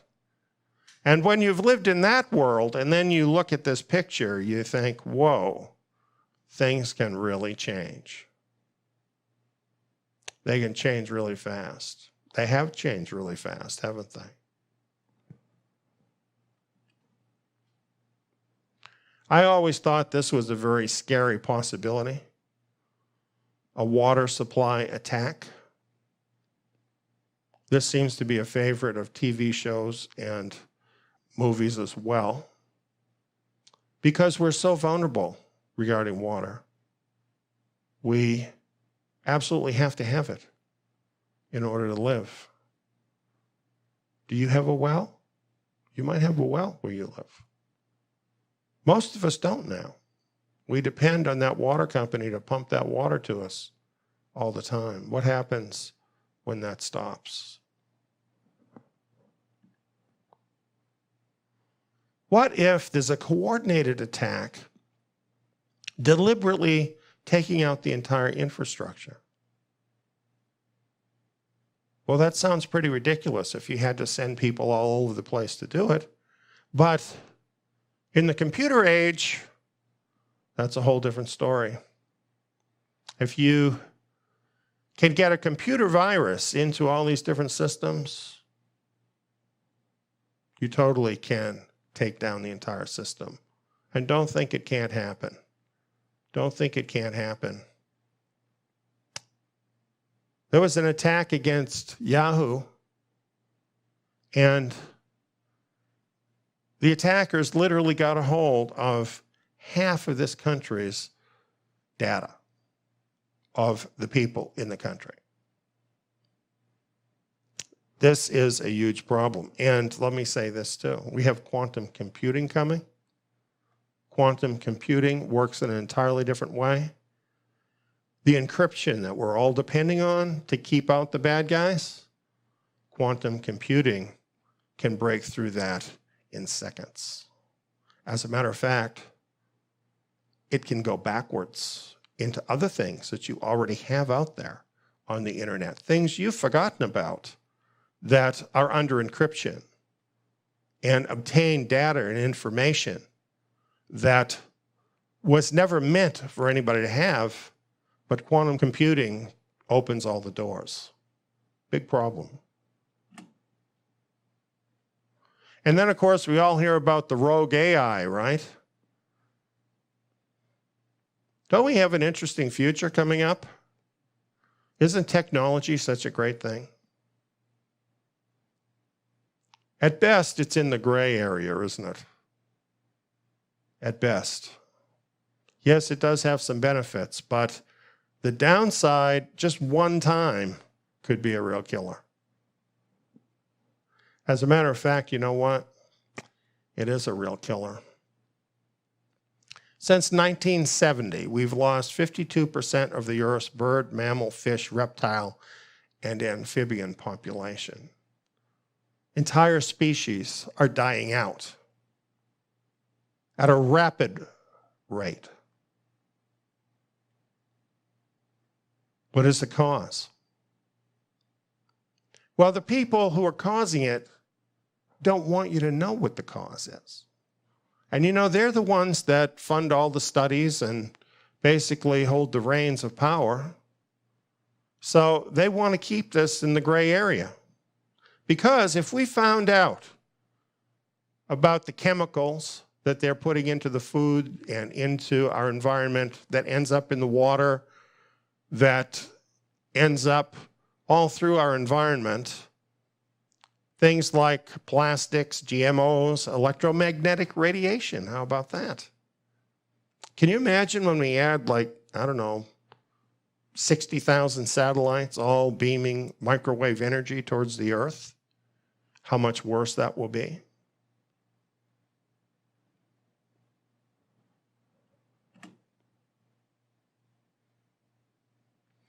Here's just one indication of how dangerous electromagnetic radiation is. There was a study done. The scientific journal Human Reproduction published a shocking finding in 2017. The bottom line, sperm count has halved in Western civilization since the 1970s. Sperm count has dropped by over half. And it's getting worse because guys are doing what you see in the picture. Everybody's carrying around a cell phone. And it's literally cooking men's sperm. And many men are becoming infertile because of carrying the cell phone around, let alone holding it to the side of your head, friends. Electromagnetic energy, it is very helpful in many ways, but it is very harmful in many ways as well. And the amount of electromagnetic energy that's being beamed out at this point in time is only going to get so much more than it is right now. Can you say 5G? Can you say Starlink? If the animals have already died off by 50% in the world, if we're literally becoming infertile as human beings, what does that tell you about the future of the world in this situation? To me, we're already in a black ball situation. It's just a matter of time.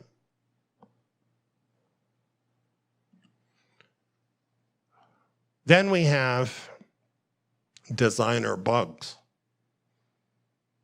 This is the new favorite because it's during this last decade that the ability to do this has been perfected. As this article points out, new tools from the field of synthetic biology could endow scientists with the frightening ability to design and manufacture maximally dangerous pathogens, leapfrogging natural selection. Leapfrogging nature is how I would put it. And it also says, no obvious physical or biological constraints preclude the construction of such potent biological weapons. According to biosecurity expert Piers Millett, if you're deliberately trying to create a pathogen that is deadly, spreads easily, and that we don't have appropriate public health measures to mitigate, then that thing you create is amongst the most dangerous things on the planet. I guess I should let you read it too.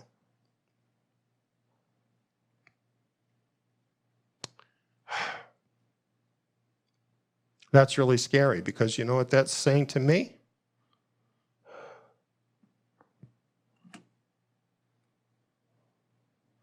A year ago, we were warned. A year later, it happened. Humanity has drawn the black ball from the urn. At this point, we're all very fortunate, actually, because the bioweapon that was released into the world that brought the world to a halt isn't killing very many people in comparison to what could be happening. Now, I don't mean to minimize the deaths because they're horrible. But the truth is, to me, it looks more like a shot across the bow than the main event. Because it would be possible. The people who did this could do it. It would be possible to make a synthetic virus that was far more deadly, that would kill virtually everybody. That could happen. We should be very concerned about this because this is something real. This is happening in our world right now. I can understand why they keep trying to put a lid on this to keep us from knowing that this is a synthetic virus. But if you dig, the information's out there. I have presented the information too. And there's no doubt that this was sliced and diced and put together for a specific purpose.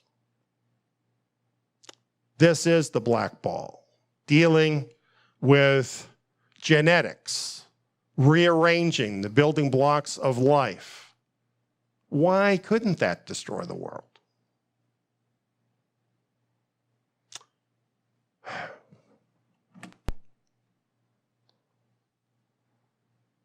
And here is sort of a big category. The black ball could be the catastrophic technology we don't know about yet. You see, there could be other things that we don't know. And when they're discovered, they could be immediately catastrophic. Because that's where we're at, friends. That's where we've come to in the 21st century. Nobody is controlling these people. Nobody is stopping these people. They're doing whatever they think they can make a buck on. This is a very dangerous situation. This is a vulnerable world. And actually, this has been known for decades that the world is a vulnerable world and it's headed for trouble. I have a little video I want to share with you from 1972.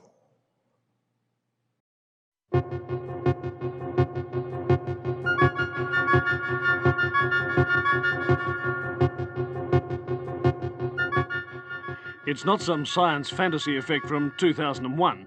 This electronic display emanating from Australia's largest computer is a picture of the condition, past, present and future of planet Earth. The program was originally devised by a scientist working from the Massachusetts Institute of Technology, J. Forrester. It was developed under the auspices of the Club of Rome by an MIT research team to present a complex model of the world and what we humans are doing to it. The program, called World 1, doesn't pretend to be a precise forecast. What it does for the first time in man's history on the planet is to look at the world as one system. It shows that Earth cannot sustain present population and industrial growth for much more than a few decades. It shows that simply cleaning up our car exhausts and making some small effort to limit our families simply isn't enough. It's like an electronic guided tour of our global behavior since 1900 and where that behavior will lead us. Well, this is the printed version of what we've just seen on the television screen. And what looks at first to be just a maze of computer characteristics is really a system of very simple graphs which project what's going to happen to the planet over the next 150 years if we don't do something drastic to stop it. Down the left-hand side of the graph is the date, 1900, 1940, 1980, 2020, right down to 2060. Now, each of these lines of letters represents a curve showing some aspect of the condition of the planet. The further out this way they go, the greater that figure is, the further this way, the less. For example, P represents population. So here it is at 1900, and then it comes up to 1940, it starts to take off. Here we are at 1980, up to the turn of the century, and then it starts to peter off. Let's now have a look at this next curve, the Q curve, which is the quality of life. And this is represented by, for example, the amount of space people have, the amount of money they have to spend, the amount of food they have to eat. Now, it increases rapidly up to 1940, but from 1940 on, the quality of life diminishes. And here we are about the turn of the century, and we come up to the year 2020, and it's really come right back. More people, of course, means that you start to chew up your supply of natural resources. And this is this curve here, the N curve. And it shows that slowly but steadily, the pool of natural wealth in the world, natural resources, minerals, oil, and so on, is slowly but steadily diminishing. So this is the situation. As population increases, the quality of life decreases, and the supply of natural resources decreases. But have a look at this curve here. This is called the Z curve, and it represents pollution. Now, predictably enough, as the population increases up to 1980, pollution increases. There's more rubbish. But from 1980 to the year 2020, pollution really takes off. This is assuming, of course, that we don't do anything about it. So the year 2020, the condition of the planet starts to become highly critical. And if we don't do anything about it, this is what's going to happen. The quality of life is going to go right back to practically zero. Pollution is going to become so serious, right out here, that it will start to kill people. So the population will diminish. Right back here, less than it was in the year 1900. And at this stage, around about the year 2040, 2050, civilized life as we know it on this planet will cease to exist. Call it Apocalypse 2040. In the early 1970s, a computer program called World 1 predicted that civilization would likely collapse by 2040. Researchers at Massachusetts Institute of Technology, MIT, had programmed it to consider a model of sustainability for the world. As you have just seen, the bad news for us is that the model seems to be spot on so far.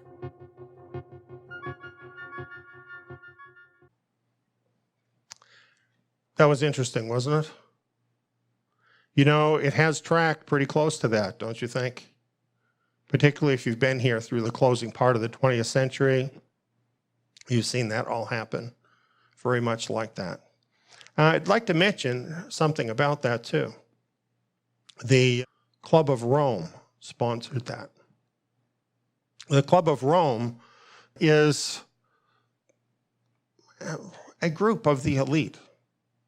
And they have had a plan for a long time. There's actually more on this video, but I didn't have time to share it all, where some of the people from the Club of Rome are interviewed, and they're saying what their plan is. And amazingly, it's very, very similar to what Nick Bostrom is saying now. They've had the same plan all along. And it makes me wonder, as I look at that computer model, if that's actually tracking data or if it's tracking the plan of the Club of Rome and the rest of the elite. Just kind of an interesting question. Well, I'm a Bible teacher, and I've taught a lot about the passage of time and things that happen from the standpoint of Bible prophecy. And what I've seen is that Bible prophecy has agreed with essentially the main things that we saw in that video as they have unfolded. And that video kind of shows us you get to 2020 and everything starts going to pieces. Did you notice that? Did you notice that happened? Did you notice the world kind of got a little shove right at the beginning of 2020? Connect the dots. The scriptures very much agree with this picture and show us to have entered into a very critical period. And the good thing is the scriptures offer a real solution, and it doesn't involve world tyranny. So we're going to get into that a little bit later. But it's interesting that the pattern that was set forth, sponsored by the Club of Rome, from this first computer to do this, has tracked so closely with what has actually happened and what the Bible has predicted for this generation. So we have every reason to believe, since everything else the Bible has predicted has come true, that the rest of it will happen too. So I just want to invite anyone who is with us right now. Soon we're going to put out a new edit of this Ages of the World series that I did. And particularly you want to look at the last age of the world, which deals with these very issues. We also have a lot of other prophetic material and seminars available at the site, and we invite you to come and see them. So that's pretty much the picture of what has happened. So I guess what I want to say is the first part of the illustration, I think, is true, that we have brought a lot of black balls, or I would say gray balls, out that could be good or bad. But I think it's arguable that we already have taken some black balls out of the urn too and set us on a course towards destruction. So I believe that part of the hypothesis is provable. I think it's correct and that it's provable. But then this brings us to this part of the proposition,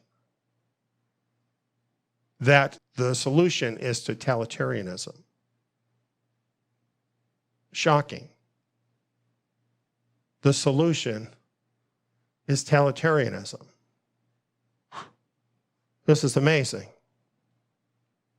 There are 5 reasons that I'm going to share that totalitarianism won't work. Now, I probably could come up with a lot more than 5, but once I got to 5, I figured, hey, 5 stars, I'm done. Here's the number 1 reason. Who will watch the watchers? What stops the techie geeks who are running the tech from exploiting it to hack the black tech themselves? See, this is a big thing, isn't it? This has always been the problem. Remember Snowden, who worked basically able to spy on everybody's stuff? He's an employee there, can spy on anything. No controls for those guys. And fortunately, he blew the whistle on that. But that's the way those systems have to work. There have to be people who have access to the system, to all that information and how it all works. So those people are bound to find out about that black technology. All you need is just one of them to think, well, I could make that work, and then I could be the greatest person in the world. So watching all the people who aren't doing the watching isn't really going to help much. Watching the caretakers, that's a better proposition, and that never happens. Then, of course, we have the petty officials and enforcers of the system. We've had a lot of experience with them lately, haven't we? You give people a little more power than they usually have, and you're bound to have some of those people that go crazy with it. You know what I mean. That is happening. It doesn't take too long before those kind of people can make the cure worse than the disease. And of course, they're all going to skate too. So, you know what? It's really the worst people in the world that tend to gravitate towards those positions. Those are the people most likely to use the black tech against the world.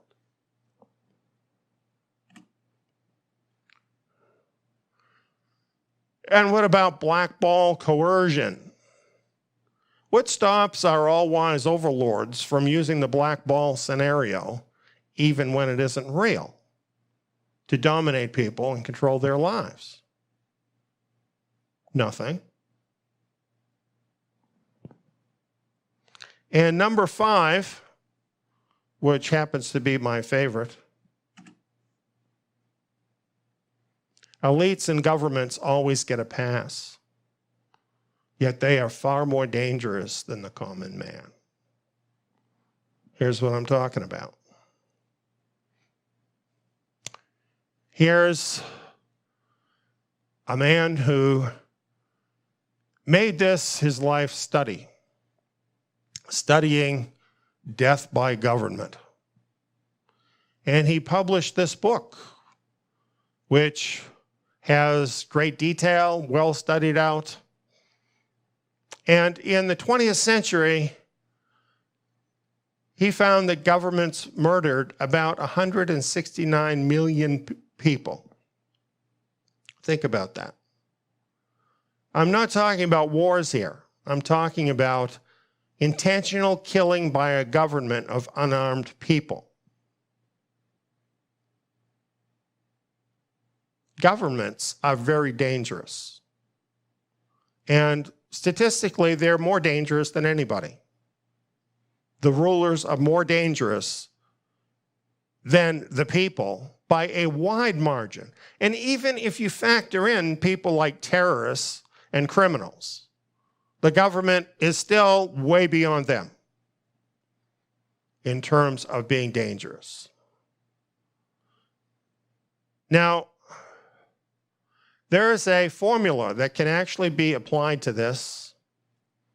The best predictor of democide, that's the name given to governments killing their own people, the best predictor of democide lethality is total power squared. In other words, the amount of total power that government has over the people. So simply put, the more power the government has over the individual, the more murders of citizens occur. So in other words, a totalitarian entity that is all-seeing and all-powerful over the lives of people is itself the black ball. Off the charts. Totally off the charts. And who's controlling that?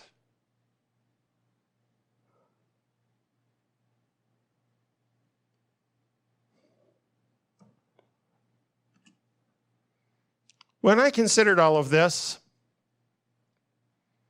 I thought, surely Nick Bostrom knows these reasons, and others with him eliminate totalitarianism as a solution. It's a preposterous solution.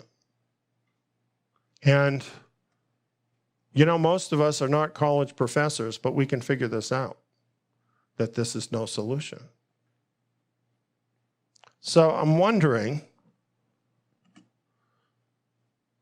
why put forth a solution that is obviously wrong?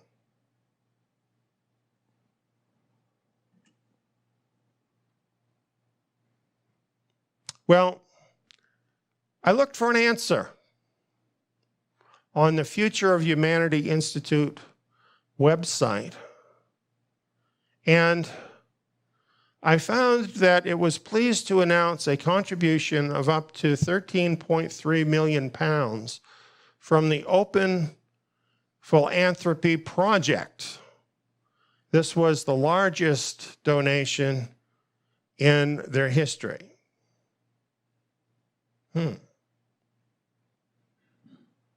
So what is this Open Philanthropy Project? I know I never got a donation from them. Don't expect one either. This is a foundation, a charity. You know, these billionaires all love to set up their charities.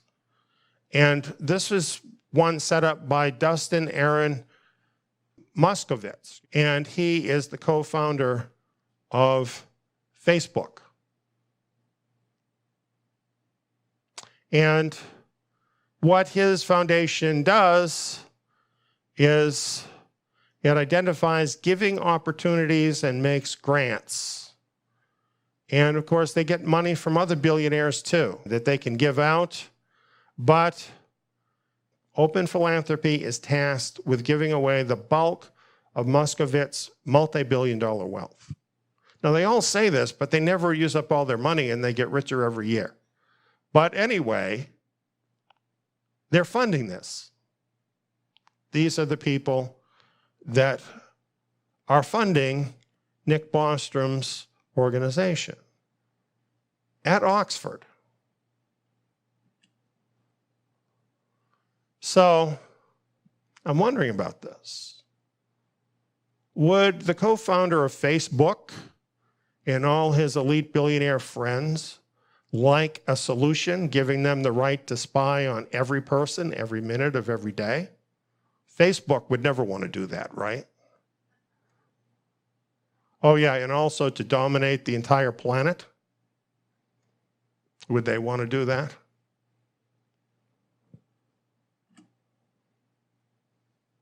Would the globalist elite pay money for a new excuse to surveil and dominate every person? Do you think that would be worth a contribution to Oxford? Could this be just one more example of how the elites get academics and scientists to produce results favorable to their interests? You know, I used to be very impressed with various studies that would come out. I remember years ago, a study came out showing that Americans needed to eat according to the food pyramid. And you know, on the widest, fattest part, making up more than half of the food pyramid, is all kinds of sugar and carbohydrates. Studies proved it, the most healthy thing. And then at the top, you get a little bit where you got some vegetables, and then at the very top, just a little bit where you've got some protein and fats. You know what I learned later? All those studies, they were all sponsored by the food industry. And they made big money with the food pyramid. And meanwhile, people died of heart attacks, obesity, diabetes, and the list goes on. Those studies, let me tell you something. Scientists can be whores too. And often they are. If you live long enough, you start to understand how the world works. And it isn't pretty, but it's how it works. But of course, our friend Nick would be above that, wouldn't he? So he actually thinks totalitarianism is the solution. You decide.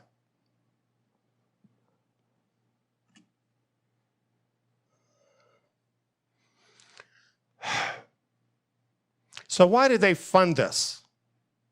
Why did the elite fund this at Oxford, the most prestigious institution on the planet, arguably? Why did they fund it? They need the support of this theory. And now that they have it, this vulnerable world hypothesis, it is energizing the elite. Because you know why? It gives these morally degenerate people who are totally selfish, but don't want to be seen by the world as being selfish, a moral justification to do literally anything to force humanity under a yoke of global tyranny powered by unprecedented technology. You see, now they can claim they're doing it for you. It's all for your safety, friends. Have you ever heard that before?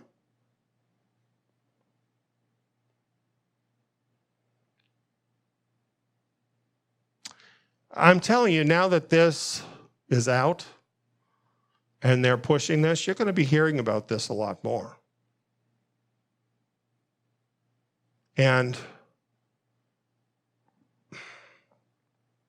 we're in a new era. We've come to a new level.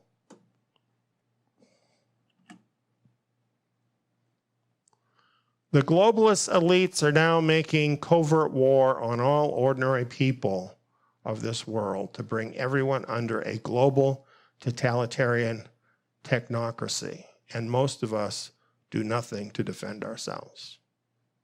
We don't even believe it. Most of us don't even believe it. And I think even now, where most everybody that's hearing this, you may have lost your job, you may have lost your business, you have been isolated away by yourself, your life has been totally affected and changed by something that you had no control over. And yet you still don't know you're at war. This is a bioweapon, friends. You may not like it, but somebody is making war on you. Wake up and smell the coffee. Life is not going to go on like it always did. I know you want things to get back to the way they were. Well, they never are going to. Never. Oh, it might change back a little bit, just to throw you off a little bit, but the next thing is coming. Trust me. These people are absolutely determined to bring the world under totalitarianism and to do it soon. And they have means. They hold the keys to all the doors. They have all the levers of power. They have money, lots of money, control over the money. They have the technology. This is not a movie. This is real life. It's on, 100%.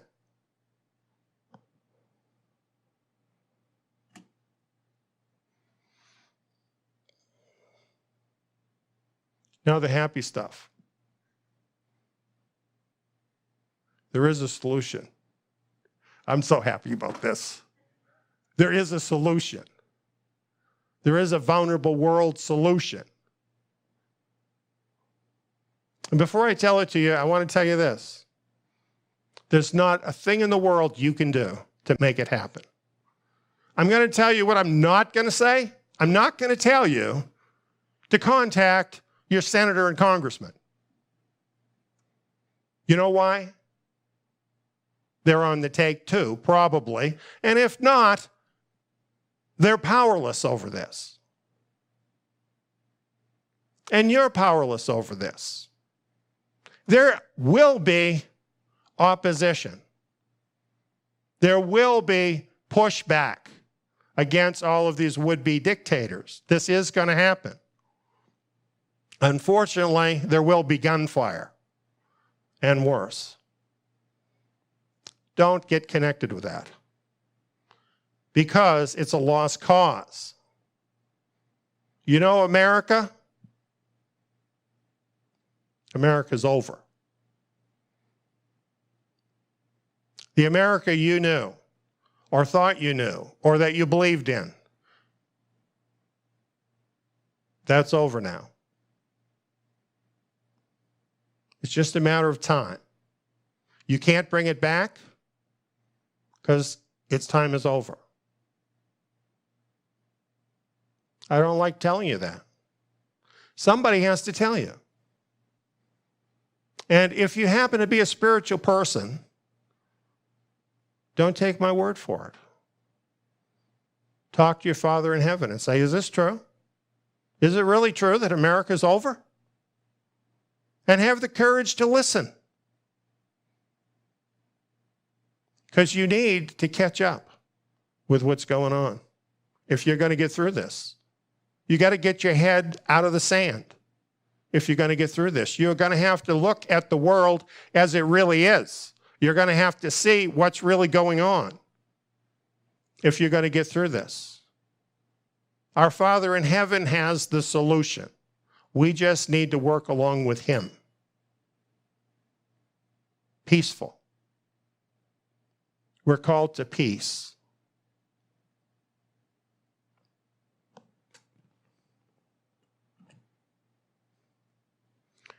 Well, here's a good place to start for a solution. Stop stealing from the Creator's urn without his permission. What makes these people think that they have a right to cross barriers that the Creator deliberately set up to break and enter into His areas to mess with His stuff?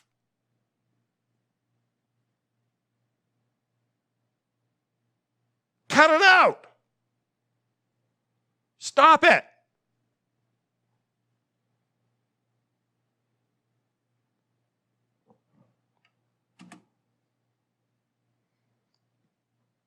And I know what they'll say. Well, there really is no God.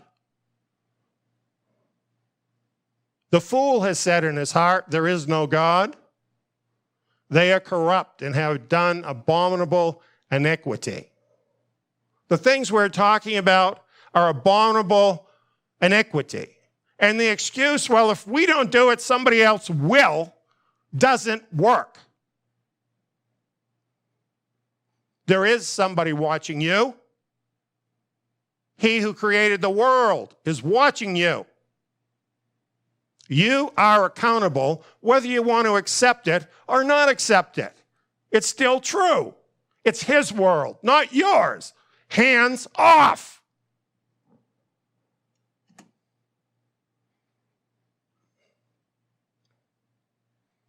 Playing God has brought us to the edge of destruction.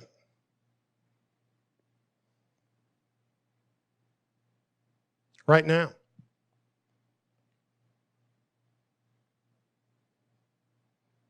And now you come up with a solution to push that even further, just as far as you can push it.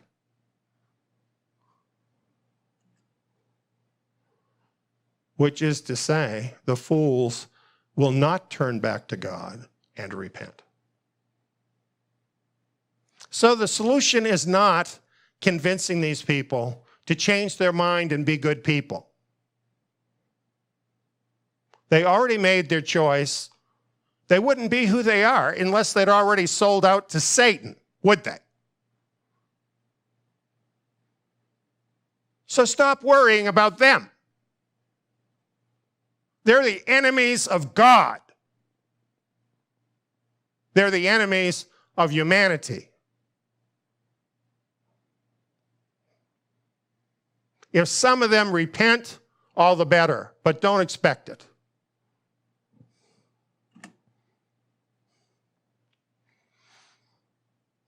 Here's the psalm that seems to be talking exactly about what's going on. Psalm chapter 2, a prophetic psalm.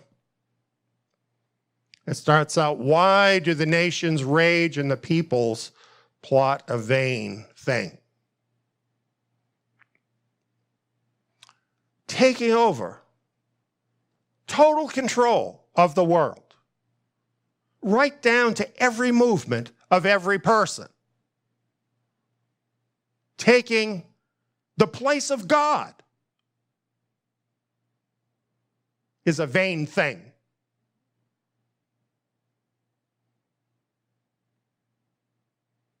The kings of the earth take a stand, and the rulers take counsel together against Yahweh and against His Messiah.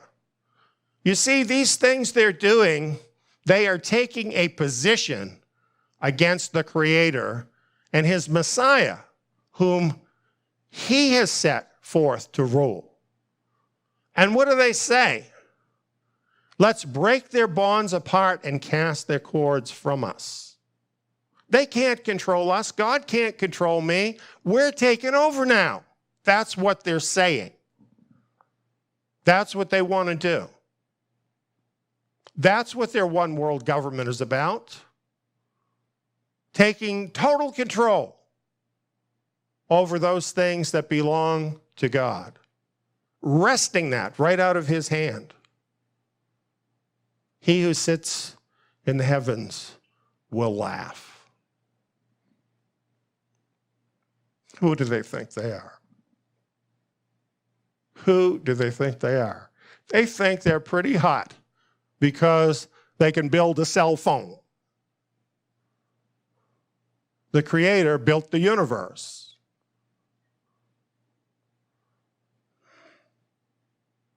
He will speak to them in anger, Yet I have set my king in my holy hill of Zion. Long ago, he determined who would rule this world. The only person who's worthy of that position, the only person who could ever do that and remain righteous, good, loving, kind, his son, Yeshua, who gave his life for us, who proved himself. He speaks here, he says, I, the Messiah, will tell of the decree. Yahweh said, ask of me, I'll give the nations for your inheritance. You shall break them with a rod of iron. You shall dash them in pieces like a potter's vessel. These people are forcing a confrontation, and they're going to get it. And here's the outcome. Messiah, he's going to break them in pieces. They're going to find out they're not the masters of the universe that they think they are. So the psalm tells them, therefore be wise, you kings. Give sincere homage to the Son, lest he be angry and you perish on the way, for his wrath will soon be kindled. Yes, some of them could humble themselves before him. Let's pray that happens. And it says, blessed are those who take refuge in him. Now that's talking about the Messiah. The Messiah is the solution, friends. We know it. He is the solution. He didn't create us in freedom so these people could take over our lives and totally dominate our every move. He's not down with that. Because if we're giving them our entire lives, we're not giving him the service he deserves.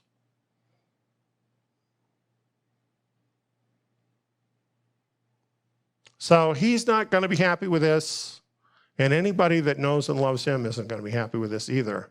And this is going to come to a confrontation.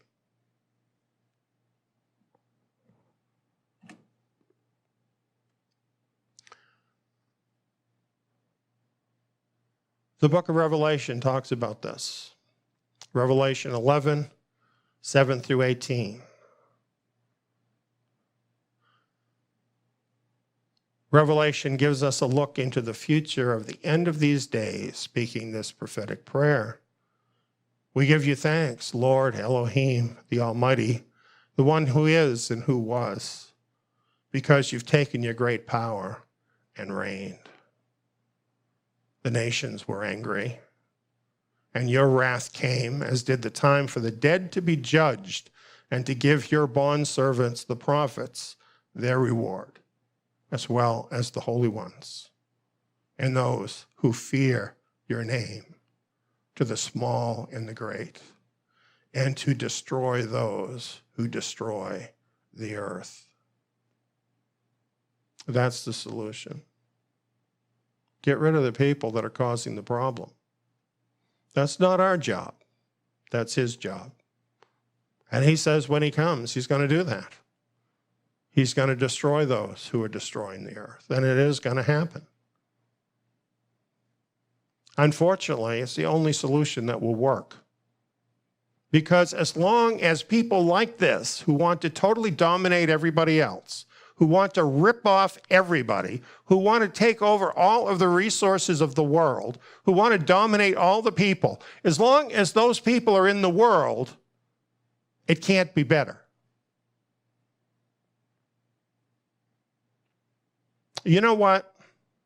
We could have a technological society right now, it would be possible, that didn't have these problems.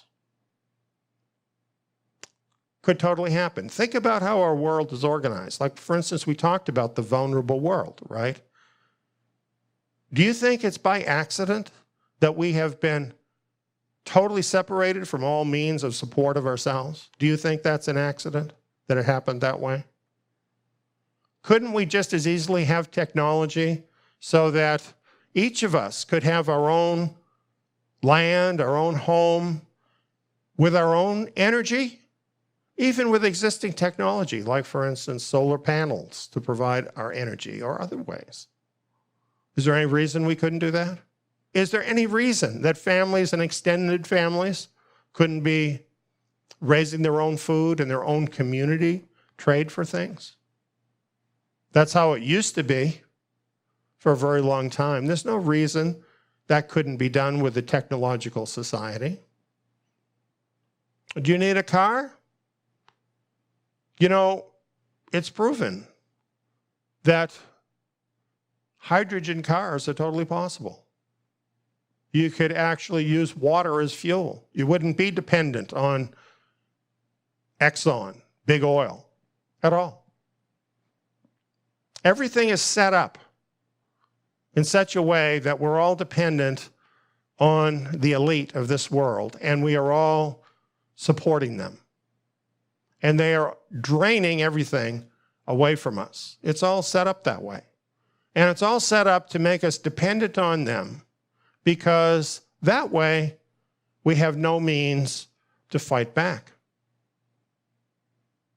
You know, in the Civil War, the reason there could be a civil war is because people had their own means. Families had their own means. The Revolutionary War that made America a country, same thing. People had independence. In fact, that's why they made the Declaration of Independence. They were trying to keep the independence they had. We don't have independence anymore. We ought to change the name of that document, because we don't have independence anymore. It's gone. We've already lost most of our freedom. It's been taken from us. It's not necessarily government that took it. Think about it. It's the big corporations that took it. It's the big money and the banking interests that took it. And they did it very deliberately. They did it on purpose, and they did it with a plan. It didn't have to be that way at all. If they had had the interests of humanity at heart, it wouldn't be that way. No matter how much they act as if they actually cared about humanity. If you care that much, give up some of your billions to help people. Like all of it. They don't do that. They set up a foundation, and somehow they end up richer than they were when they started. This is what they do. It's not going to change. Not as long as it's like this. Some people have thought socialism or communism was the way to go. Then we'd all be equal, right? Except some are more equal than others in that system. These people that we're talking about always gravitate to the top. Trust me. They are actually empowered by Satan to get into those positions in order to rule the world the way he wants it done. That's what's going on. So there's no system that we can devise that's going to change that. Righteous people, that's what's needed. Righteous people ruling the world. There's no system for that.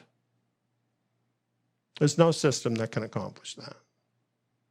Only the Messiah can accomplish that. This is not a pie-in-the-sky dream. So much in the Bible that has been foretold and prophesied has occurred, much of it during our generation. And it is unfolding. Messiah has a plan too, and he is unfolding it. And that is the solution.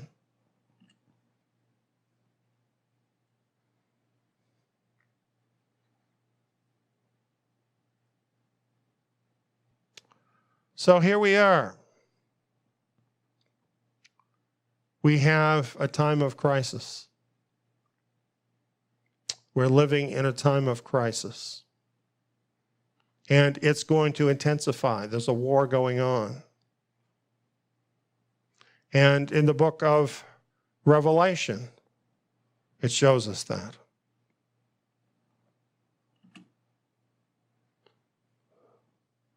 Global totalitarianism. That's what we're looking at. You know, there's never been totalitarianism like this. They've wanted to do it, but they haven't been able to do it. Just imagine what they're proposing. Being able to use technology to track every person's movements in real time all the time.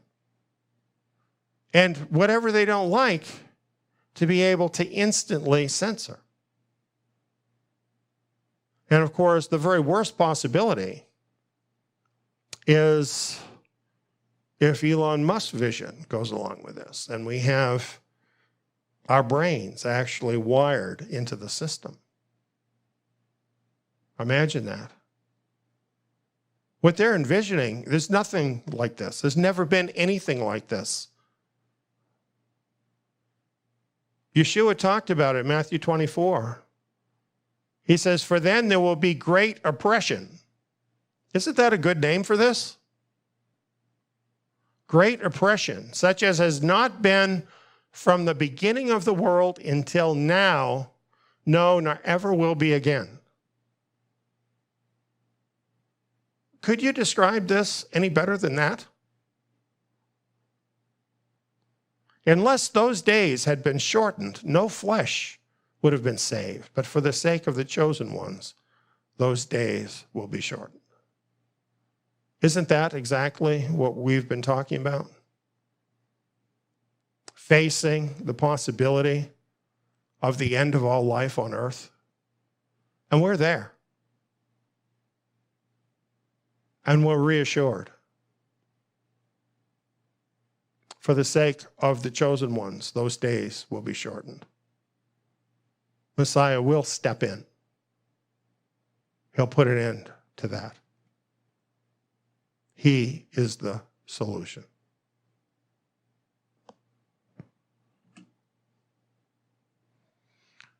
He also said in Luke chapter 21, "So be careful, that day will come on you suddenly, for it will come like a snare on all those who dwell on the surface of the earth. Therefore, be watchful all the time, praying that you may be counted worthy to escape all these things that will happen and to stand before the Son of Man." We have a time that we've entered into that is going to get progressively closer to that totalitarianism until it actually totally takes over. That is going to be increasingly difficult. That's what's going to happen. And it will involve oppression. It will involve persecution of those who have chosen to stand with the rightful creator of the world rather than with these usurpers. For us to be counted worthy to escape means there will be a place of escape. There is a plan. It's outlined in Scripture, and somehow most churches don't know anything about it. They've never heard of it. They don't understand it. They don't get it at all. Instead, they've put their trust, many of them, into a pre-tribulation rapture. They got all their marbles in that. And that's all based, unfortunately, on an error. That's not the answer. It's not the answer.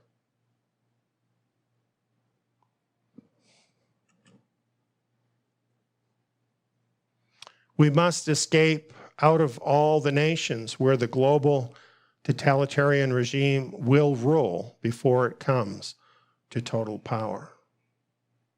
You see, if you're still in the situation you're in right now, where you are just totally dependent on the system, wherever you live in the world, how are you possibly going to resist this global totalitarianism? Well, I'm sure you have to give me that. But you're probably thinking, yes, but we're talking about the whole world, so how can you escape that?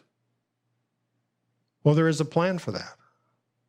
There is a place, in fact, that some 4,000 years ago, the Creator promised us to be our safe place in this world. If only we would side with Him. If only we would honor Him. There is a plan. There is a place. Pray that you will be counted worthy of being part of that.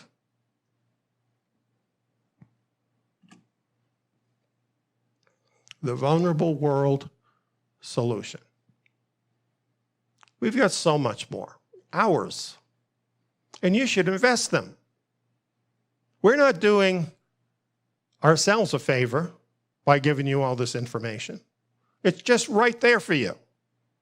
Hours of free information to help you through this time. And I just want to invite anyone who's just learning about this to take the time to come and get your spirit fed and find out what there is in store to help you to get through this time. Thank you for listening.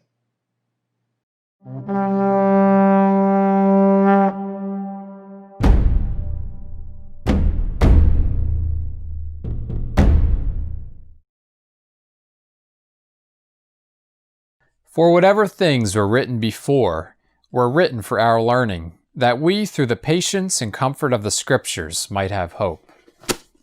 You know, the apostles, they were Torah scholars. This is why I'm doing Zion Academy.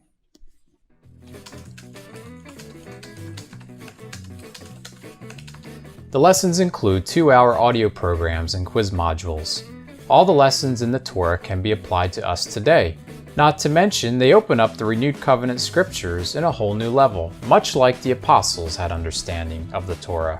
Plus, I can do the courses in my own time, at my own pace, with no prerequisites, and at a very low cost. I can do them here. Or here. Zion Academy students are provided with study materials, the Zion Messianic Scriptures, in-depth verse-by-verse programs, and quizzes with your final grade and a certificate at the end of the course. Zion Academy also offers assignments for students who would like to opt in to take part in the Zion Tabernacle live Shabbat meetings. Become immersed in the Torah. Find out how you can become a Zion Academy student at zion.org.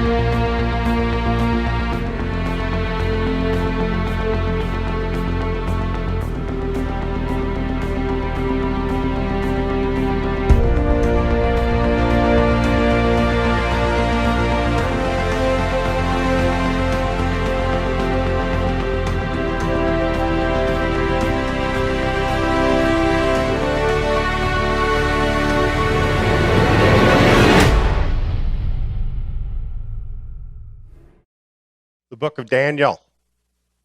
We're excited about it. You know, the book of Daniel literally was written for us.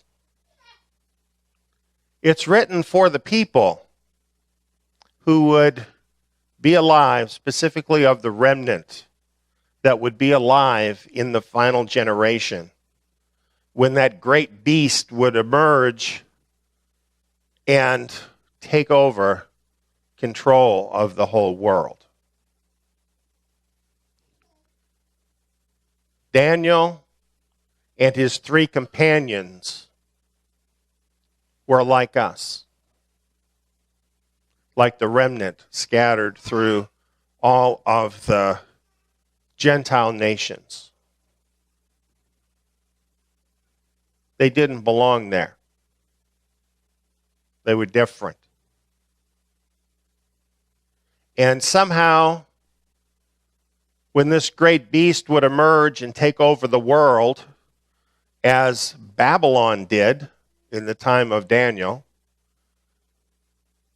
they would need to continue to be faithful to Jehovah, the one and only true God, while there was tremendous pressure that would be put on them to conform to the ways of the beast system.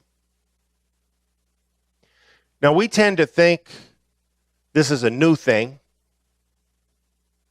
For instance, when we read in the book of Revelation about the beast that is to emerge in these final days that will rule over the whole world,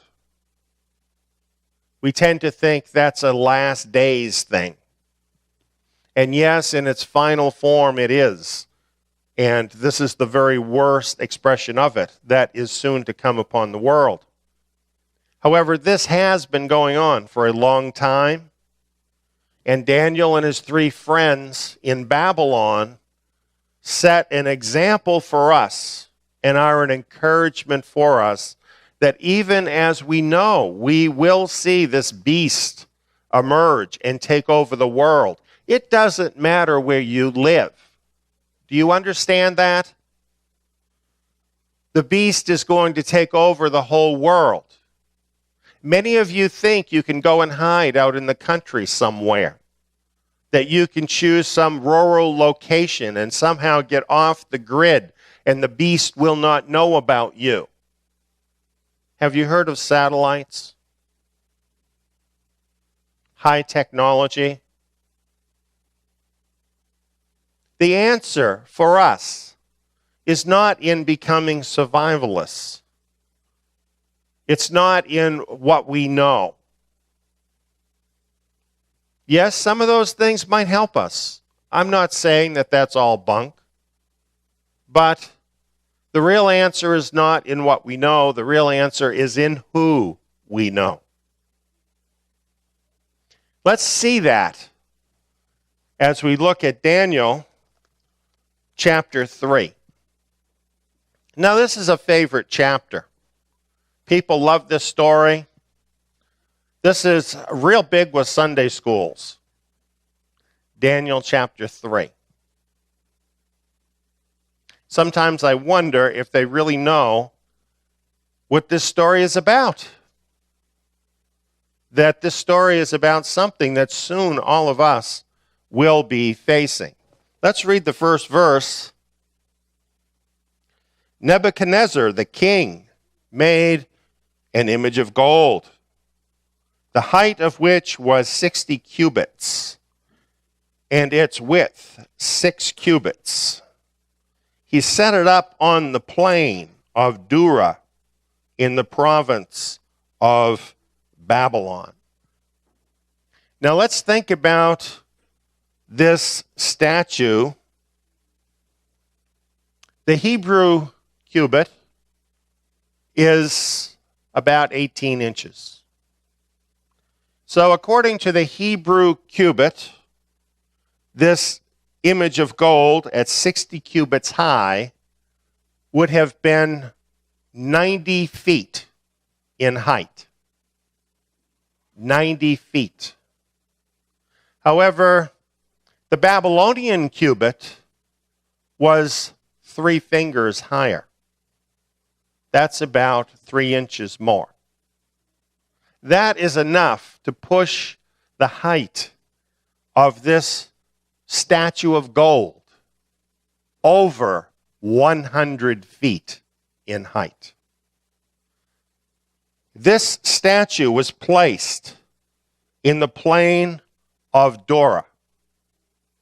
In other words, this is a plain. This is a extensive, flat valley. Why was it put there instead of in a temple? Let's read the next verse. Nebuchadnezzar the king sent word to assemble the satraps, the prefects, the governors, the counselors, the treasurers, the judges, the magistrates, and all the rulers of the provinces to come to the dedication of the image that Nebuchadnezzar the king had set up. Then the satraps, the prefects, and the governors, the counselors, the treasurers, the judges, the magistrates, and all the rulers of the provinces were assembled for the dedication of the image that Nebuchadnezzar the king had set up. And they stood before the image that Nebuchadnezzar had set up. So I'm wanting to ask you to picture this in your mind. This giant golden statue over 100 feet in height, sparkling in the sun on the plains of Dura. All of the rulers of the Babylonian Empire assembled there before that giant statue. One of them was missing, and his name was Daniel. He's not in the story. This leads me to believe, since he was a high-ranking official of the empire, we found that out in chapter 2, that he was no doubt traveling on the business of the empire, so that he was not included. But as we will find out, his 3 companions were included. Well, let's just talk about this scene a little more before we go into what actually happened here. Why would all of these leaders and rulers of Babylon be assembled before this image in the plain of Dura on the dedication day of the image? Well, they were all the dignitaries, weren't they? They were all the leaders of the nation. This was just the day this all started. It had to start with the leaders. What would happen after this day when all the leaders returned to wherever they were from? Then it would go down to all of the people, wouldn't it?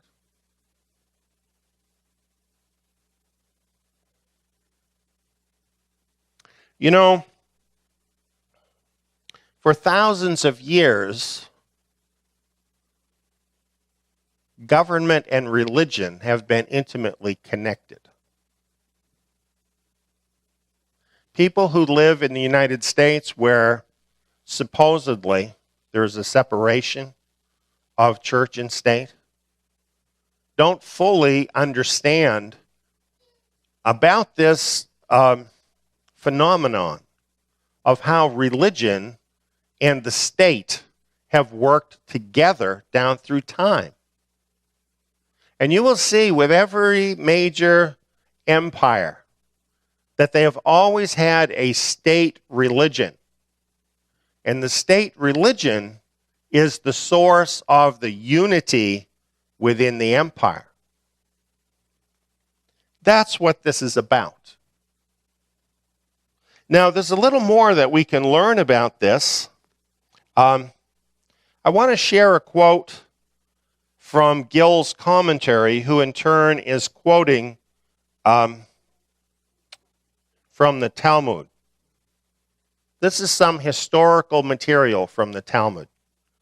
And it's probably based on real historical information, and not all of this information is available to us today. But here's what it says. Although the design of that generation was not accomplished, that is, the generation that built the Tower of Babel, that's what it's talking about. Although the design of that generation was not accomplished, yet after their times, their punishment was made manifest in that they said, "Let us make us a name." For Nebuchadnezzar, having wasted and subverted many kingdoms and destroyed the sanctuary, thought it possible to put in execution the wicked design of the age of the dispersion. Hence it is said, King Nebuchadnezzar made an image, etc., and set it up. What they're suggesting in the Talmud is that the incident we're reading about here was an incident where King Nebuchadnezzar had become obsessed with the fact that he was the ruler of the world. And he was hearkening back to the Tower of Babel. And he thought that he himself had become so great that he would be able to subvert what the Creator had done at the Tower of Babel in dividing the peoples. And that he would use this gold image as a means to unite all the peoples of the world. This is what the Talmud is saying about this. Let's read a little bit more. This is in the Valley of Generation. That's what the Valley of Dura means, generation. This is where a new world order was being generated by Nebuchadnezzar. In the province of Babylon. Notice it's not the city of Babylon, it's the province of Babylon, which is a much bigger area. Just like, for instance, in New York, you have the city of New York, but then you have the state of New York, which is much, much larger than the city. Well, that's how this was. It goes on and it says, which is the valley spoken of in Genesis 11:2.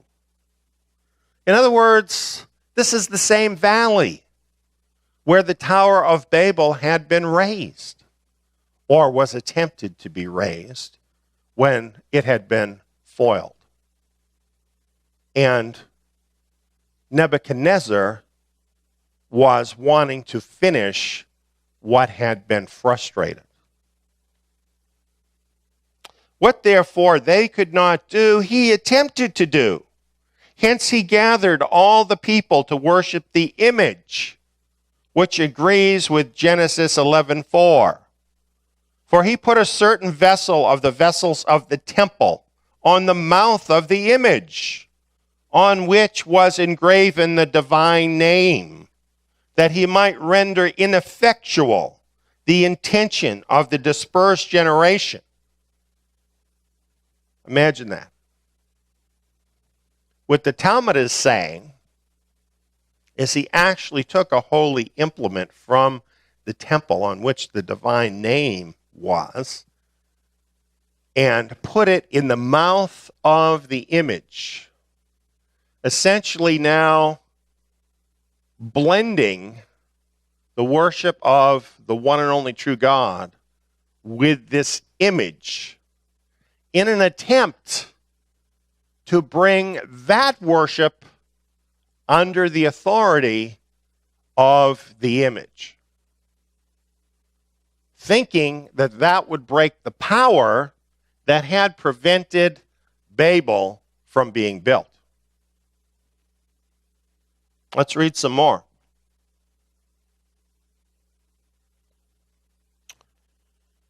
But Scripture says in Jeremiah 51:44, "And I will punish Bel in Babylon, and I will bring forth out of his mouth that which he has swallowed up, and the nations shall not flow together any more unto him."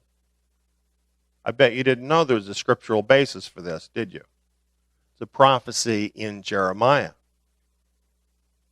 For Daniel came and caused that vessel that was swallowed to be taken out of the mouth of the image, whence it fell and was broke to pieces, which is the same as that in Genesis 11:4. So this is a very interesting account of what happened. We have no scriptural record that tells us that Daniel did this, but we do know that Nebuchadnezzar ultimately failed. That as great as the kingdom of Babylon became, it itself was destroyed. It did not accomplish gathering all the nations into one eternal empire. But that was, in fact, the goal, and it's not hard to see that from the text here. Because Babylon was a polytheistic society. There were many gods in Babylon. And apparently, Nebuchadnezzar didn't care that people worshiped other gods, so long as they worshiped the state god.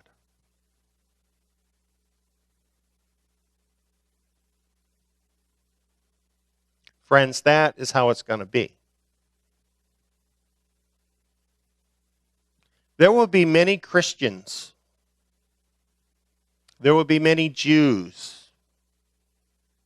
There will be many people that claim to worship the God of the Bible who do just fine under the reign of the Antichrist, because they will be willing to worship the state god too.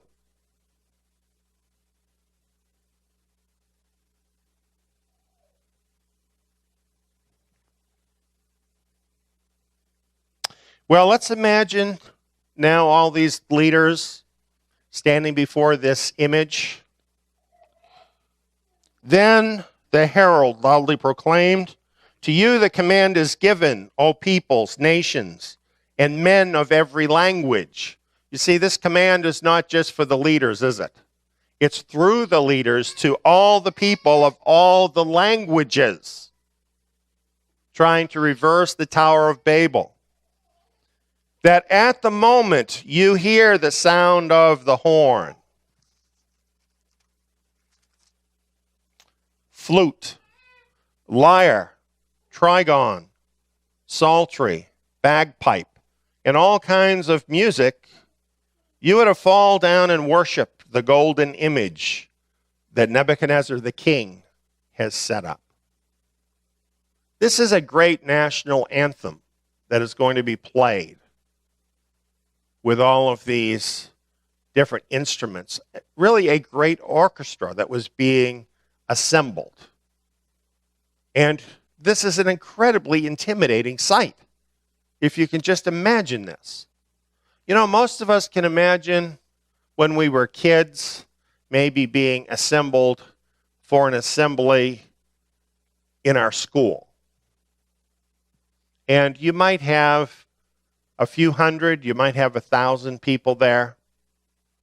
And if you got called on for something in the assembly and you were called up to the front of the assembly, can you imagine how you felt? Can you remember that happening? Just imagine the group pressure that was on this group gathered there in the plains of Dura when this music was played. particularly when they heard this from the herald. Whoever does not fall down and worship shall immediately be cast into the midst of a furnace of blazing fire. What are you going to do? What are you going to do? Nobody told you in advance. You didn't know. You couldn't have not come anyway. What are you going to do at that moment? Therefore, at that time, when all the peoples heard the sound of the horn, flute, lyre, trigon, psaltery, bagpipe, and all kinds of music, all the peoples, nations, and men of every language fell down and worshiped the golden image that Nebuchadnezzar the king had set up.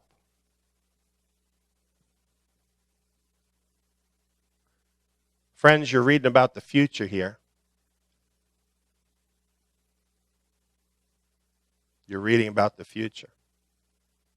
That's what's going to happen when this beast finally emerges. It will be demanded that every person will worship the beast.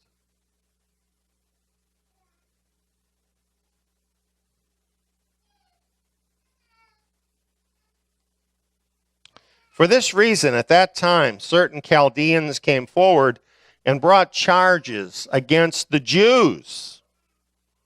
They responded and said to Nebuchadnezzar the king, O king, live forever. You, O king, have made a decree that every man who bears the sound of the horn, flute, lyre, trigon, psaltery, and bagpipe, and all kinds of music, is to fall down and worship the golden image. But whoever does not fall down and worship shall be cast into the midst of a furnace of blazing fire. There are certain Jews whom you have appointed over the administration of the province of Babylon, namely Shadrach, Meshach, and Abednego. These men, O king, have disregarded you. They do not serve your gods or worship the golden image which you've set up. Do you suppose in these days to come that we may have enemies that might say something very, very similar to this, to those dignitaries of the beast system? You can count on that.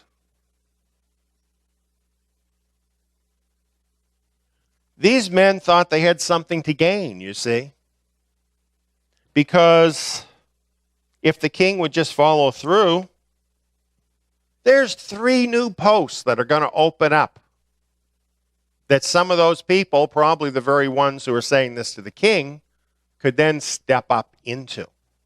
Because we know that's what these people are all about, isn't it?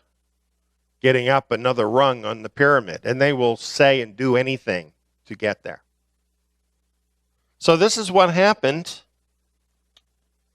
Now the king is in a certain position here. He may have high regard for these men. But what happens if he makes an exception? Well, then the whole thing falls apart, doesn't it? Then other people might say, well, I worship this other god over here, and so I would like an exception too. Well, it goes on, it says, Then Nebuchadnezzar in rage and anger gave orders to bring Shadrach, Meshach, and Abednego. Then these men were brought before the king. Nebuchadnezzar responded and said to them, Is it true, Shadrach, Meshach, and Abednego, that you do not serve my gods or worship the golden image that I have set up? You know, he couldn't believe it. Those people think that everybody has a price. And nobody is so devoted to their God and their beliefs that they will risk their life. And you know why they believe that? Because they would never do it.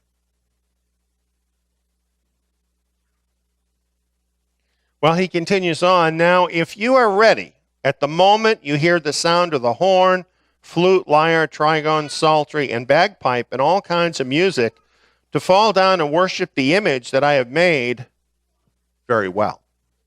Hey, he's given him another chance. What a nice guy. But if you do not worship, you will immediately be cast into the midst of a furnace of blazing fire. And what God is there that can deliver you out of my hands? He had become God. Think about it. That's what he was saying. I'm God now. There is no God above me. There is no God that can turn around what I have said. That's what he is saying. Is this not the message that we expect to hear from the Antichrist once he is installed into power?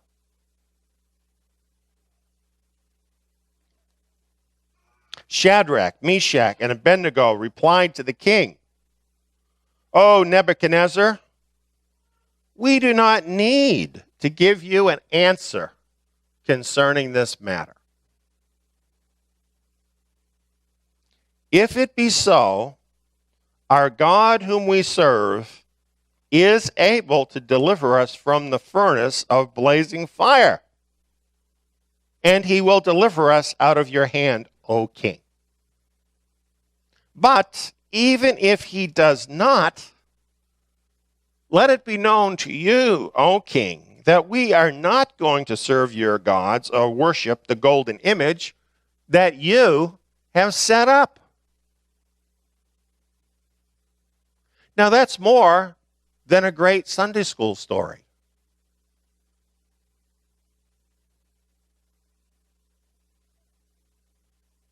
You just imagine the situation. Imagine the degree of the pressure that was on him before the king. What do you think it was like around the king? There are big muscular guys with swords there. There was a big furnace, and it was burning hot. There was a throne. There were courtiers and all kinds of people there. There were all of these officials of the government there. And yet, these men are saying this to the king. Is it because they are so brave? I do think they're brave. But I'll tell you the reason why they did this. Because they were in greater fear of the living and true God than they were in the king of Babylon.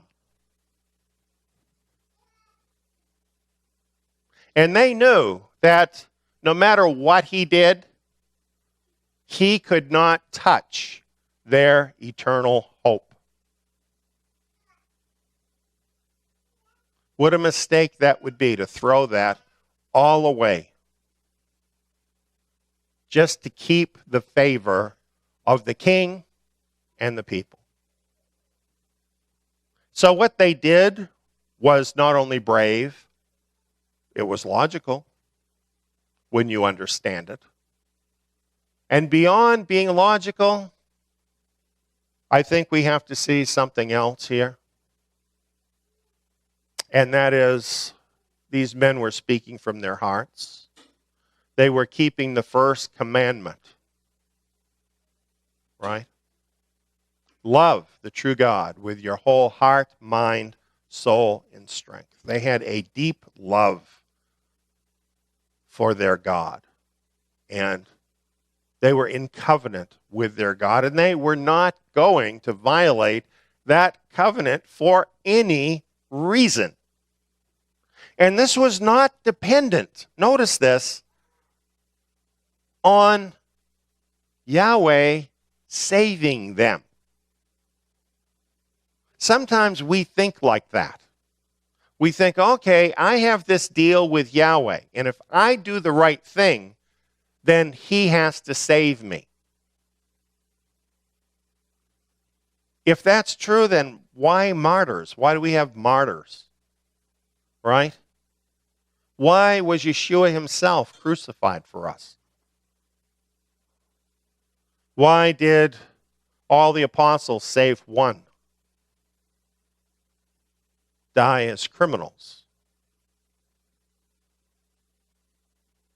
Our duty is to glorify our Father in heaven. We do not have guarantees that in every situation he is going to save our life. Now, these were mature believers who understood that. I'm telling you this because you need to know the truth. You can't go into the times that we have ahead of us with some kind of naive religious ideas, because if you do, when those things don't come true, you are going to fall apart. You've got to understand what the truth is here.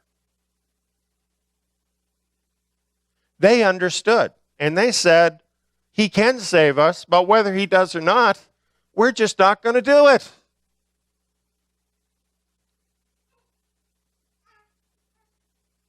Yahweh can help us.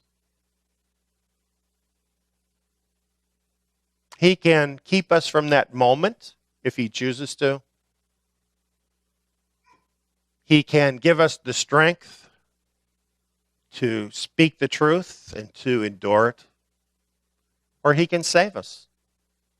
And whatever he does is just fine because it's his will. And the important thing, victory, friend, victory is being faithful.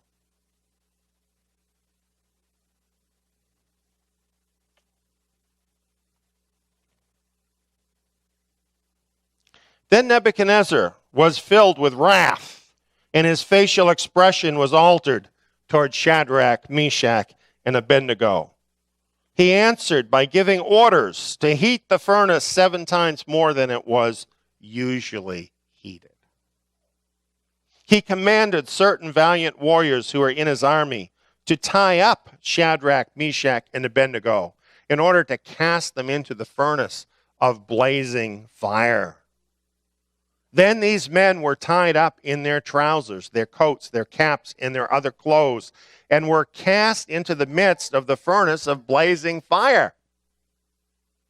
Nebuchadnezzar was done talking. You're not going to do what I tell you? It's over. For this reason, because the king's command was urgent, and the furnace had been made extremely hot, the flame of the fire slew those men who carried up Shadrach, Meshach, and Abednego. But these 3 men, Shadrach, Meshach, and Abednego, fell into the midst of the furnace of blazing fire, still tied up.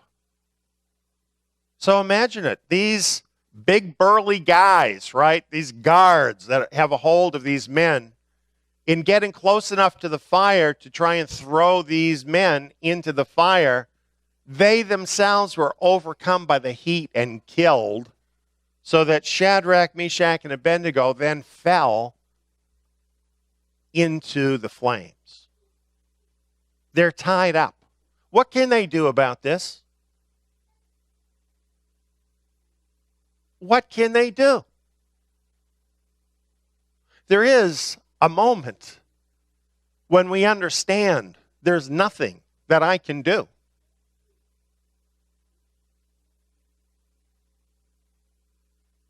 That's where they were at. Then Nebuchadnezzar the king was astounded and stood up in haste. He said to his high officials, "Was it not 3 men we cast bound into the midst of the fire?" They replied to the king, "Certainly, O king." He said, look, I see 4 men loosed and walking about in the midst of the fire without harm. And the appearance of the 4th is like a son of the gods.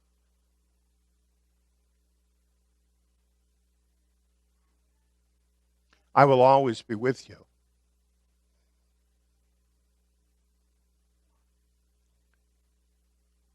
That's the promise.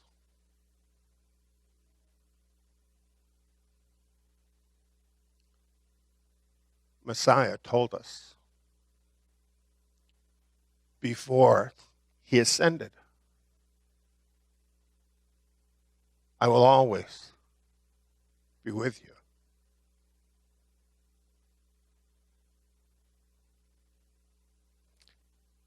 He was there for them. And he's been there for all of them. Have you read about Stephen? Yes, he was killed while having a vision of the Son of God enthroned in heaven. His body was killed, but his spirit was already moved beyond that.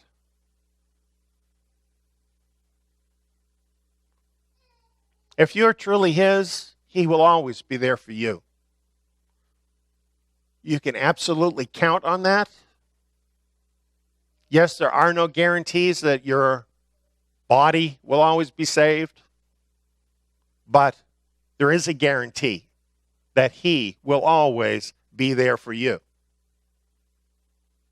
And he will do exactly what is the right thing to do in your situation. And he will love you because he loved you enough to give his life for you.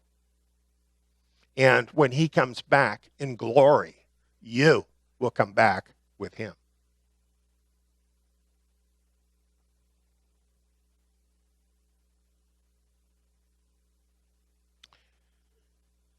Then Nebuchadnezzar came near to the door of the furnace of blazing fire. He responded and said, Shadrach, Meshach, and Abednego, come out, you servants of the Most High God. Hey, you know what? He's not the Most High God anymore. Nebuchadnezzar, he's not the Most High God anymore. He's saying now their God is the Most High God. He's had a lesson in humility. And come here. Then Shadrach, Meshach, and Abednego came out of the midst of the fire. They did that under their own power. They went in all bound up, thrown in or nearly thrown in by these burly guards. But when they came out, they walked out under their own power. That's what Messiah was able to do for them. And the king has a very different attitude now. Now he's willing to listen. The satraps, the prefects, the governors, and the king's high officials gathered around and saw, in regard to these men, that the fire had no effect on the bodies of these men, nor was the hair of their head singed, nor were their trousers damaged, nor had the smell of fire even come upon them. You know, that day when they went to that plane and they saw the image and they heard the music, they probably thought that was the greatest sight that they could ever see. But they were wrong. Because when the living and true God made his move, that is when they saw the greatest sight they could ever see. That is where the real power is, friends. That is where the real power is. Don't be afraid of the beast system. It can get a little scary watching this thing grow, watching the technology they have and their capabilities. But don't let that wow you too much, because our God has real power.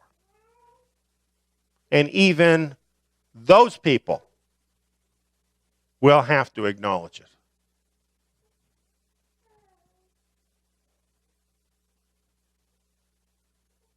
Nebuchadnezzar responded and said, "Blessed be the God of Shadrach, Meshach, and Abednego, who has sent his angel and delivered his servants who put their trust in him, violating the king's command, and yielded up their bodies so as not to serve or worship any god except their own God."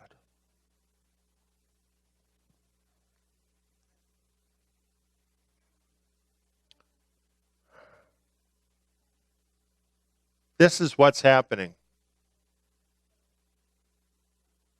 Here's the plan. A one-world religion. It's in the works. And it will be composed of all religious organizations. And they will be allowed to have their separate distinctiveness, as they like to say. But they will all have one thing in common, and that is they will all be worshiping the beast and telling their people to worship the beast.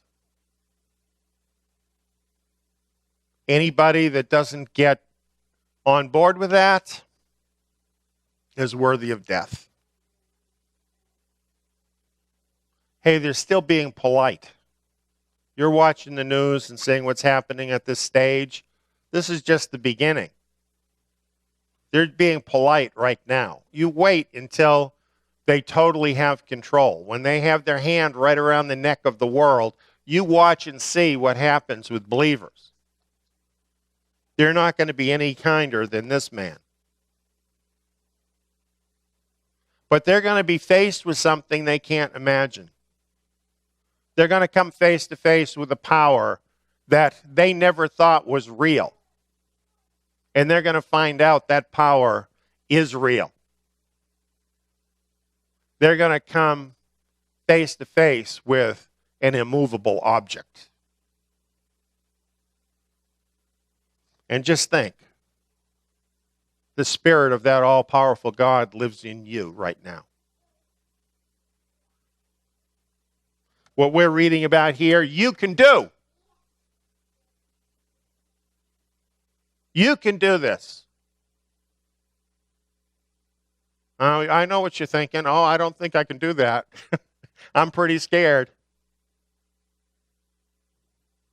When that moment comes, you will be surprised how the Spirit of the living God will well up inside of you, and you will become a rock. Just be determined that that's who you want to be. And trust him. And should it come to this for you, you will overcome. And you will prove to be stronger than the whole beast system because of the one who lives in you. Therefore, I make a decree that any people, nation, or tongue that speaks anything offensive against the God of Shadrach, Meshach, and Abednego shall be torn limb from limb, and their houses reduced to a rubbish heap, inasmuch as there is no other God who is able to deliver in this way. Then the king caused Shadrach, Meshach, and Abednego to prosper in the province of Babylon.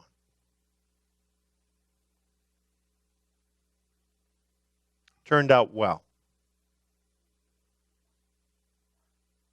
Turned out well for Shadrach, Meshach, and Abednego. It always turns out well for the people who put the living and true God first in their life. It's not what you know, friends. It's who you know. Thanks for listening. Until next time, Shabbat Shalom.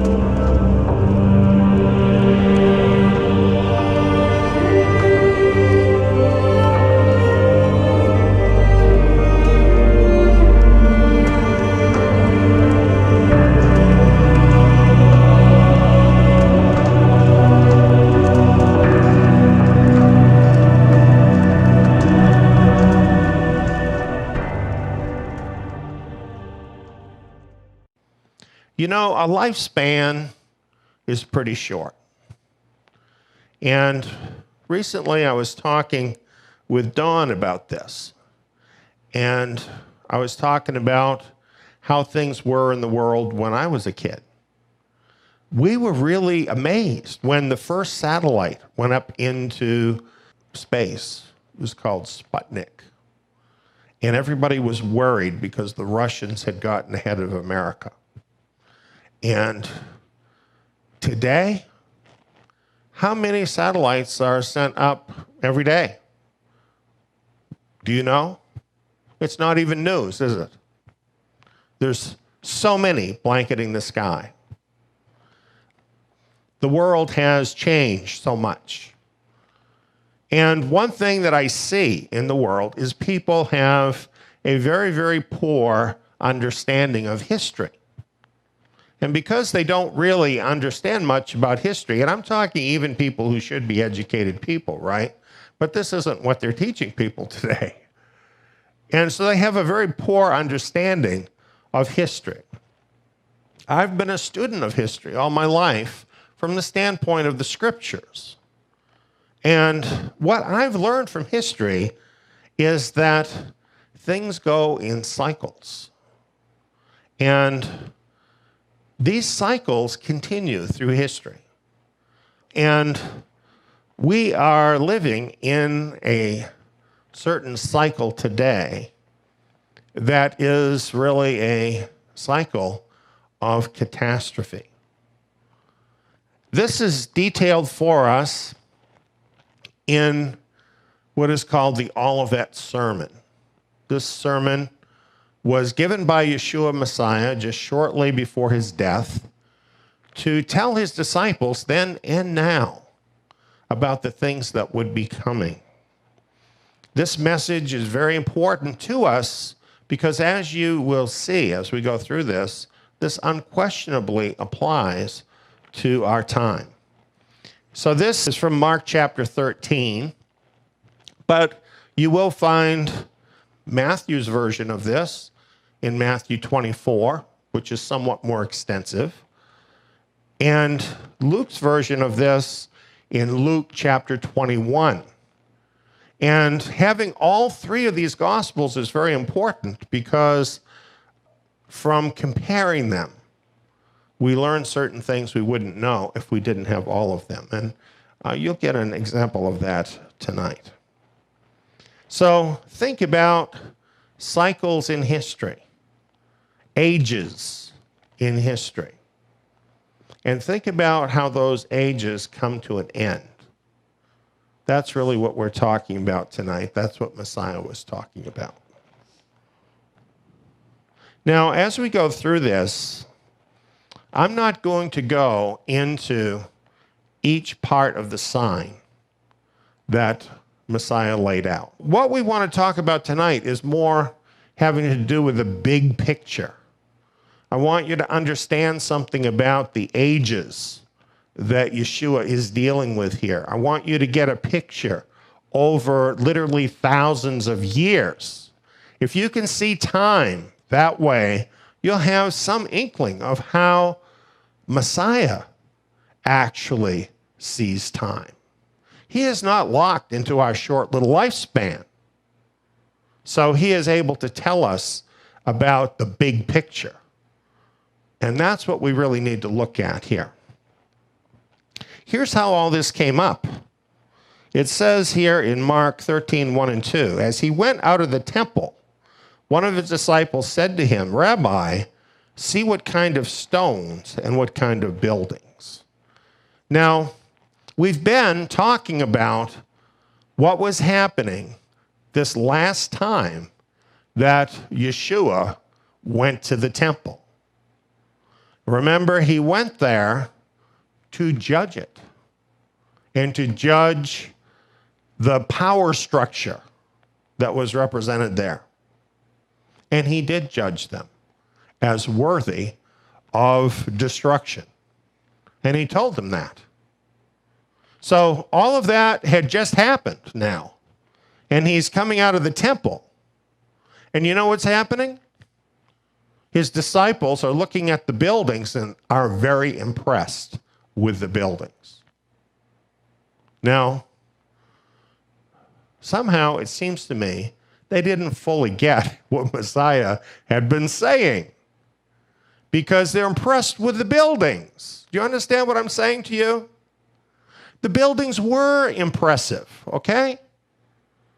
But Yeshua was not impressed with the buildings. He said to them, do you see these great buildings? There will not be left here one stone on another which will not be thrown down. With those words, he foretold the end of what is referred to as the Second Temple Jewish era or age.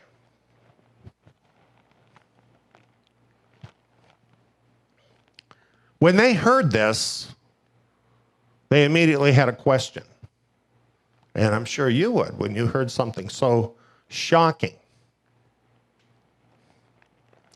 They said, tell us, when will these things be? What is the sign that these things are all about to be fulfilled? Now compare that to what it has in Matthew. Tell us, when will these things be? And what should be the sign of thy coming and of the end of the world? So Matthew has things in it that Mark didn't include. Matthew is bigger, quite a bit bigger, includes more information. The word world here is aeon, and it properly means age. Age, not like your birthday age, but an era of time. So it's not the physical world itself, but it's an era of time. . As we compare these two verses, when they ask him, when will these things be? They're talking about the end of the Second Temple era, when the stones of the temple would be totally torn down, like he just said. But then it goes on where it says all these things. We see from Matthew, that's talking about the sign of his coming, his return, and the end of that age at the end of the world. So what we have in his answer to their question is one sign that is talking about the end of two different ages. Can you see that? Because they specifically asked him about two different ages. So that's what he's answering.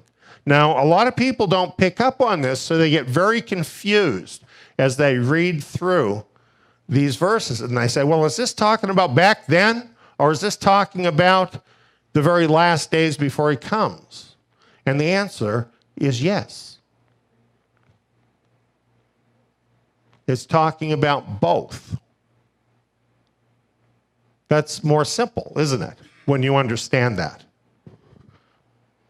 Now, here's some confirmation from the Apostle Paul.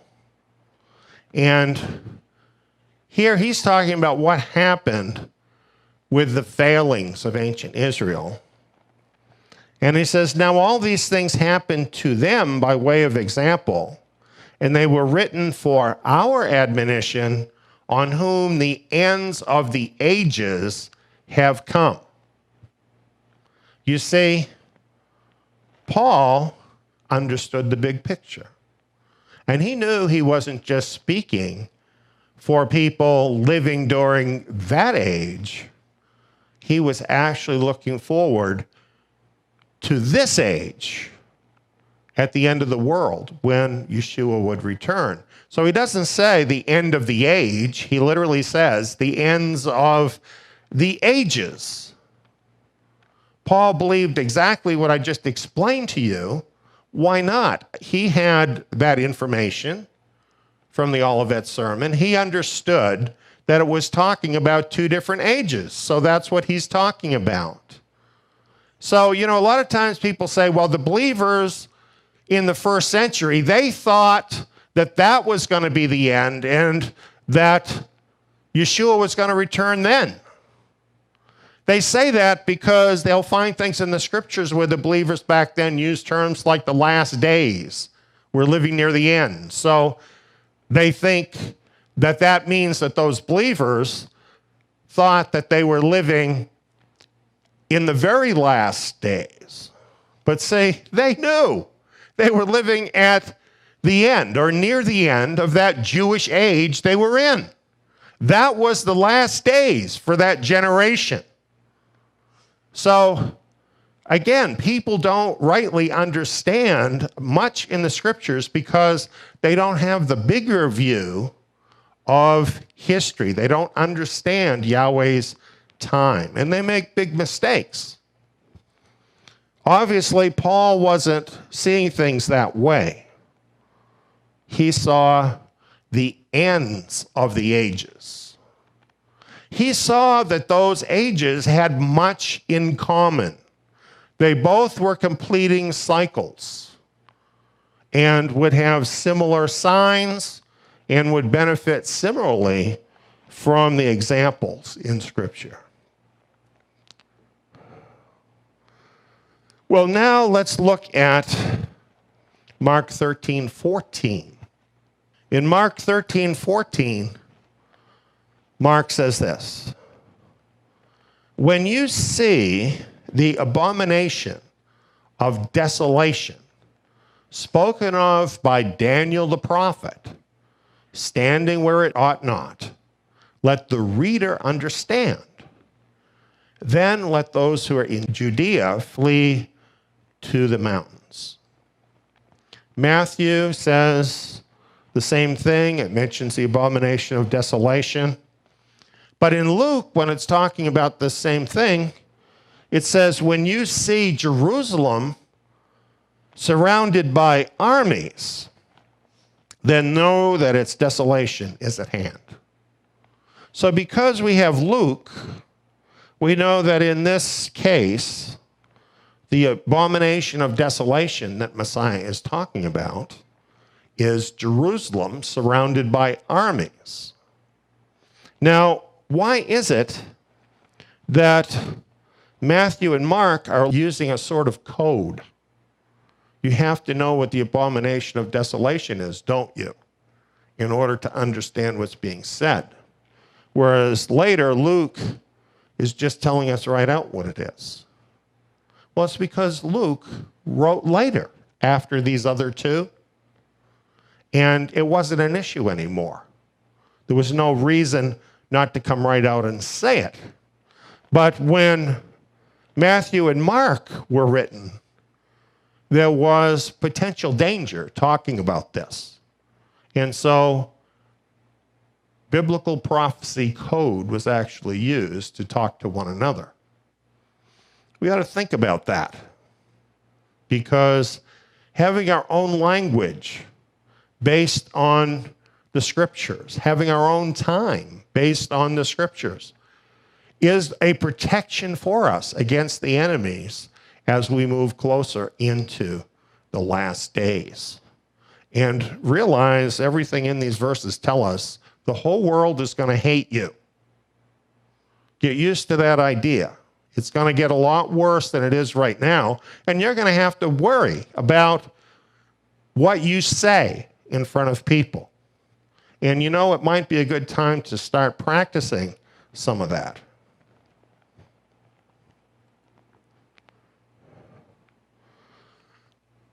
Now, let's talk about the timing in that generation when Messiah was talking to them, okay? In Mark 13:30, Messiah says, "Most certainly I say to you, this generation will not pass away until all these things happen." Now, as this applies to that era they were in, when he says this generation, what generation is he talking about? Well, isn't he talking about his own generation and people who are contemporaneous with him? Let's take a look at Messiah's generation. Messiah was born in the fall of 2 BC. Now, we have a radio program along with diagrams and charts and so on that totally prove this beyond a doubt. If you want that information, just let us know and we'll give that to you. So the next year in 1 BC, Messiah turns 1 year old. There is no 0 year.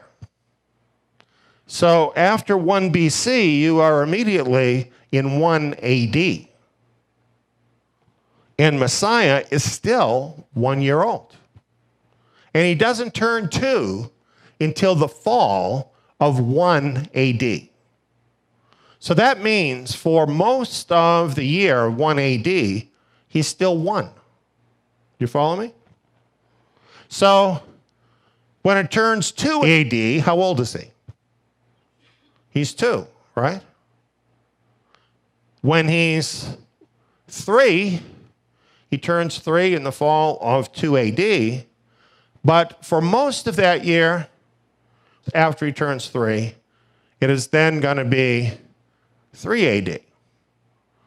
As of January, right? The Roman time we're talking about. So down through history, whatever year of our Lord this is, tracks at the beginning of that year with Messiah's birth age. So it's very simple to track the years since Messiah was born. Right now when I'm talking to you, it's 2018.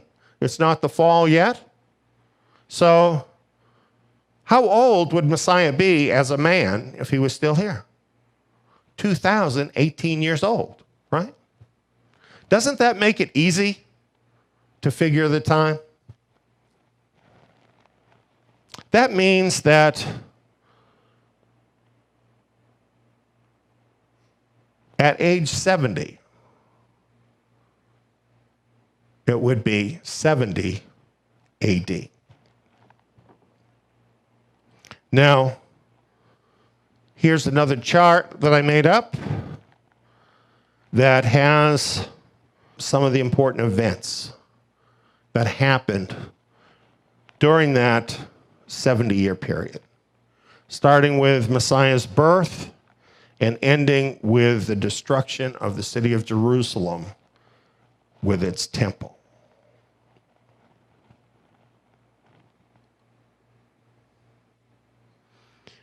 Here, we're going to explain the larger eras that we're dealing with. Now, I'm going to start with the previous Jewish era so that you can kind of see how this works. In the previous Jewish era, that era resulted in the building of the first temple by Solomon. But during that Jewish era, it had already begun before the temple was built, okay? Now, what happened was the people turned badly away and against Yahweh. And he continually tried to make them come back, but you know what? They kept wanting to be like the world. They kept wanting to go after other gods and do all the things against the commandments. And they became such a stench that Yahweh's own temple and city became offensive to him because it was tearing down his name. And he told them that would have to be destroyed in order to protect his own great name. So, in 587 BC, he sent the Babylonians to destroy Jerusalem. This is secular history as well as biblical history. And some Jews had already been deported by the Babylonians, but now this whole process was finished, and all but a few stragglers, considered totally unimportant, were deported off of the land and exiled in Babylon. That was an end of that Jewish era. Is that easy to tell? The end of Jerusalem, the end of the temple, the people no longer on the land. That was the end of that Jewish era. Interestingly, the scriptures prophesy that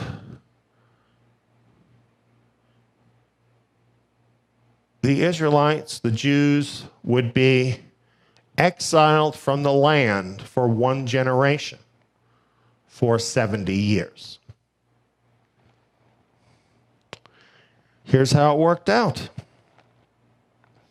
In 539, Babylon fell to the Persians. The Persians were nice to the Jews. Good folks, really. And they said, well, you can send people back to your city. You can rebuild your temple. But you know what? Most of the people didn't want to go. They had gotten used to Babylon, and they liked it. A lot like the believers in the world today, isn't it? How many of them are going to go home with us in the second Exodus? A few, comparatively. A remnant who care more about spiritual things than being like the world. The more things change, the more they stay the same. Do you see what I'm saying about cycles? So anyway, a very small remnant returned. And they encountered lots of difficulties because there were other people there now. You don't just leave for 70 years and not have anybody else move in, right? So they had lots of difficulties trying to regain their place. And eventually they were able to rebuild their temple, which at that time really marked a new beginning of the Jews in Jerusalem. That's what they had been working for. Finally, they accomplished that in 516 BC, after one generation of 70 years. Well, in 516 BC then, it was the beginning of a new Jewish era. And the temple in Jerusalem, and the Jews now having control of that, is what marked the beginning of that era. Are you following me? Jerusalem. That's what we're talking about.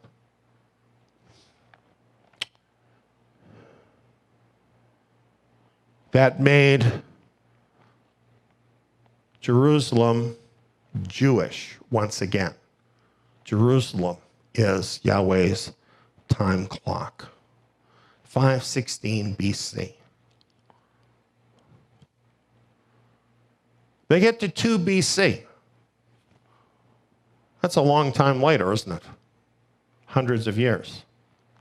There's prophecies telling about the time. We're not getting into all those tonight. But the people were dull. Most of them didn't get what's happening. It took people from the east who weren't even from Jerusalem to know and understand what was going on when Messiah was born in 2 BC. Magi from a distant land in the east saw the signs in the sky and came to Jerusalem seeking the Messiah.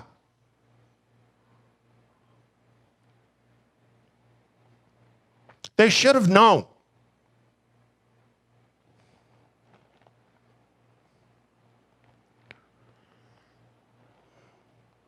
That era continued. But they were at the end of the age. They had arrived at the end of the age. They didn't act like it.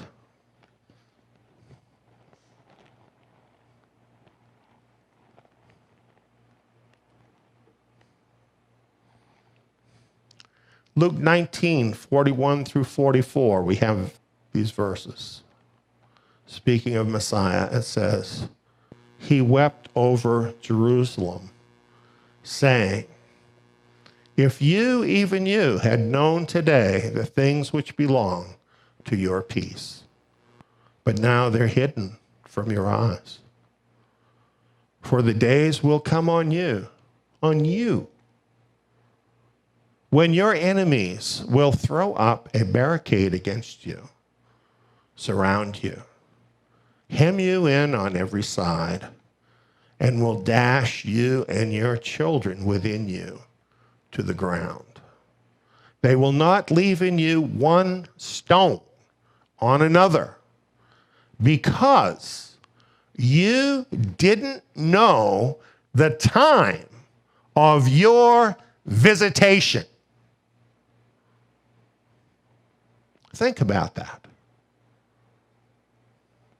They were being visited from heaven by the Son of God, and they did not know the time of their visitation. And because of that, look what would happen to them. Destruction was going to fall upon them. It is a sin not to know the prophetic time when you should know it. And there are consequences to not knowing. And we're going to see that as we progress here in the book of Mark.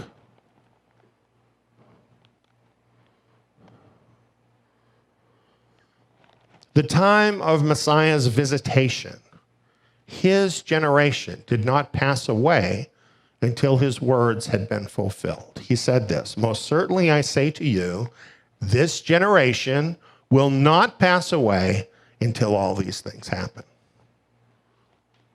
Look at this. July 29 and 30, 70 AD. Tish B'Av, the 9th day of the 5th month. The temple was destroyed, followed by the destruction of Jerusalem. This is exactly the same day on the Hebrew calendar that the earlier temple had been destroyed by Babylon. Is that a coincidence? I think not. This occurred within the 70th year of Messiah's generation.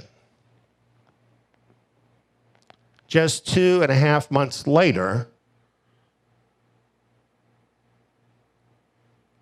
the date flipped, and Messiah would have turned 71. Was his word fulfilled? I think that's quite precise, isn't it?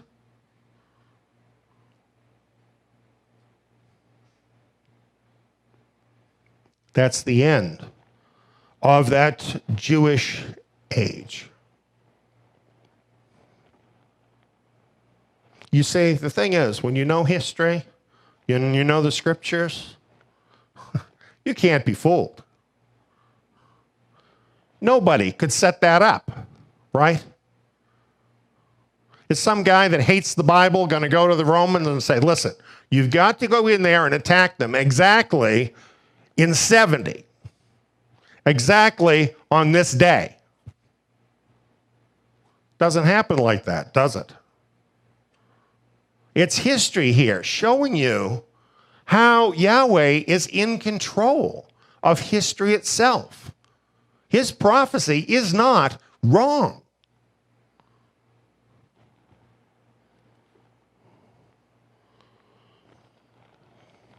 Mark 13:14, when you see the abomination of desolation spoken of by Daniel the prophet standing where it ought not, then he says, let the reader understand, then let those who are in Judea flee to the mountains. You see, when destruction fell on Jerusalem, everybody who was caught in there was in trouble. Over 1 million people.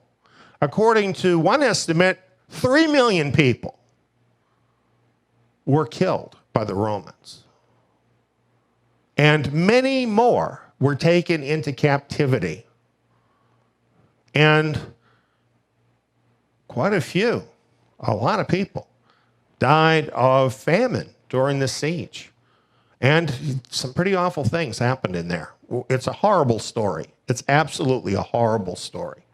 And it's all laid out in horrible detail by Flavius Josephus in his War of the Jews. So, Yeshua was giving them a warning, telling them what to look for before that fell on that land. So he tells them, when you see the abomination of desolation spoken of by Daniel the prophet, let the reader understand. Then let those who are in Judea flee to the mountains. And we already saw in Luke that it says, when you see Jerusalem surrounded by armies. So that's really what it was. What the abomination of desolation was, is Jerusalem surrounded by armies. Now, it's amazing how this happened. Cestius Gallus came with the Roman troops and surrounded Jerusalem. This was in 66. And it looked for all the world like the whole thing was going to go down right then, because the whole city was surrounded and it looked like it was on right then. But then, you know what happened? Josephus says, for no good reason in the world, Sestius Gallus and his troops just left. They just picked up and left. And the believers said to themselves, well, that's amazing. And you know what they did? They said, wow, that's the sign. Let's pick up our stuff and get out of here. Isn't that amazing? That's history. That's history telling you that God is in control of history. That's history telling you that you must believe Bible prophecy to save your own life. Are you following what I'm saying?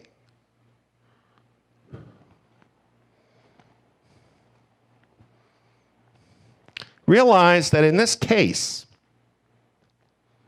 the believers had to understand what the abomination of desolation is in this context in the book of Daniel. That's why it says, let the reader understand. The believers had to understand Bible prophecy and act on it to be saved. What about these people that say, well, I don't follow Bible prophecy because nobody can understand that stuff? What would happen if these brothers and sisters had done that? What if they said, oh, Daniel's too deep for me. I can't really spend any time in Daniel. What would have happened to them?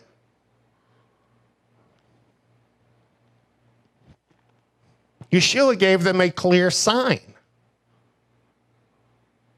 When they saw it, they needed to act on it if they were going to survive. Now, I don't know that this happened, but I bet you there are some believers there that said, oh, well, my Aunt Betsy is here, and she's not going to leave, so I'm not going to leave either. Oh, well, I don't know, this trip looks too rigorous for my cat to come with me, so I think I'm going to stay where I am. If they did that, they died or became slaves. Serious. Some of them might say, oh, well, Yahweh will protect me if I stay here. Don't be that dumb. If you do not obey his word, expect to get the same thing the world gets.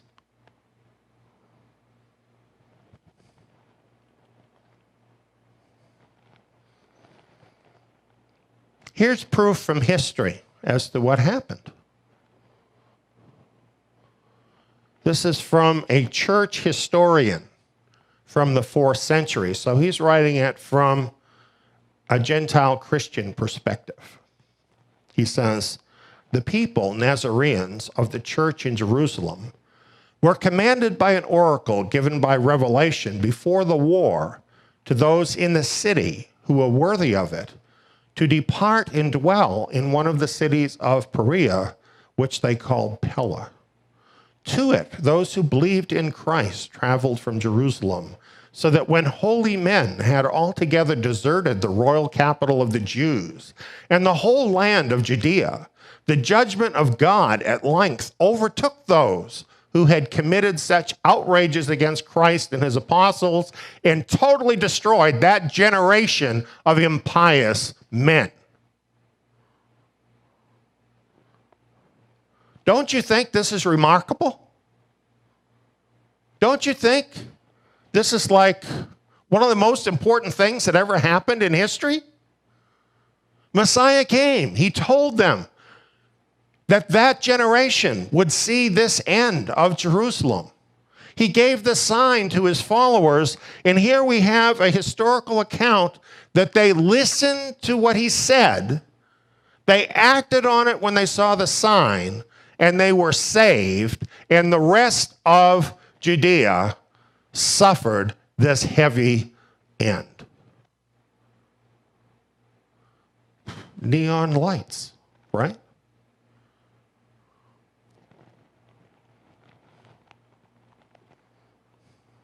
Now, this is interesting.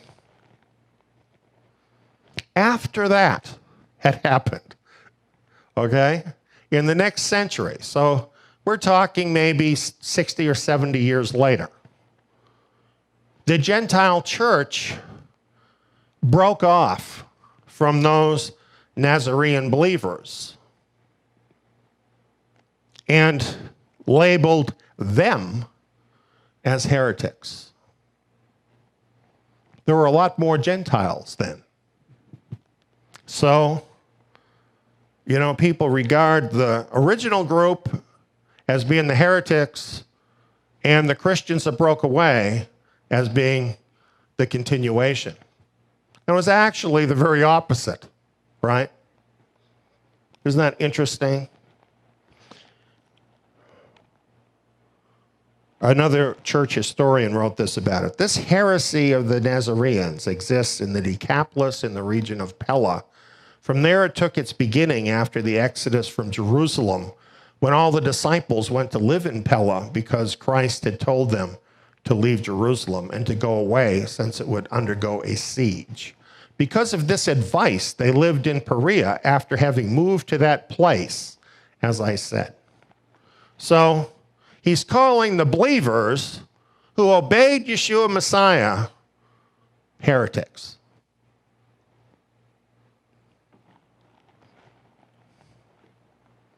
So who are the real heretics?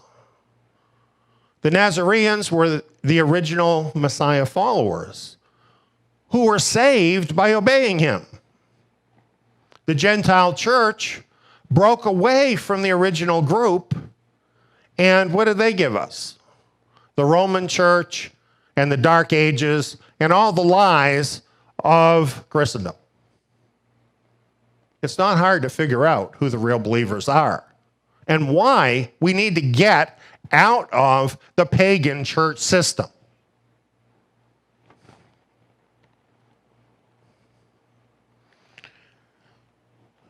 Well, that gives you the picture, I think, pretty well of that Jewish age.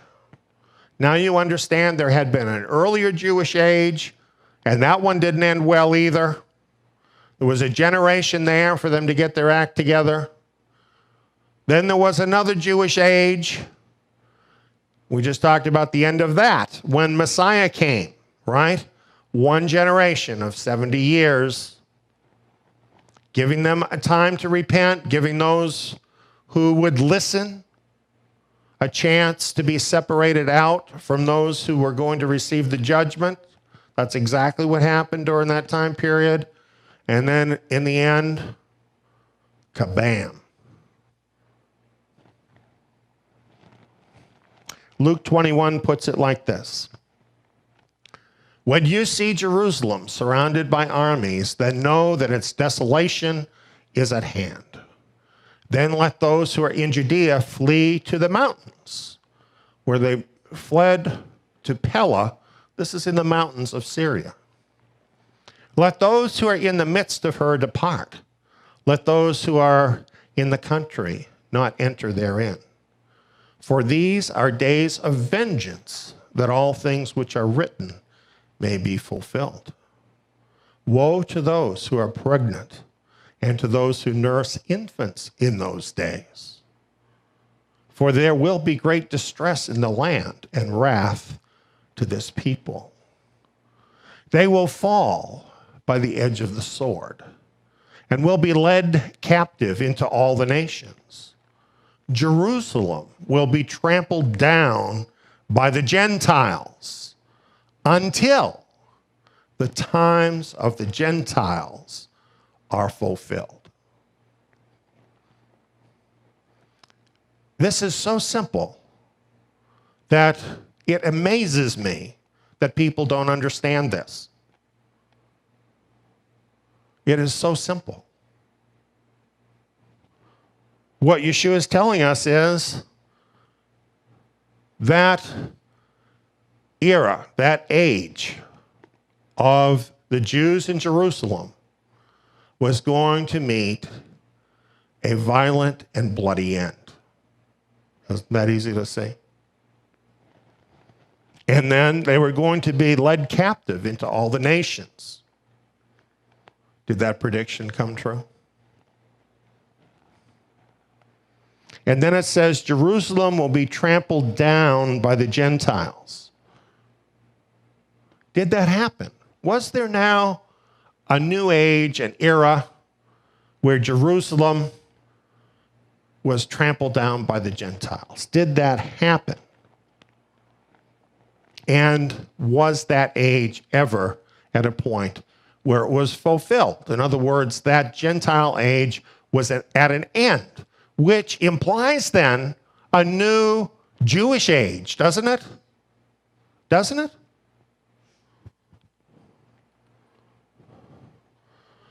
Here's a little chart I put together for you. 70 AD. Jerusalem was destroyed. All that we talked about happened. It was the Romans that did it. And now Jerusalem was in their hands. And it is true that later, in the 2nd century, there were some Jews that tried to mount opposition to try and get Jerusalem back again. But that failed. Later, the Byzantines, Christians, had a period of time where they ruled over Jerusalem.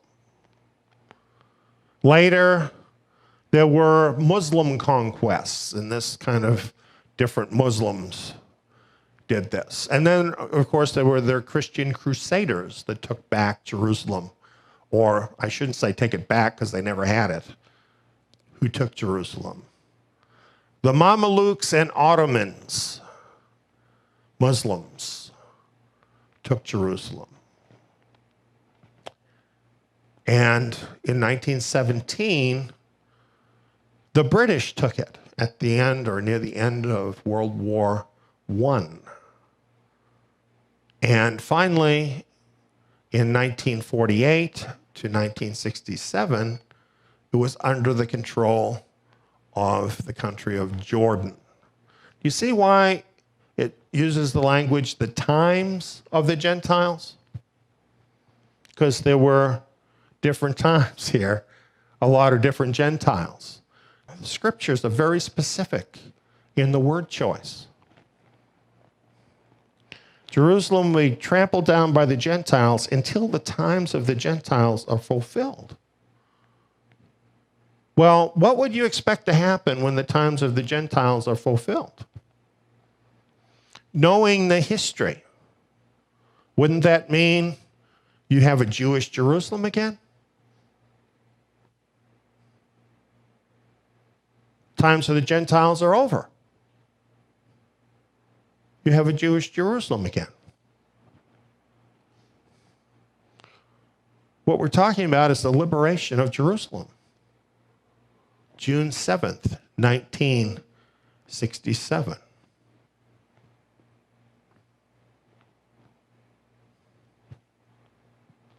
Can anybody argue with that? The 6-Day War.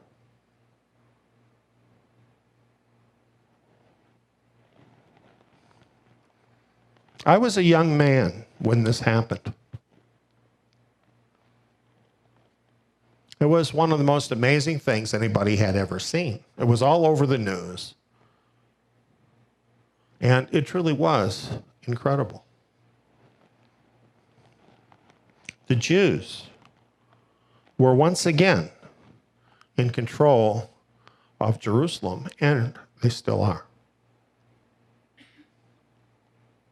Jerusalem will be trampled down by the Gentiles until the times of the Gentiles are fulfilled. So what does this mark? Does it not mark a new Jewish era in Jerusalem?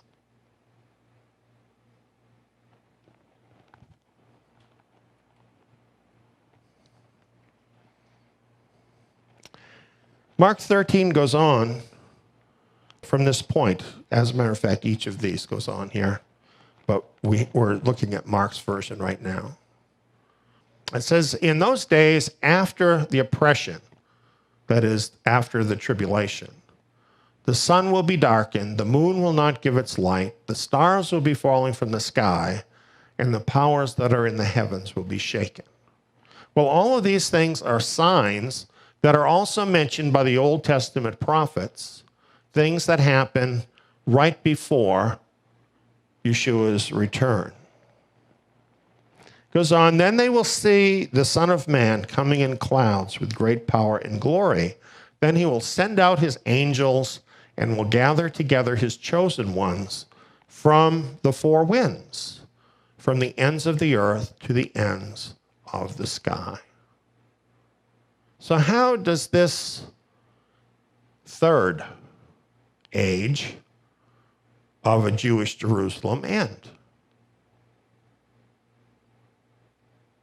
It ends with a return of Yeshua Messiah. That's how it ends.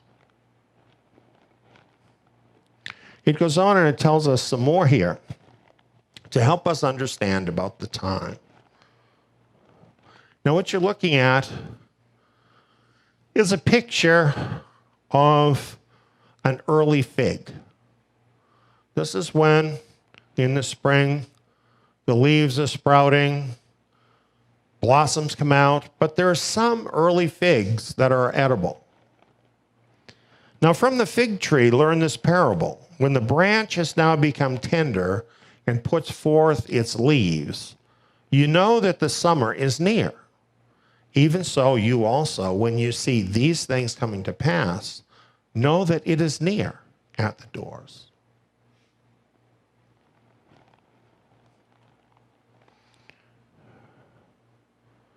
Let's go through this. Now, Gill's commentary has a nice explanation of what this is saying. It says, when its branch is yet tender, and Gill writes, through the influence of the sun and the motion of the sap, which was bound up and congealed in the winter season. And my comment here, bound up in the winter.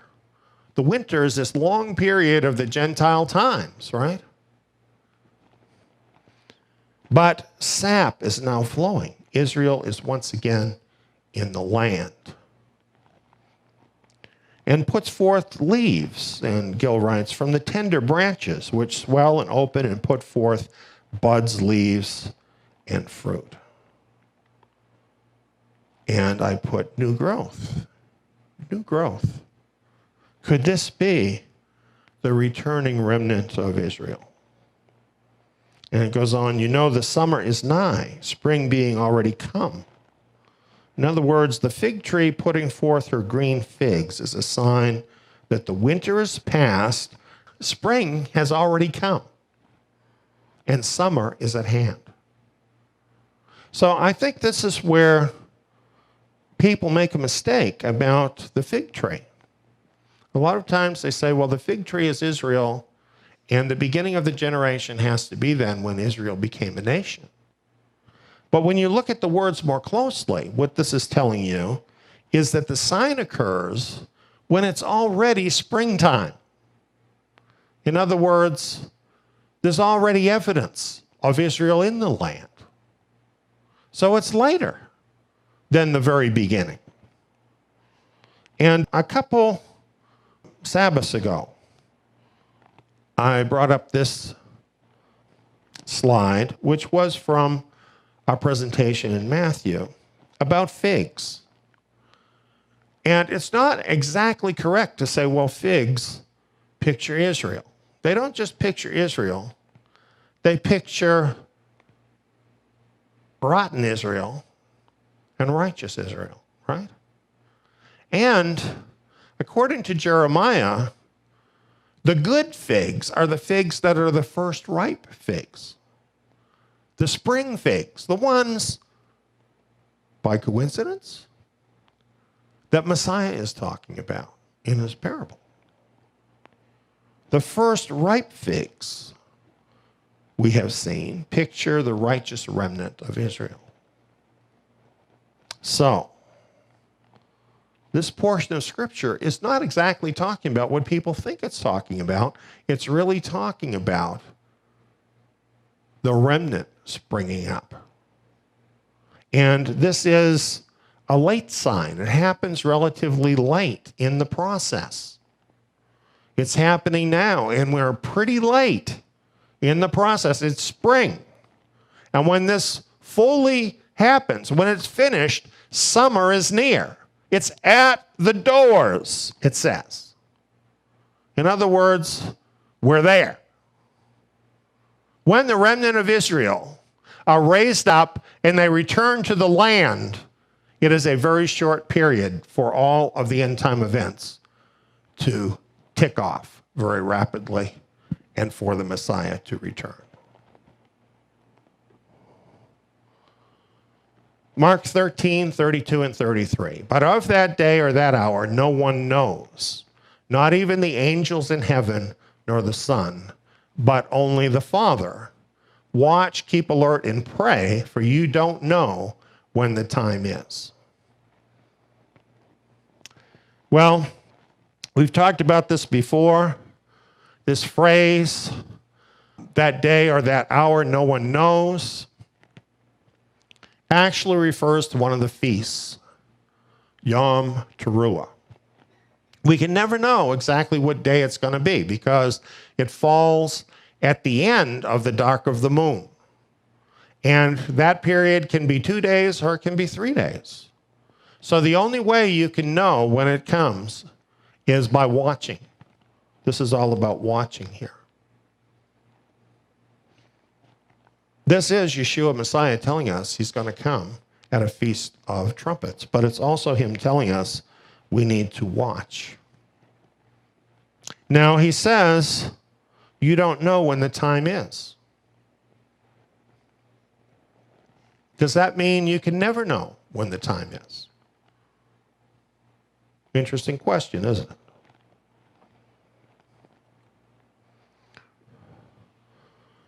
Mark 13, 35 through 37. Watch, therefore. You don't know when the Lord of the house is coming, whether at evening or at midnight, or when the rooster crows or in the morning, lest coming suddenly he might find you sleeping. What I tell you, I tell all. Watch. He said, no one knows the day or the hour. And here, as an example, he gives us hours of a single day. He doesn't use a metaphor of months or years. He's using a metaphor of hours in a single day. What do you think we're going to be doing when we get to that Yom Teruah? I don't know about you, but I'm not going to be sleeping. I'm going to be watching.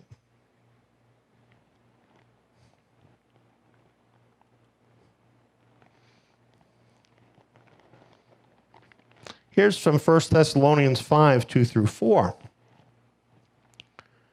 For you yourselves know well that the day of the Lord comes like a thief in the night. We heard that from Peter, didn't we? A verse from Peter that was read tonight. For when they are saying peace and safety, then sudden destruction will come on them like birth pangs on a pregnant woman, and they will in no way escape. But you, brothers, aren't in darkness, that the day should overtake you like a thief. Well, this stacks up pretty well with what we saw with Messiah's generation, doesn't it? They had all these signs. They had a particular sign to look for, a prophetic sign. So they didn't know when it was going to happen, but then once they saw the prophetic sign, did they then know it was about to happen?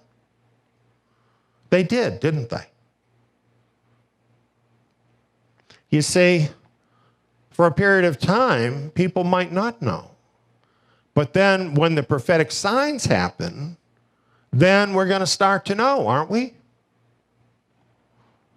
Look at this. Have you thought about this? The months of anti-Messiah's reign define the time with certainty. When we get there into the tribulation, we know that the anti-Messiah is going to rule for 42 months. This is expressed in prophecy in a number of different places. 3.5 years, 3.5 times, 42 months. It's given to us in different ways so we can know exactly the time. So, when anti-Messiah's reign starts, will we not then know the time when Messiah is going to come? Isn't that a lot like what happened in the first century when they saw the armies?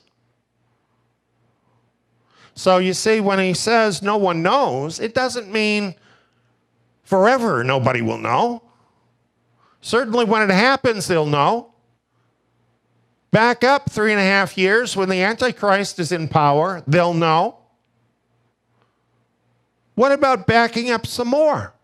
Are there other prophecies that will tell us the time? Not the day or the hour, but the time, so we can be ready.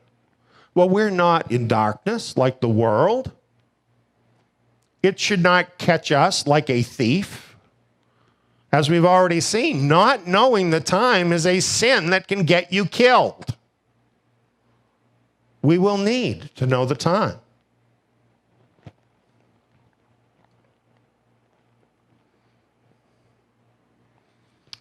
The final generation. That's the generation we're in that started in 1967. Yeshua said, most certainly I say to you, this generation will not pass away until all these things happen.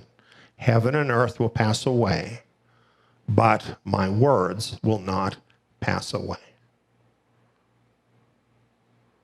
End of the Gentile times. End of the age. One generation. 2 times before us, when the end of the age was ticking off, we had a generation of 70 years. You do the math.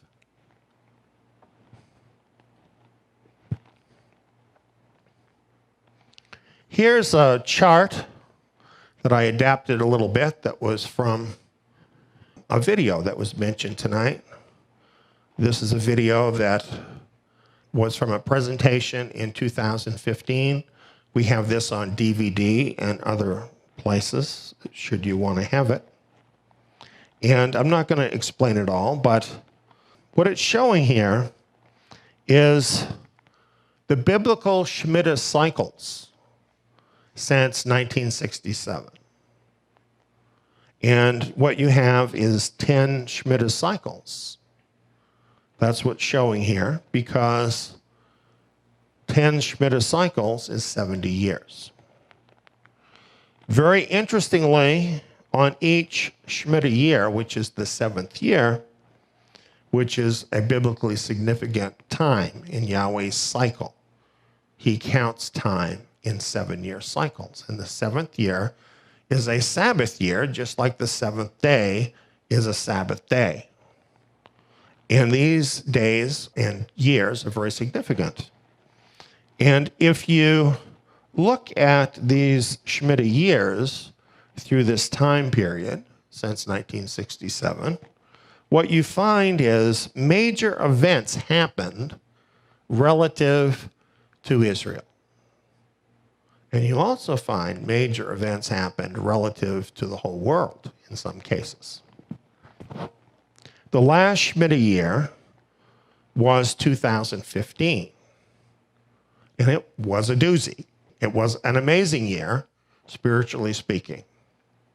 And remember that star I talked about that shone and was the sign that Messiah had come? Well, we had a repeat of that same star in 2015. Just an accident? just chance? Well, actually not. If you look at my Daniel seminar, which you can view free at the Zion.net website, you'll find out about that Messiah star. And you'll find out what it means. A lot happened in 2015. Well, now we're almost halfway in the next Shemitah cycle. Next Shemitah year is 2022. There's only 2 more after that. And the last one, interestingly, falls upon the very 70th year since 1967.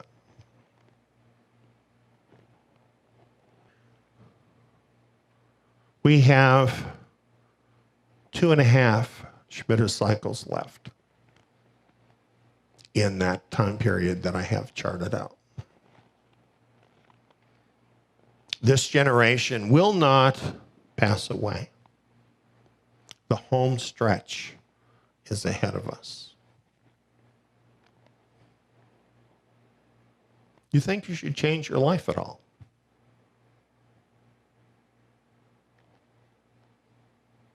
Do you think you should talk to Yahweh about it at all?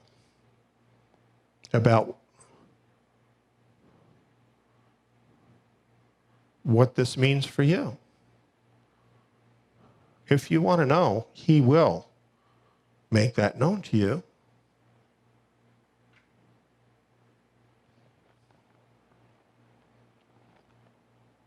Mark 13:13, our closing verse.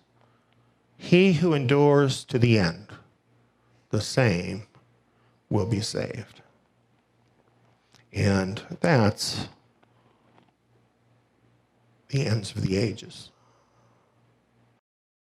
For whatever things were written before were written for our learning, that we, through the patience and comfort of the Scriptures, might have hope.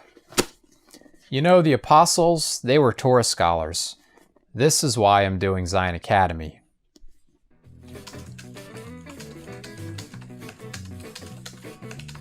The lessons include 2-hour audio programs and quiz modules. All the lessons in the Torah can be applied to us today. Not to mention, they open up the renewed covenant scriptures in a whole new level, much like the apostles had understanding of the Torah. Plus, I can do the courses in my own time, at my own pace, with no prerequisites, and at a very low cost. I can do them here. Or here. Zion Academy students are provided with study materials, the Zion Messianic Scriptures, in-depth verse-by-verse programs, and quizzes with your final grade and a certificate at the end of the course. Zion Academy also offers assignments for students who would like to opt in to take part in the Zion Tabernacle live Shabbat meetings. Become immersed in the Torah. Find out how you can become a Zion Academy student at zion.org.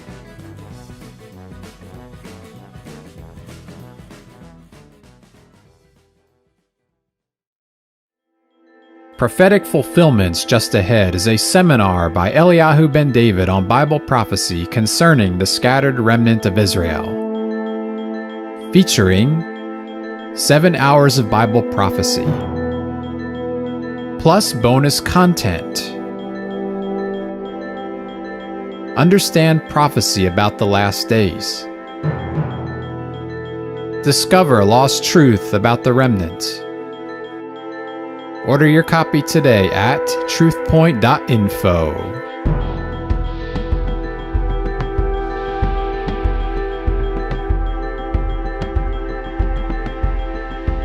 As you can see here with our title, this is about the tribulation trigger. And on my graphic, doesn't it just make you not want to push that button? Well, I think it helps us if we know what does push that button. Then we'll understand what's going to be happening. We'll be ready for what's about to happen. And these things are included in Scripture to make us ready here in these last days. It's very interesting that the book of Ezekiel speaks of Gog. And it says, you shall come like a storm, you shall be like a cloud. And in Daniel, it says that the king of the north will come like a whirlwind, which to me is about the same thing as a swift cloud. And in Isaiah here, where it mentions a swift cloud, the word cloud actually means darkness. And it's reminiscent to me of Joel chapter 2, where it talks about Gog as a locust horde. And when a locust horde comes, it's like a cloud that fills the sky. It connects these celestial events with the great day of his wrath. So, the great day of his judgment has been ongoing, but now the great day of his wrath begins, where he's actually pouring out vengeance upon the wicked. And this outpouring of his wrath begins with the destruction of Gog and Gog's hordes.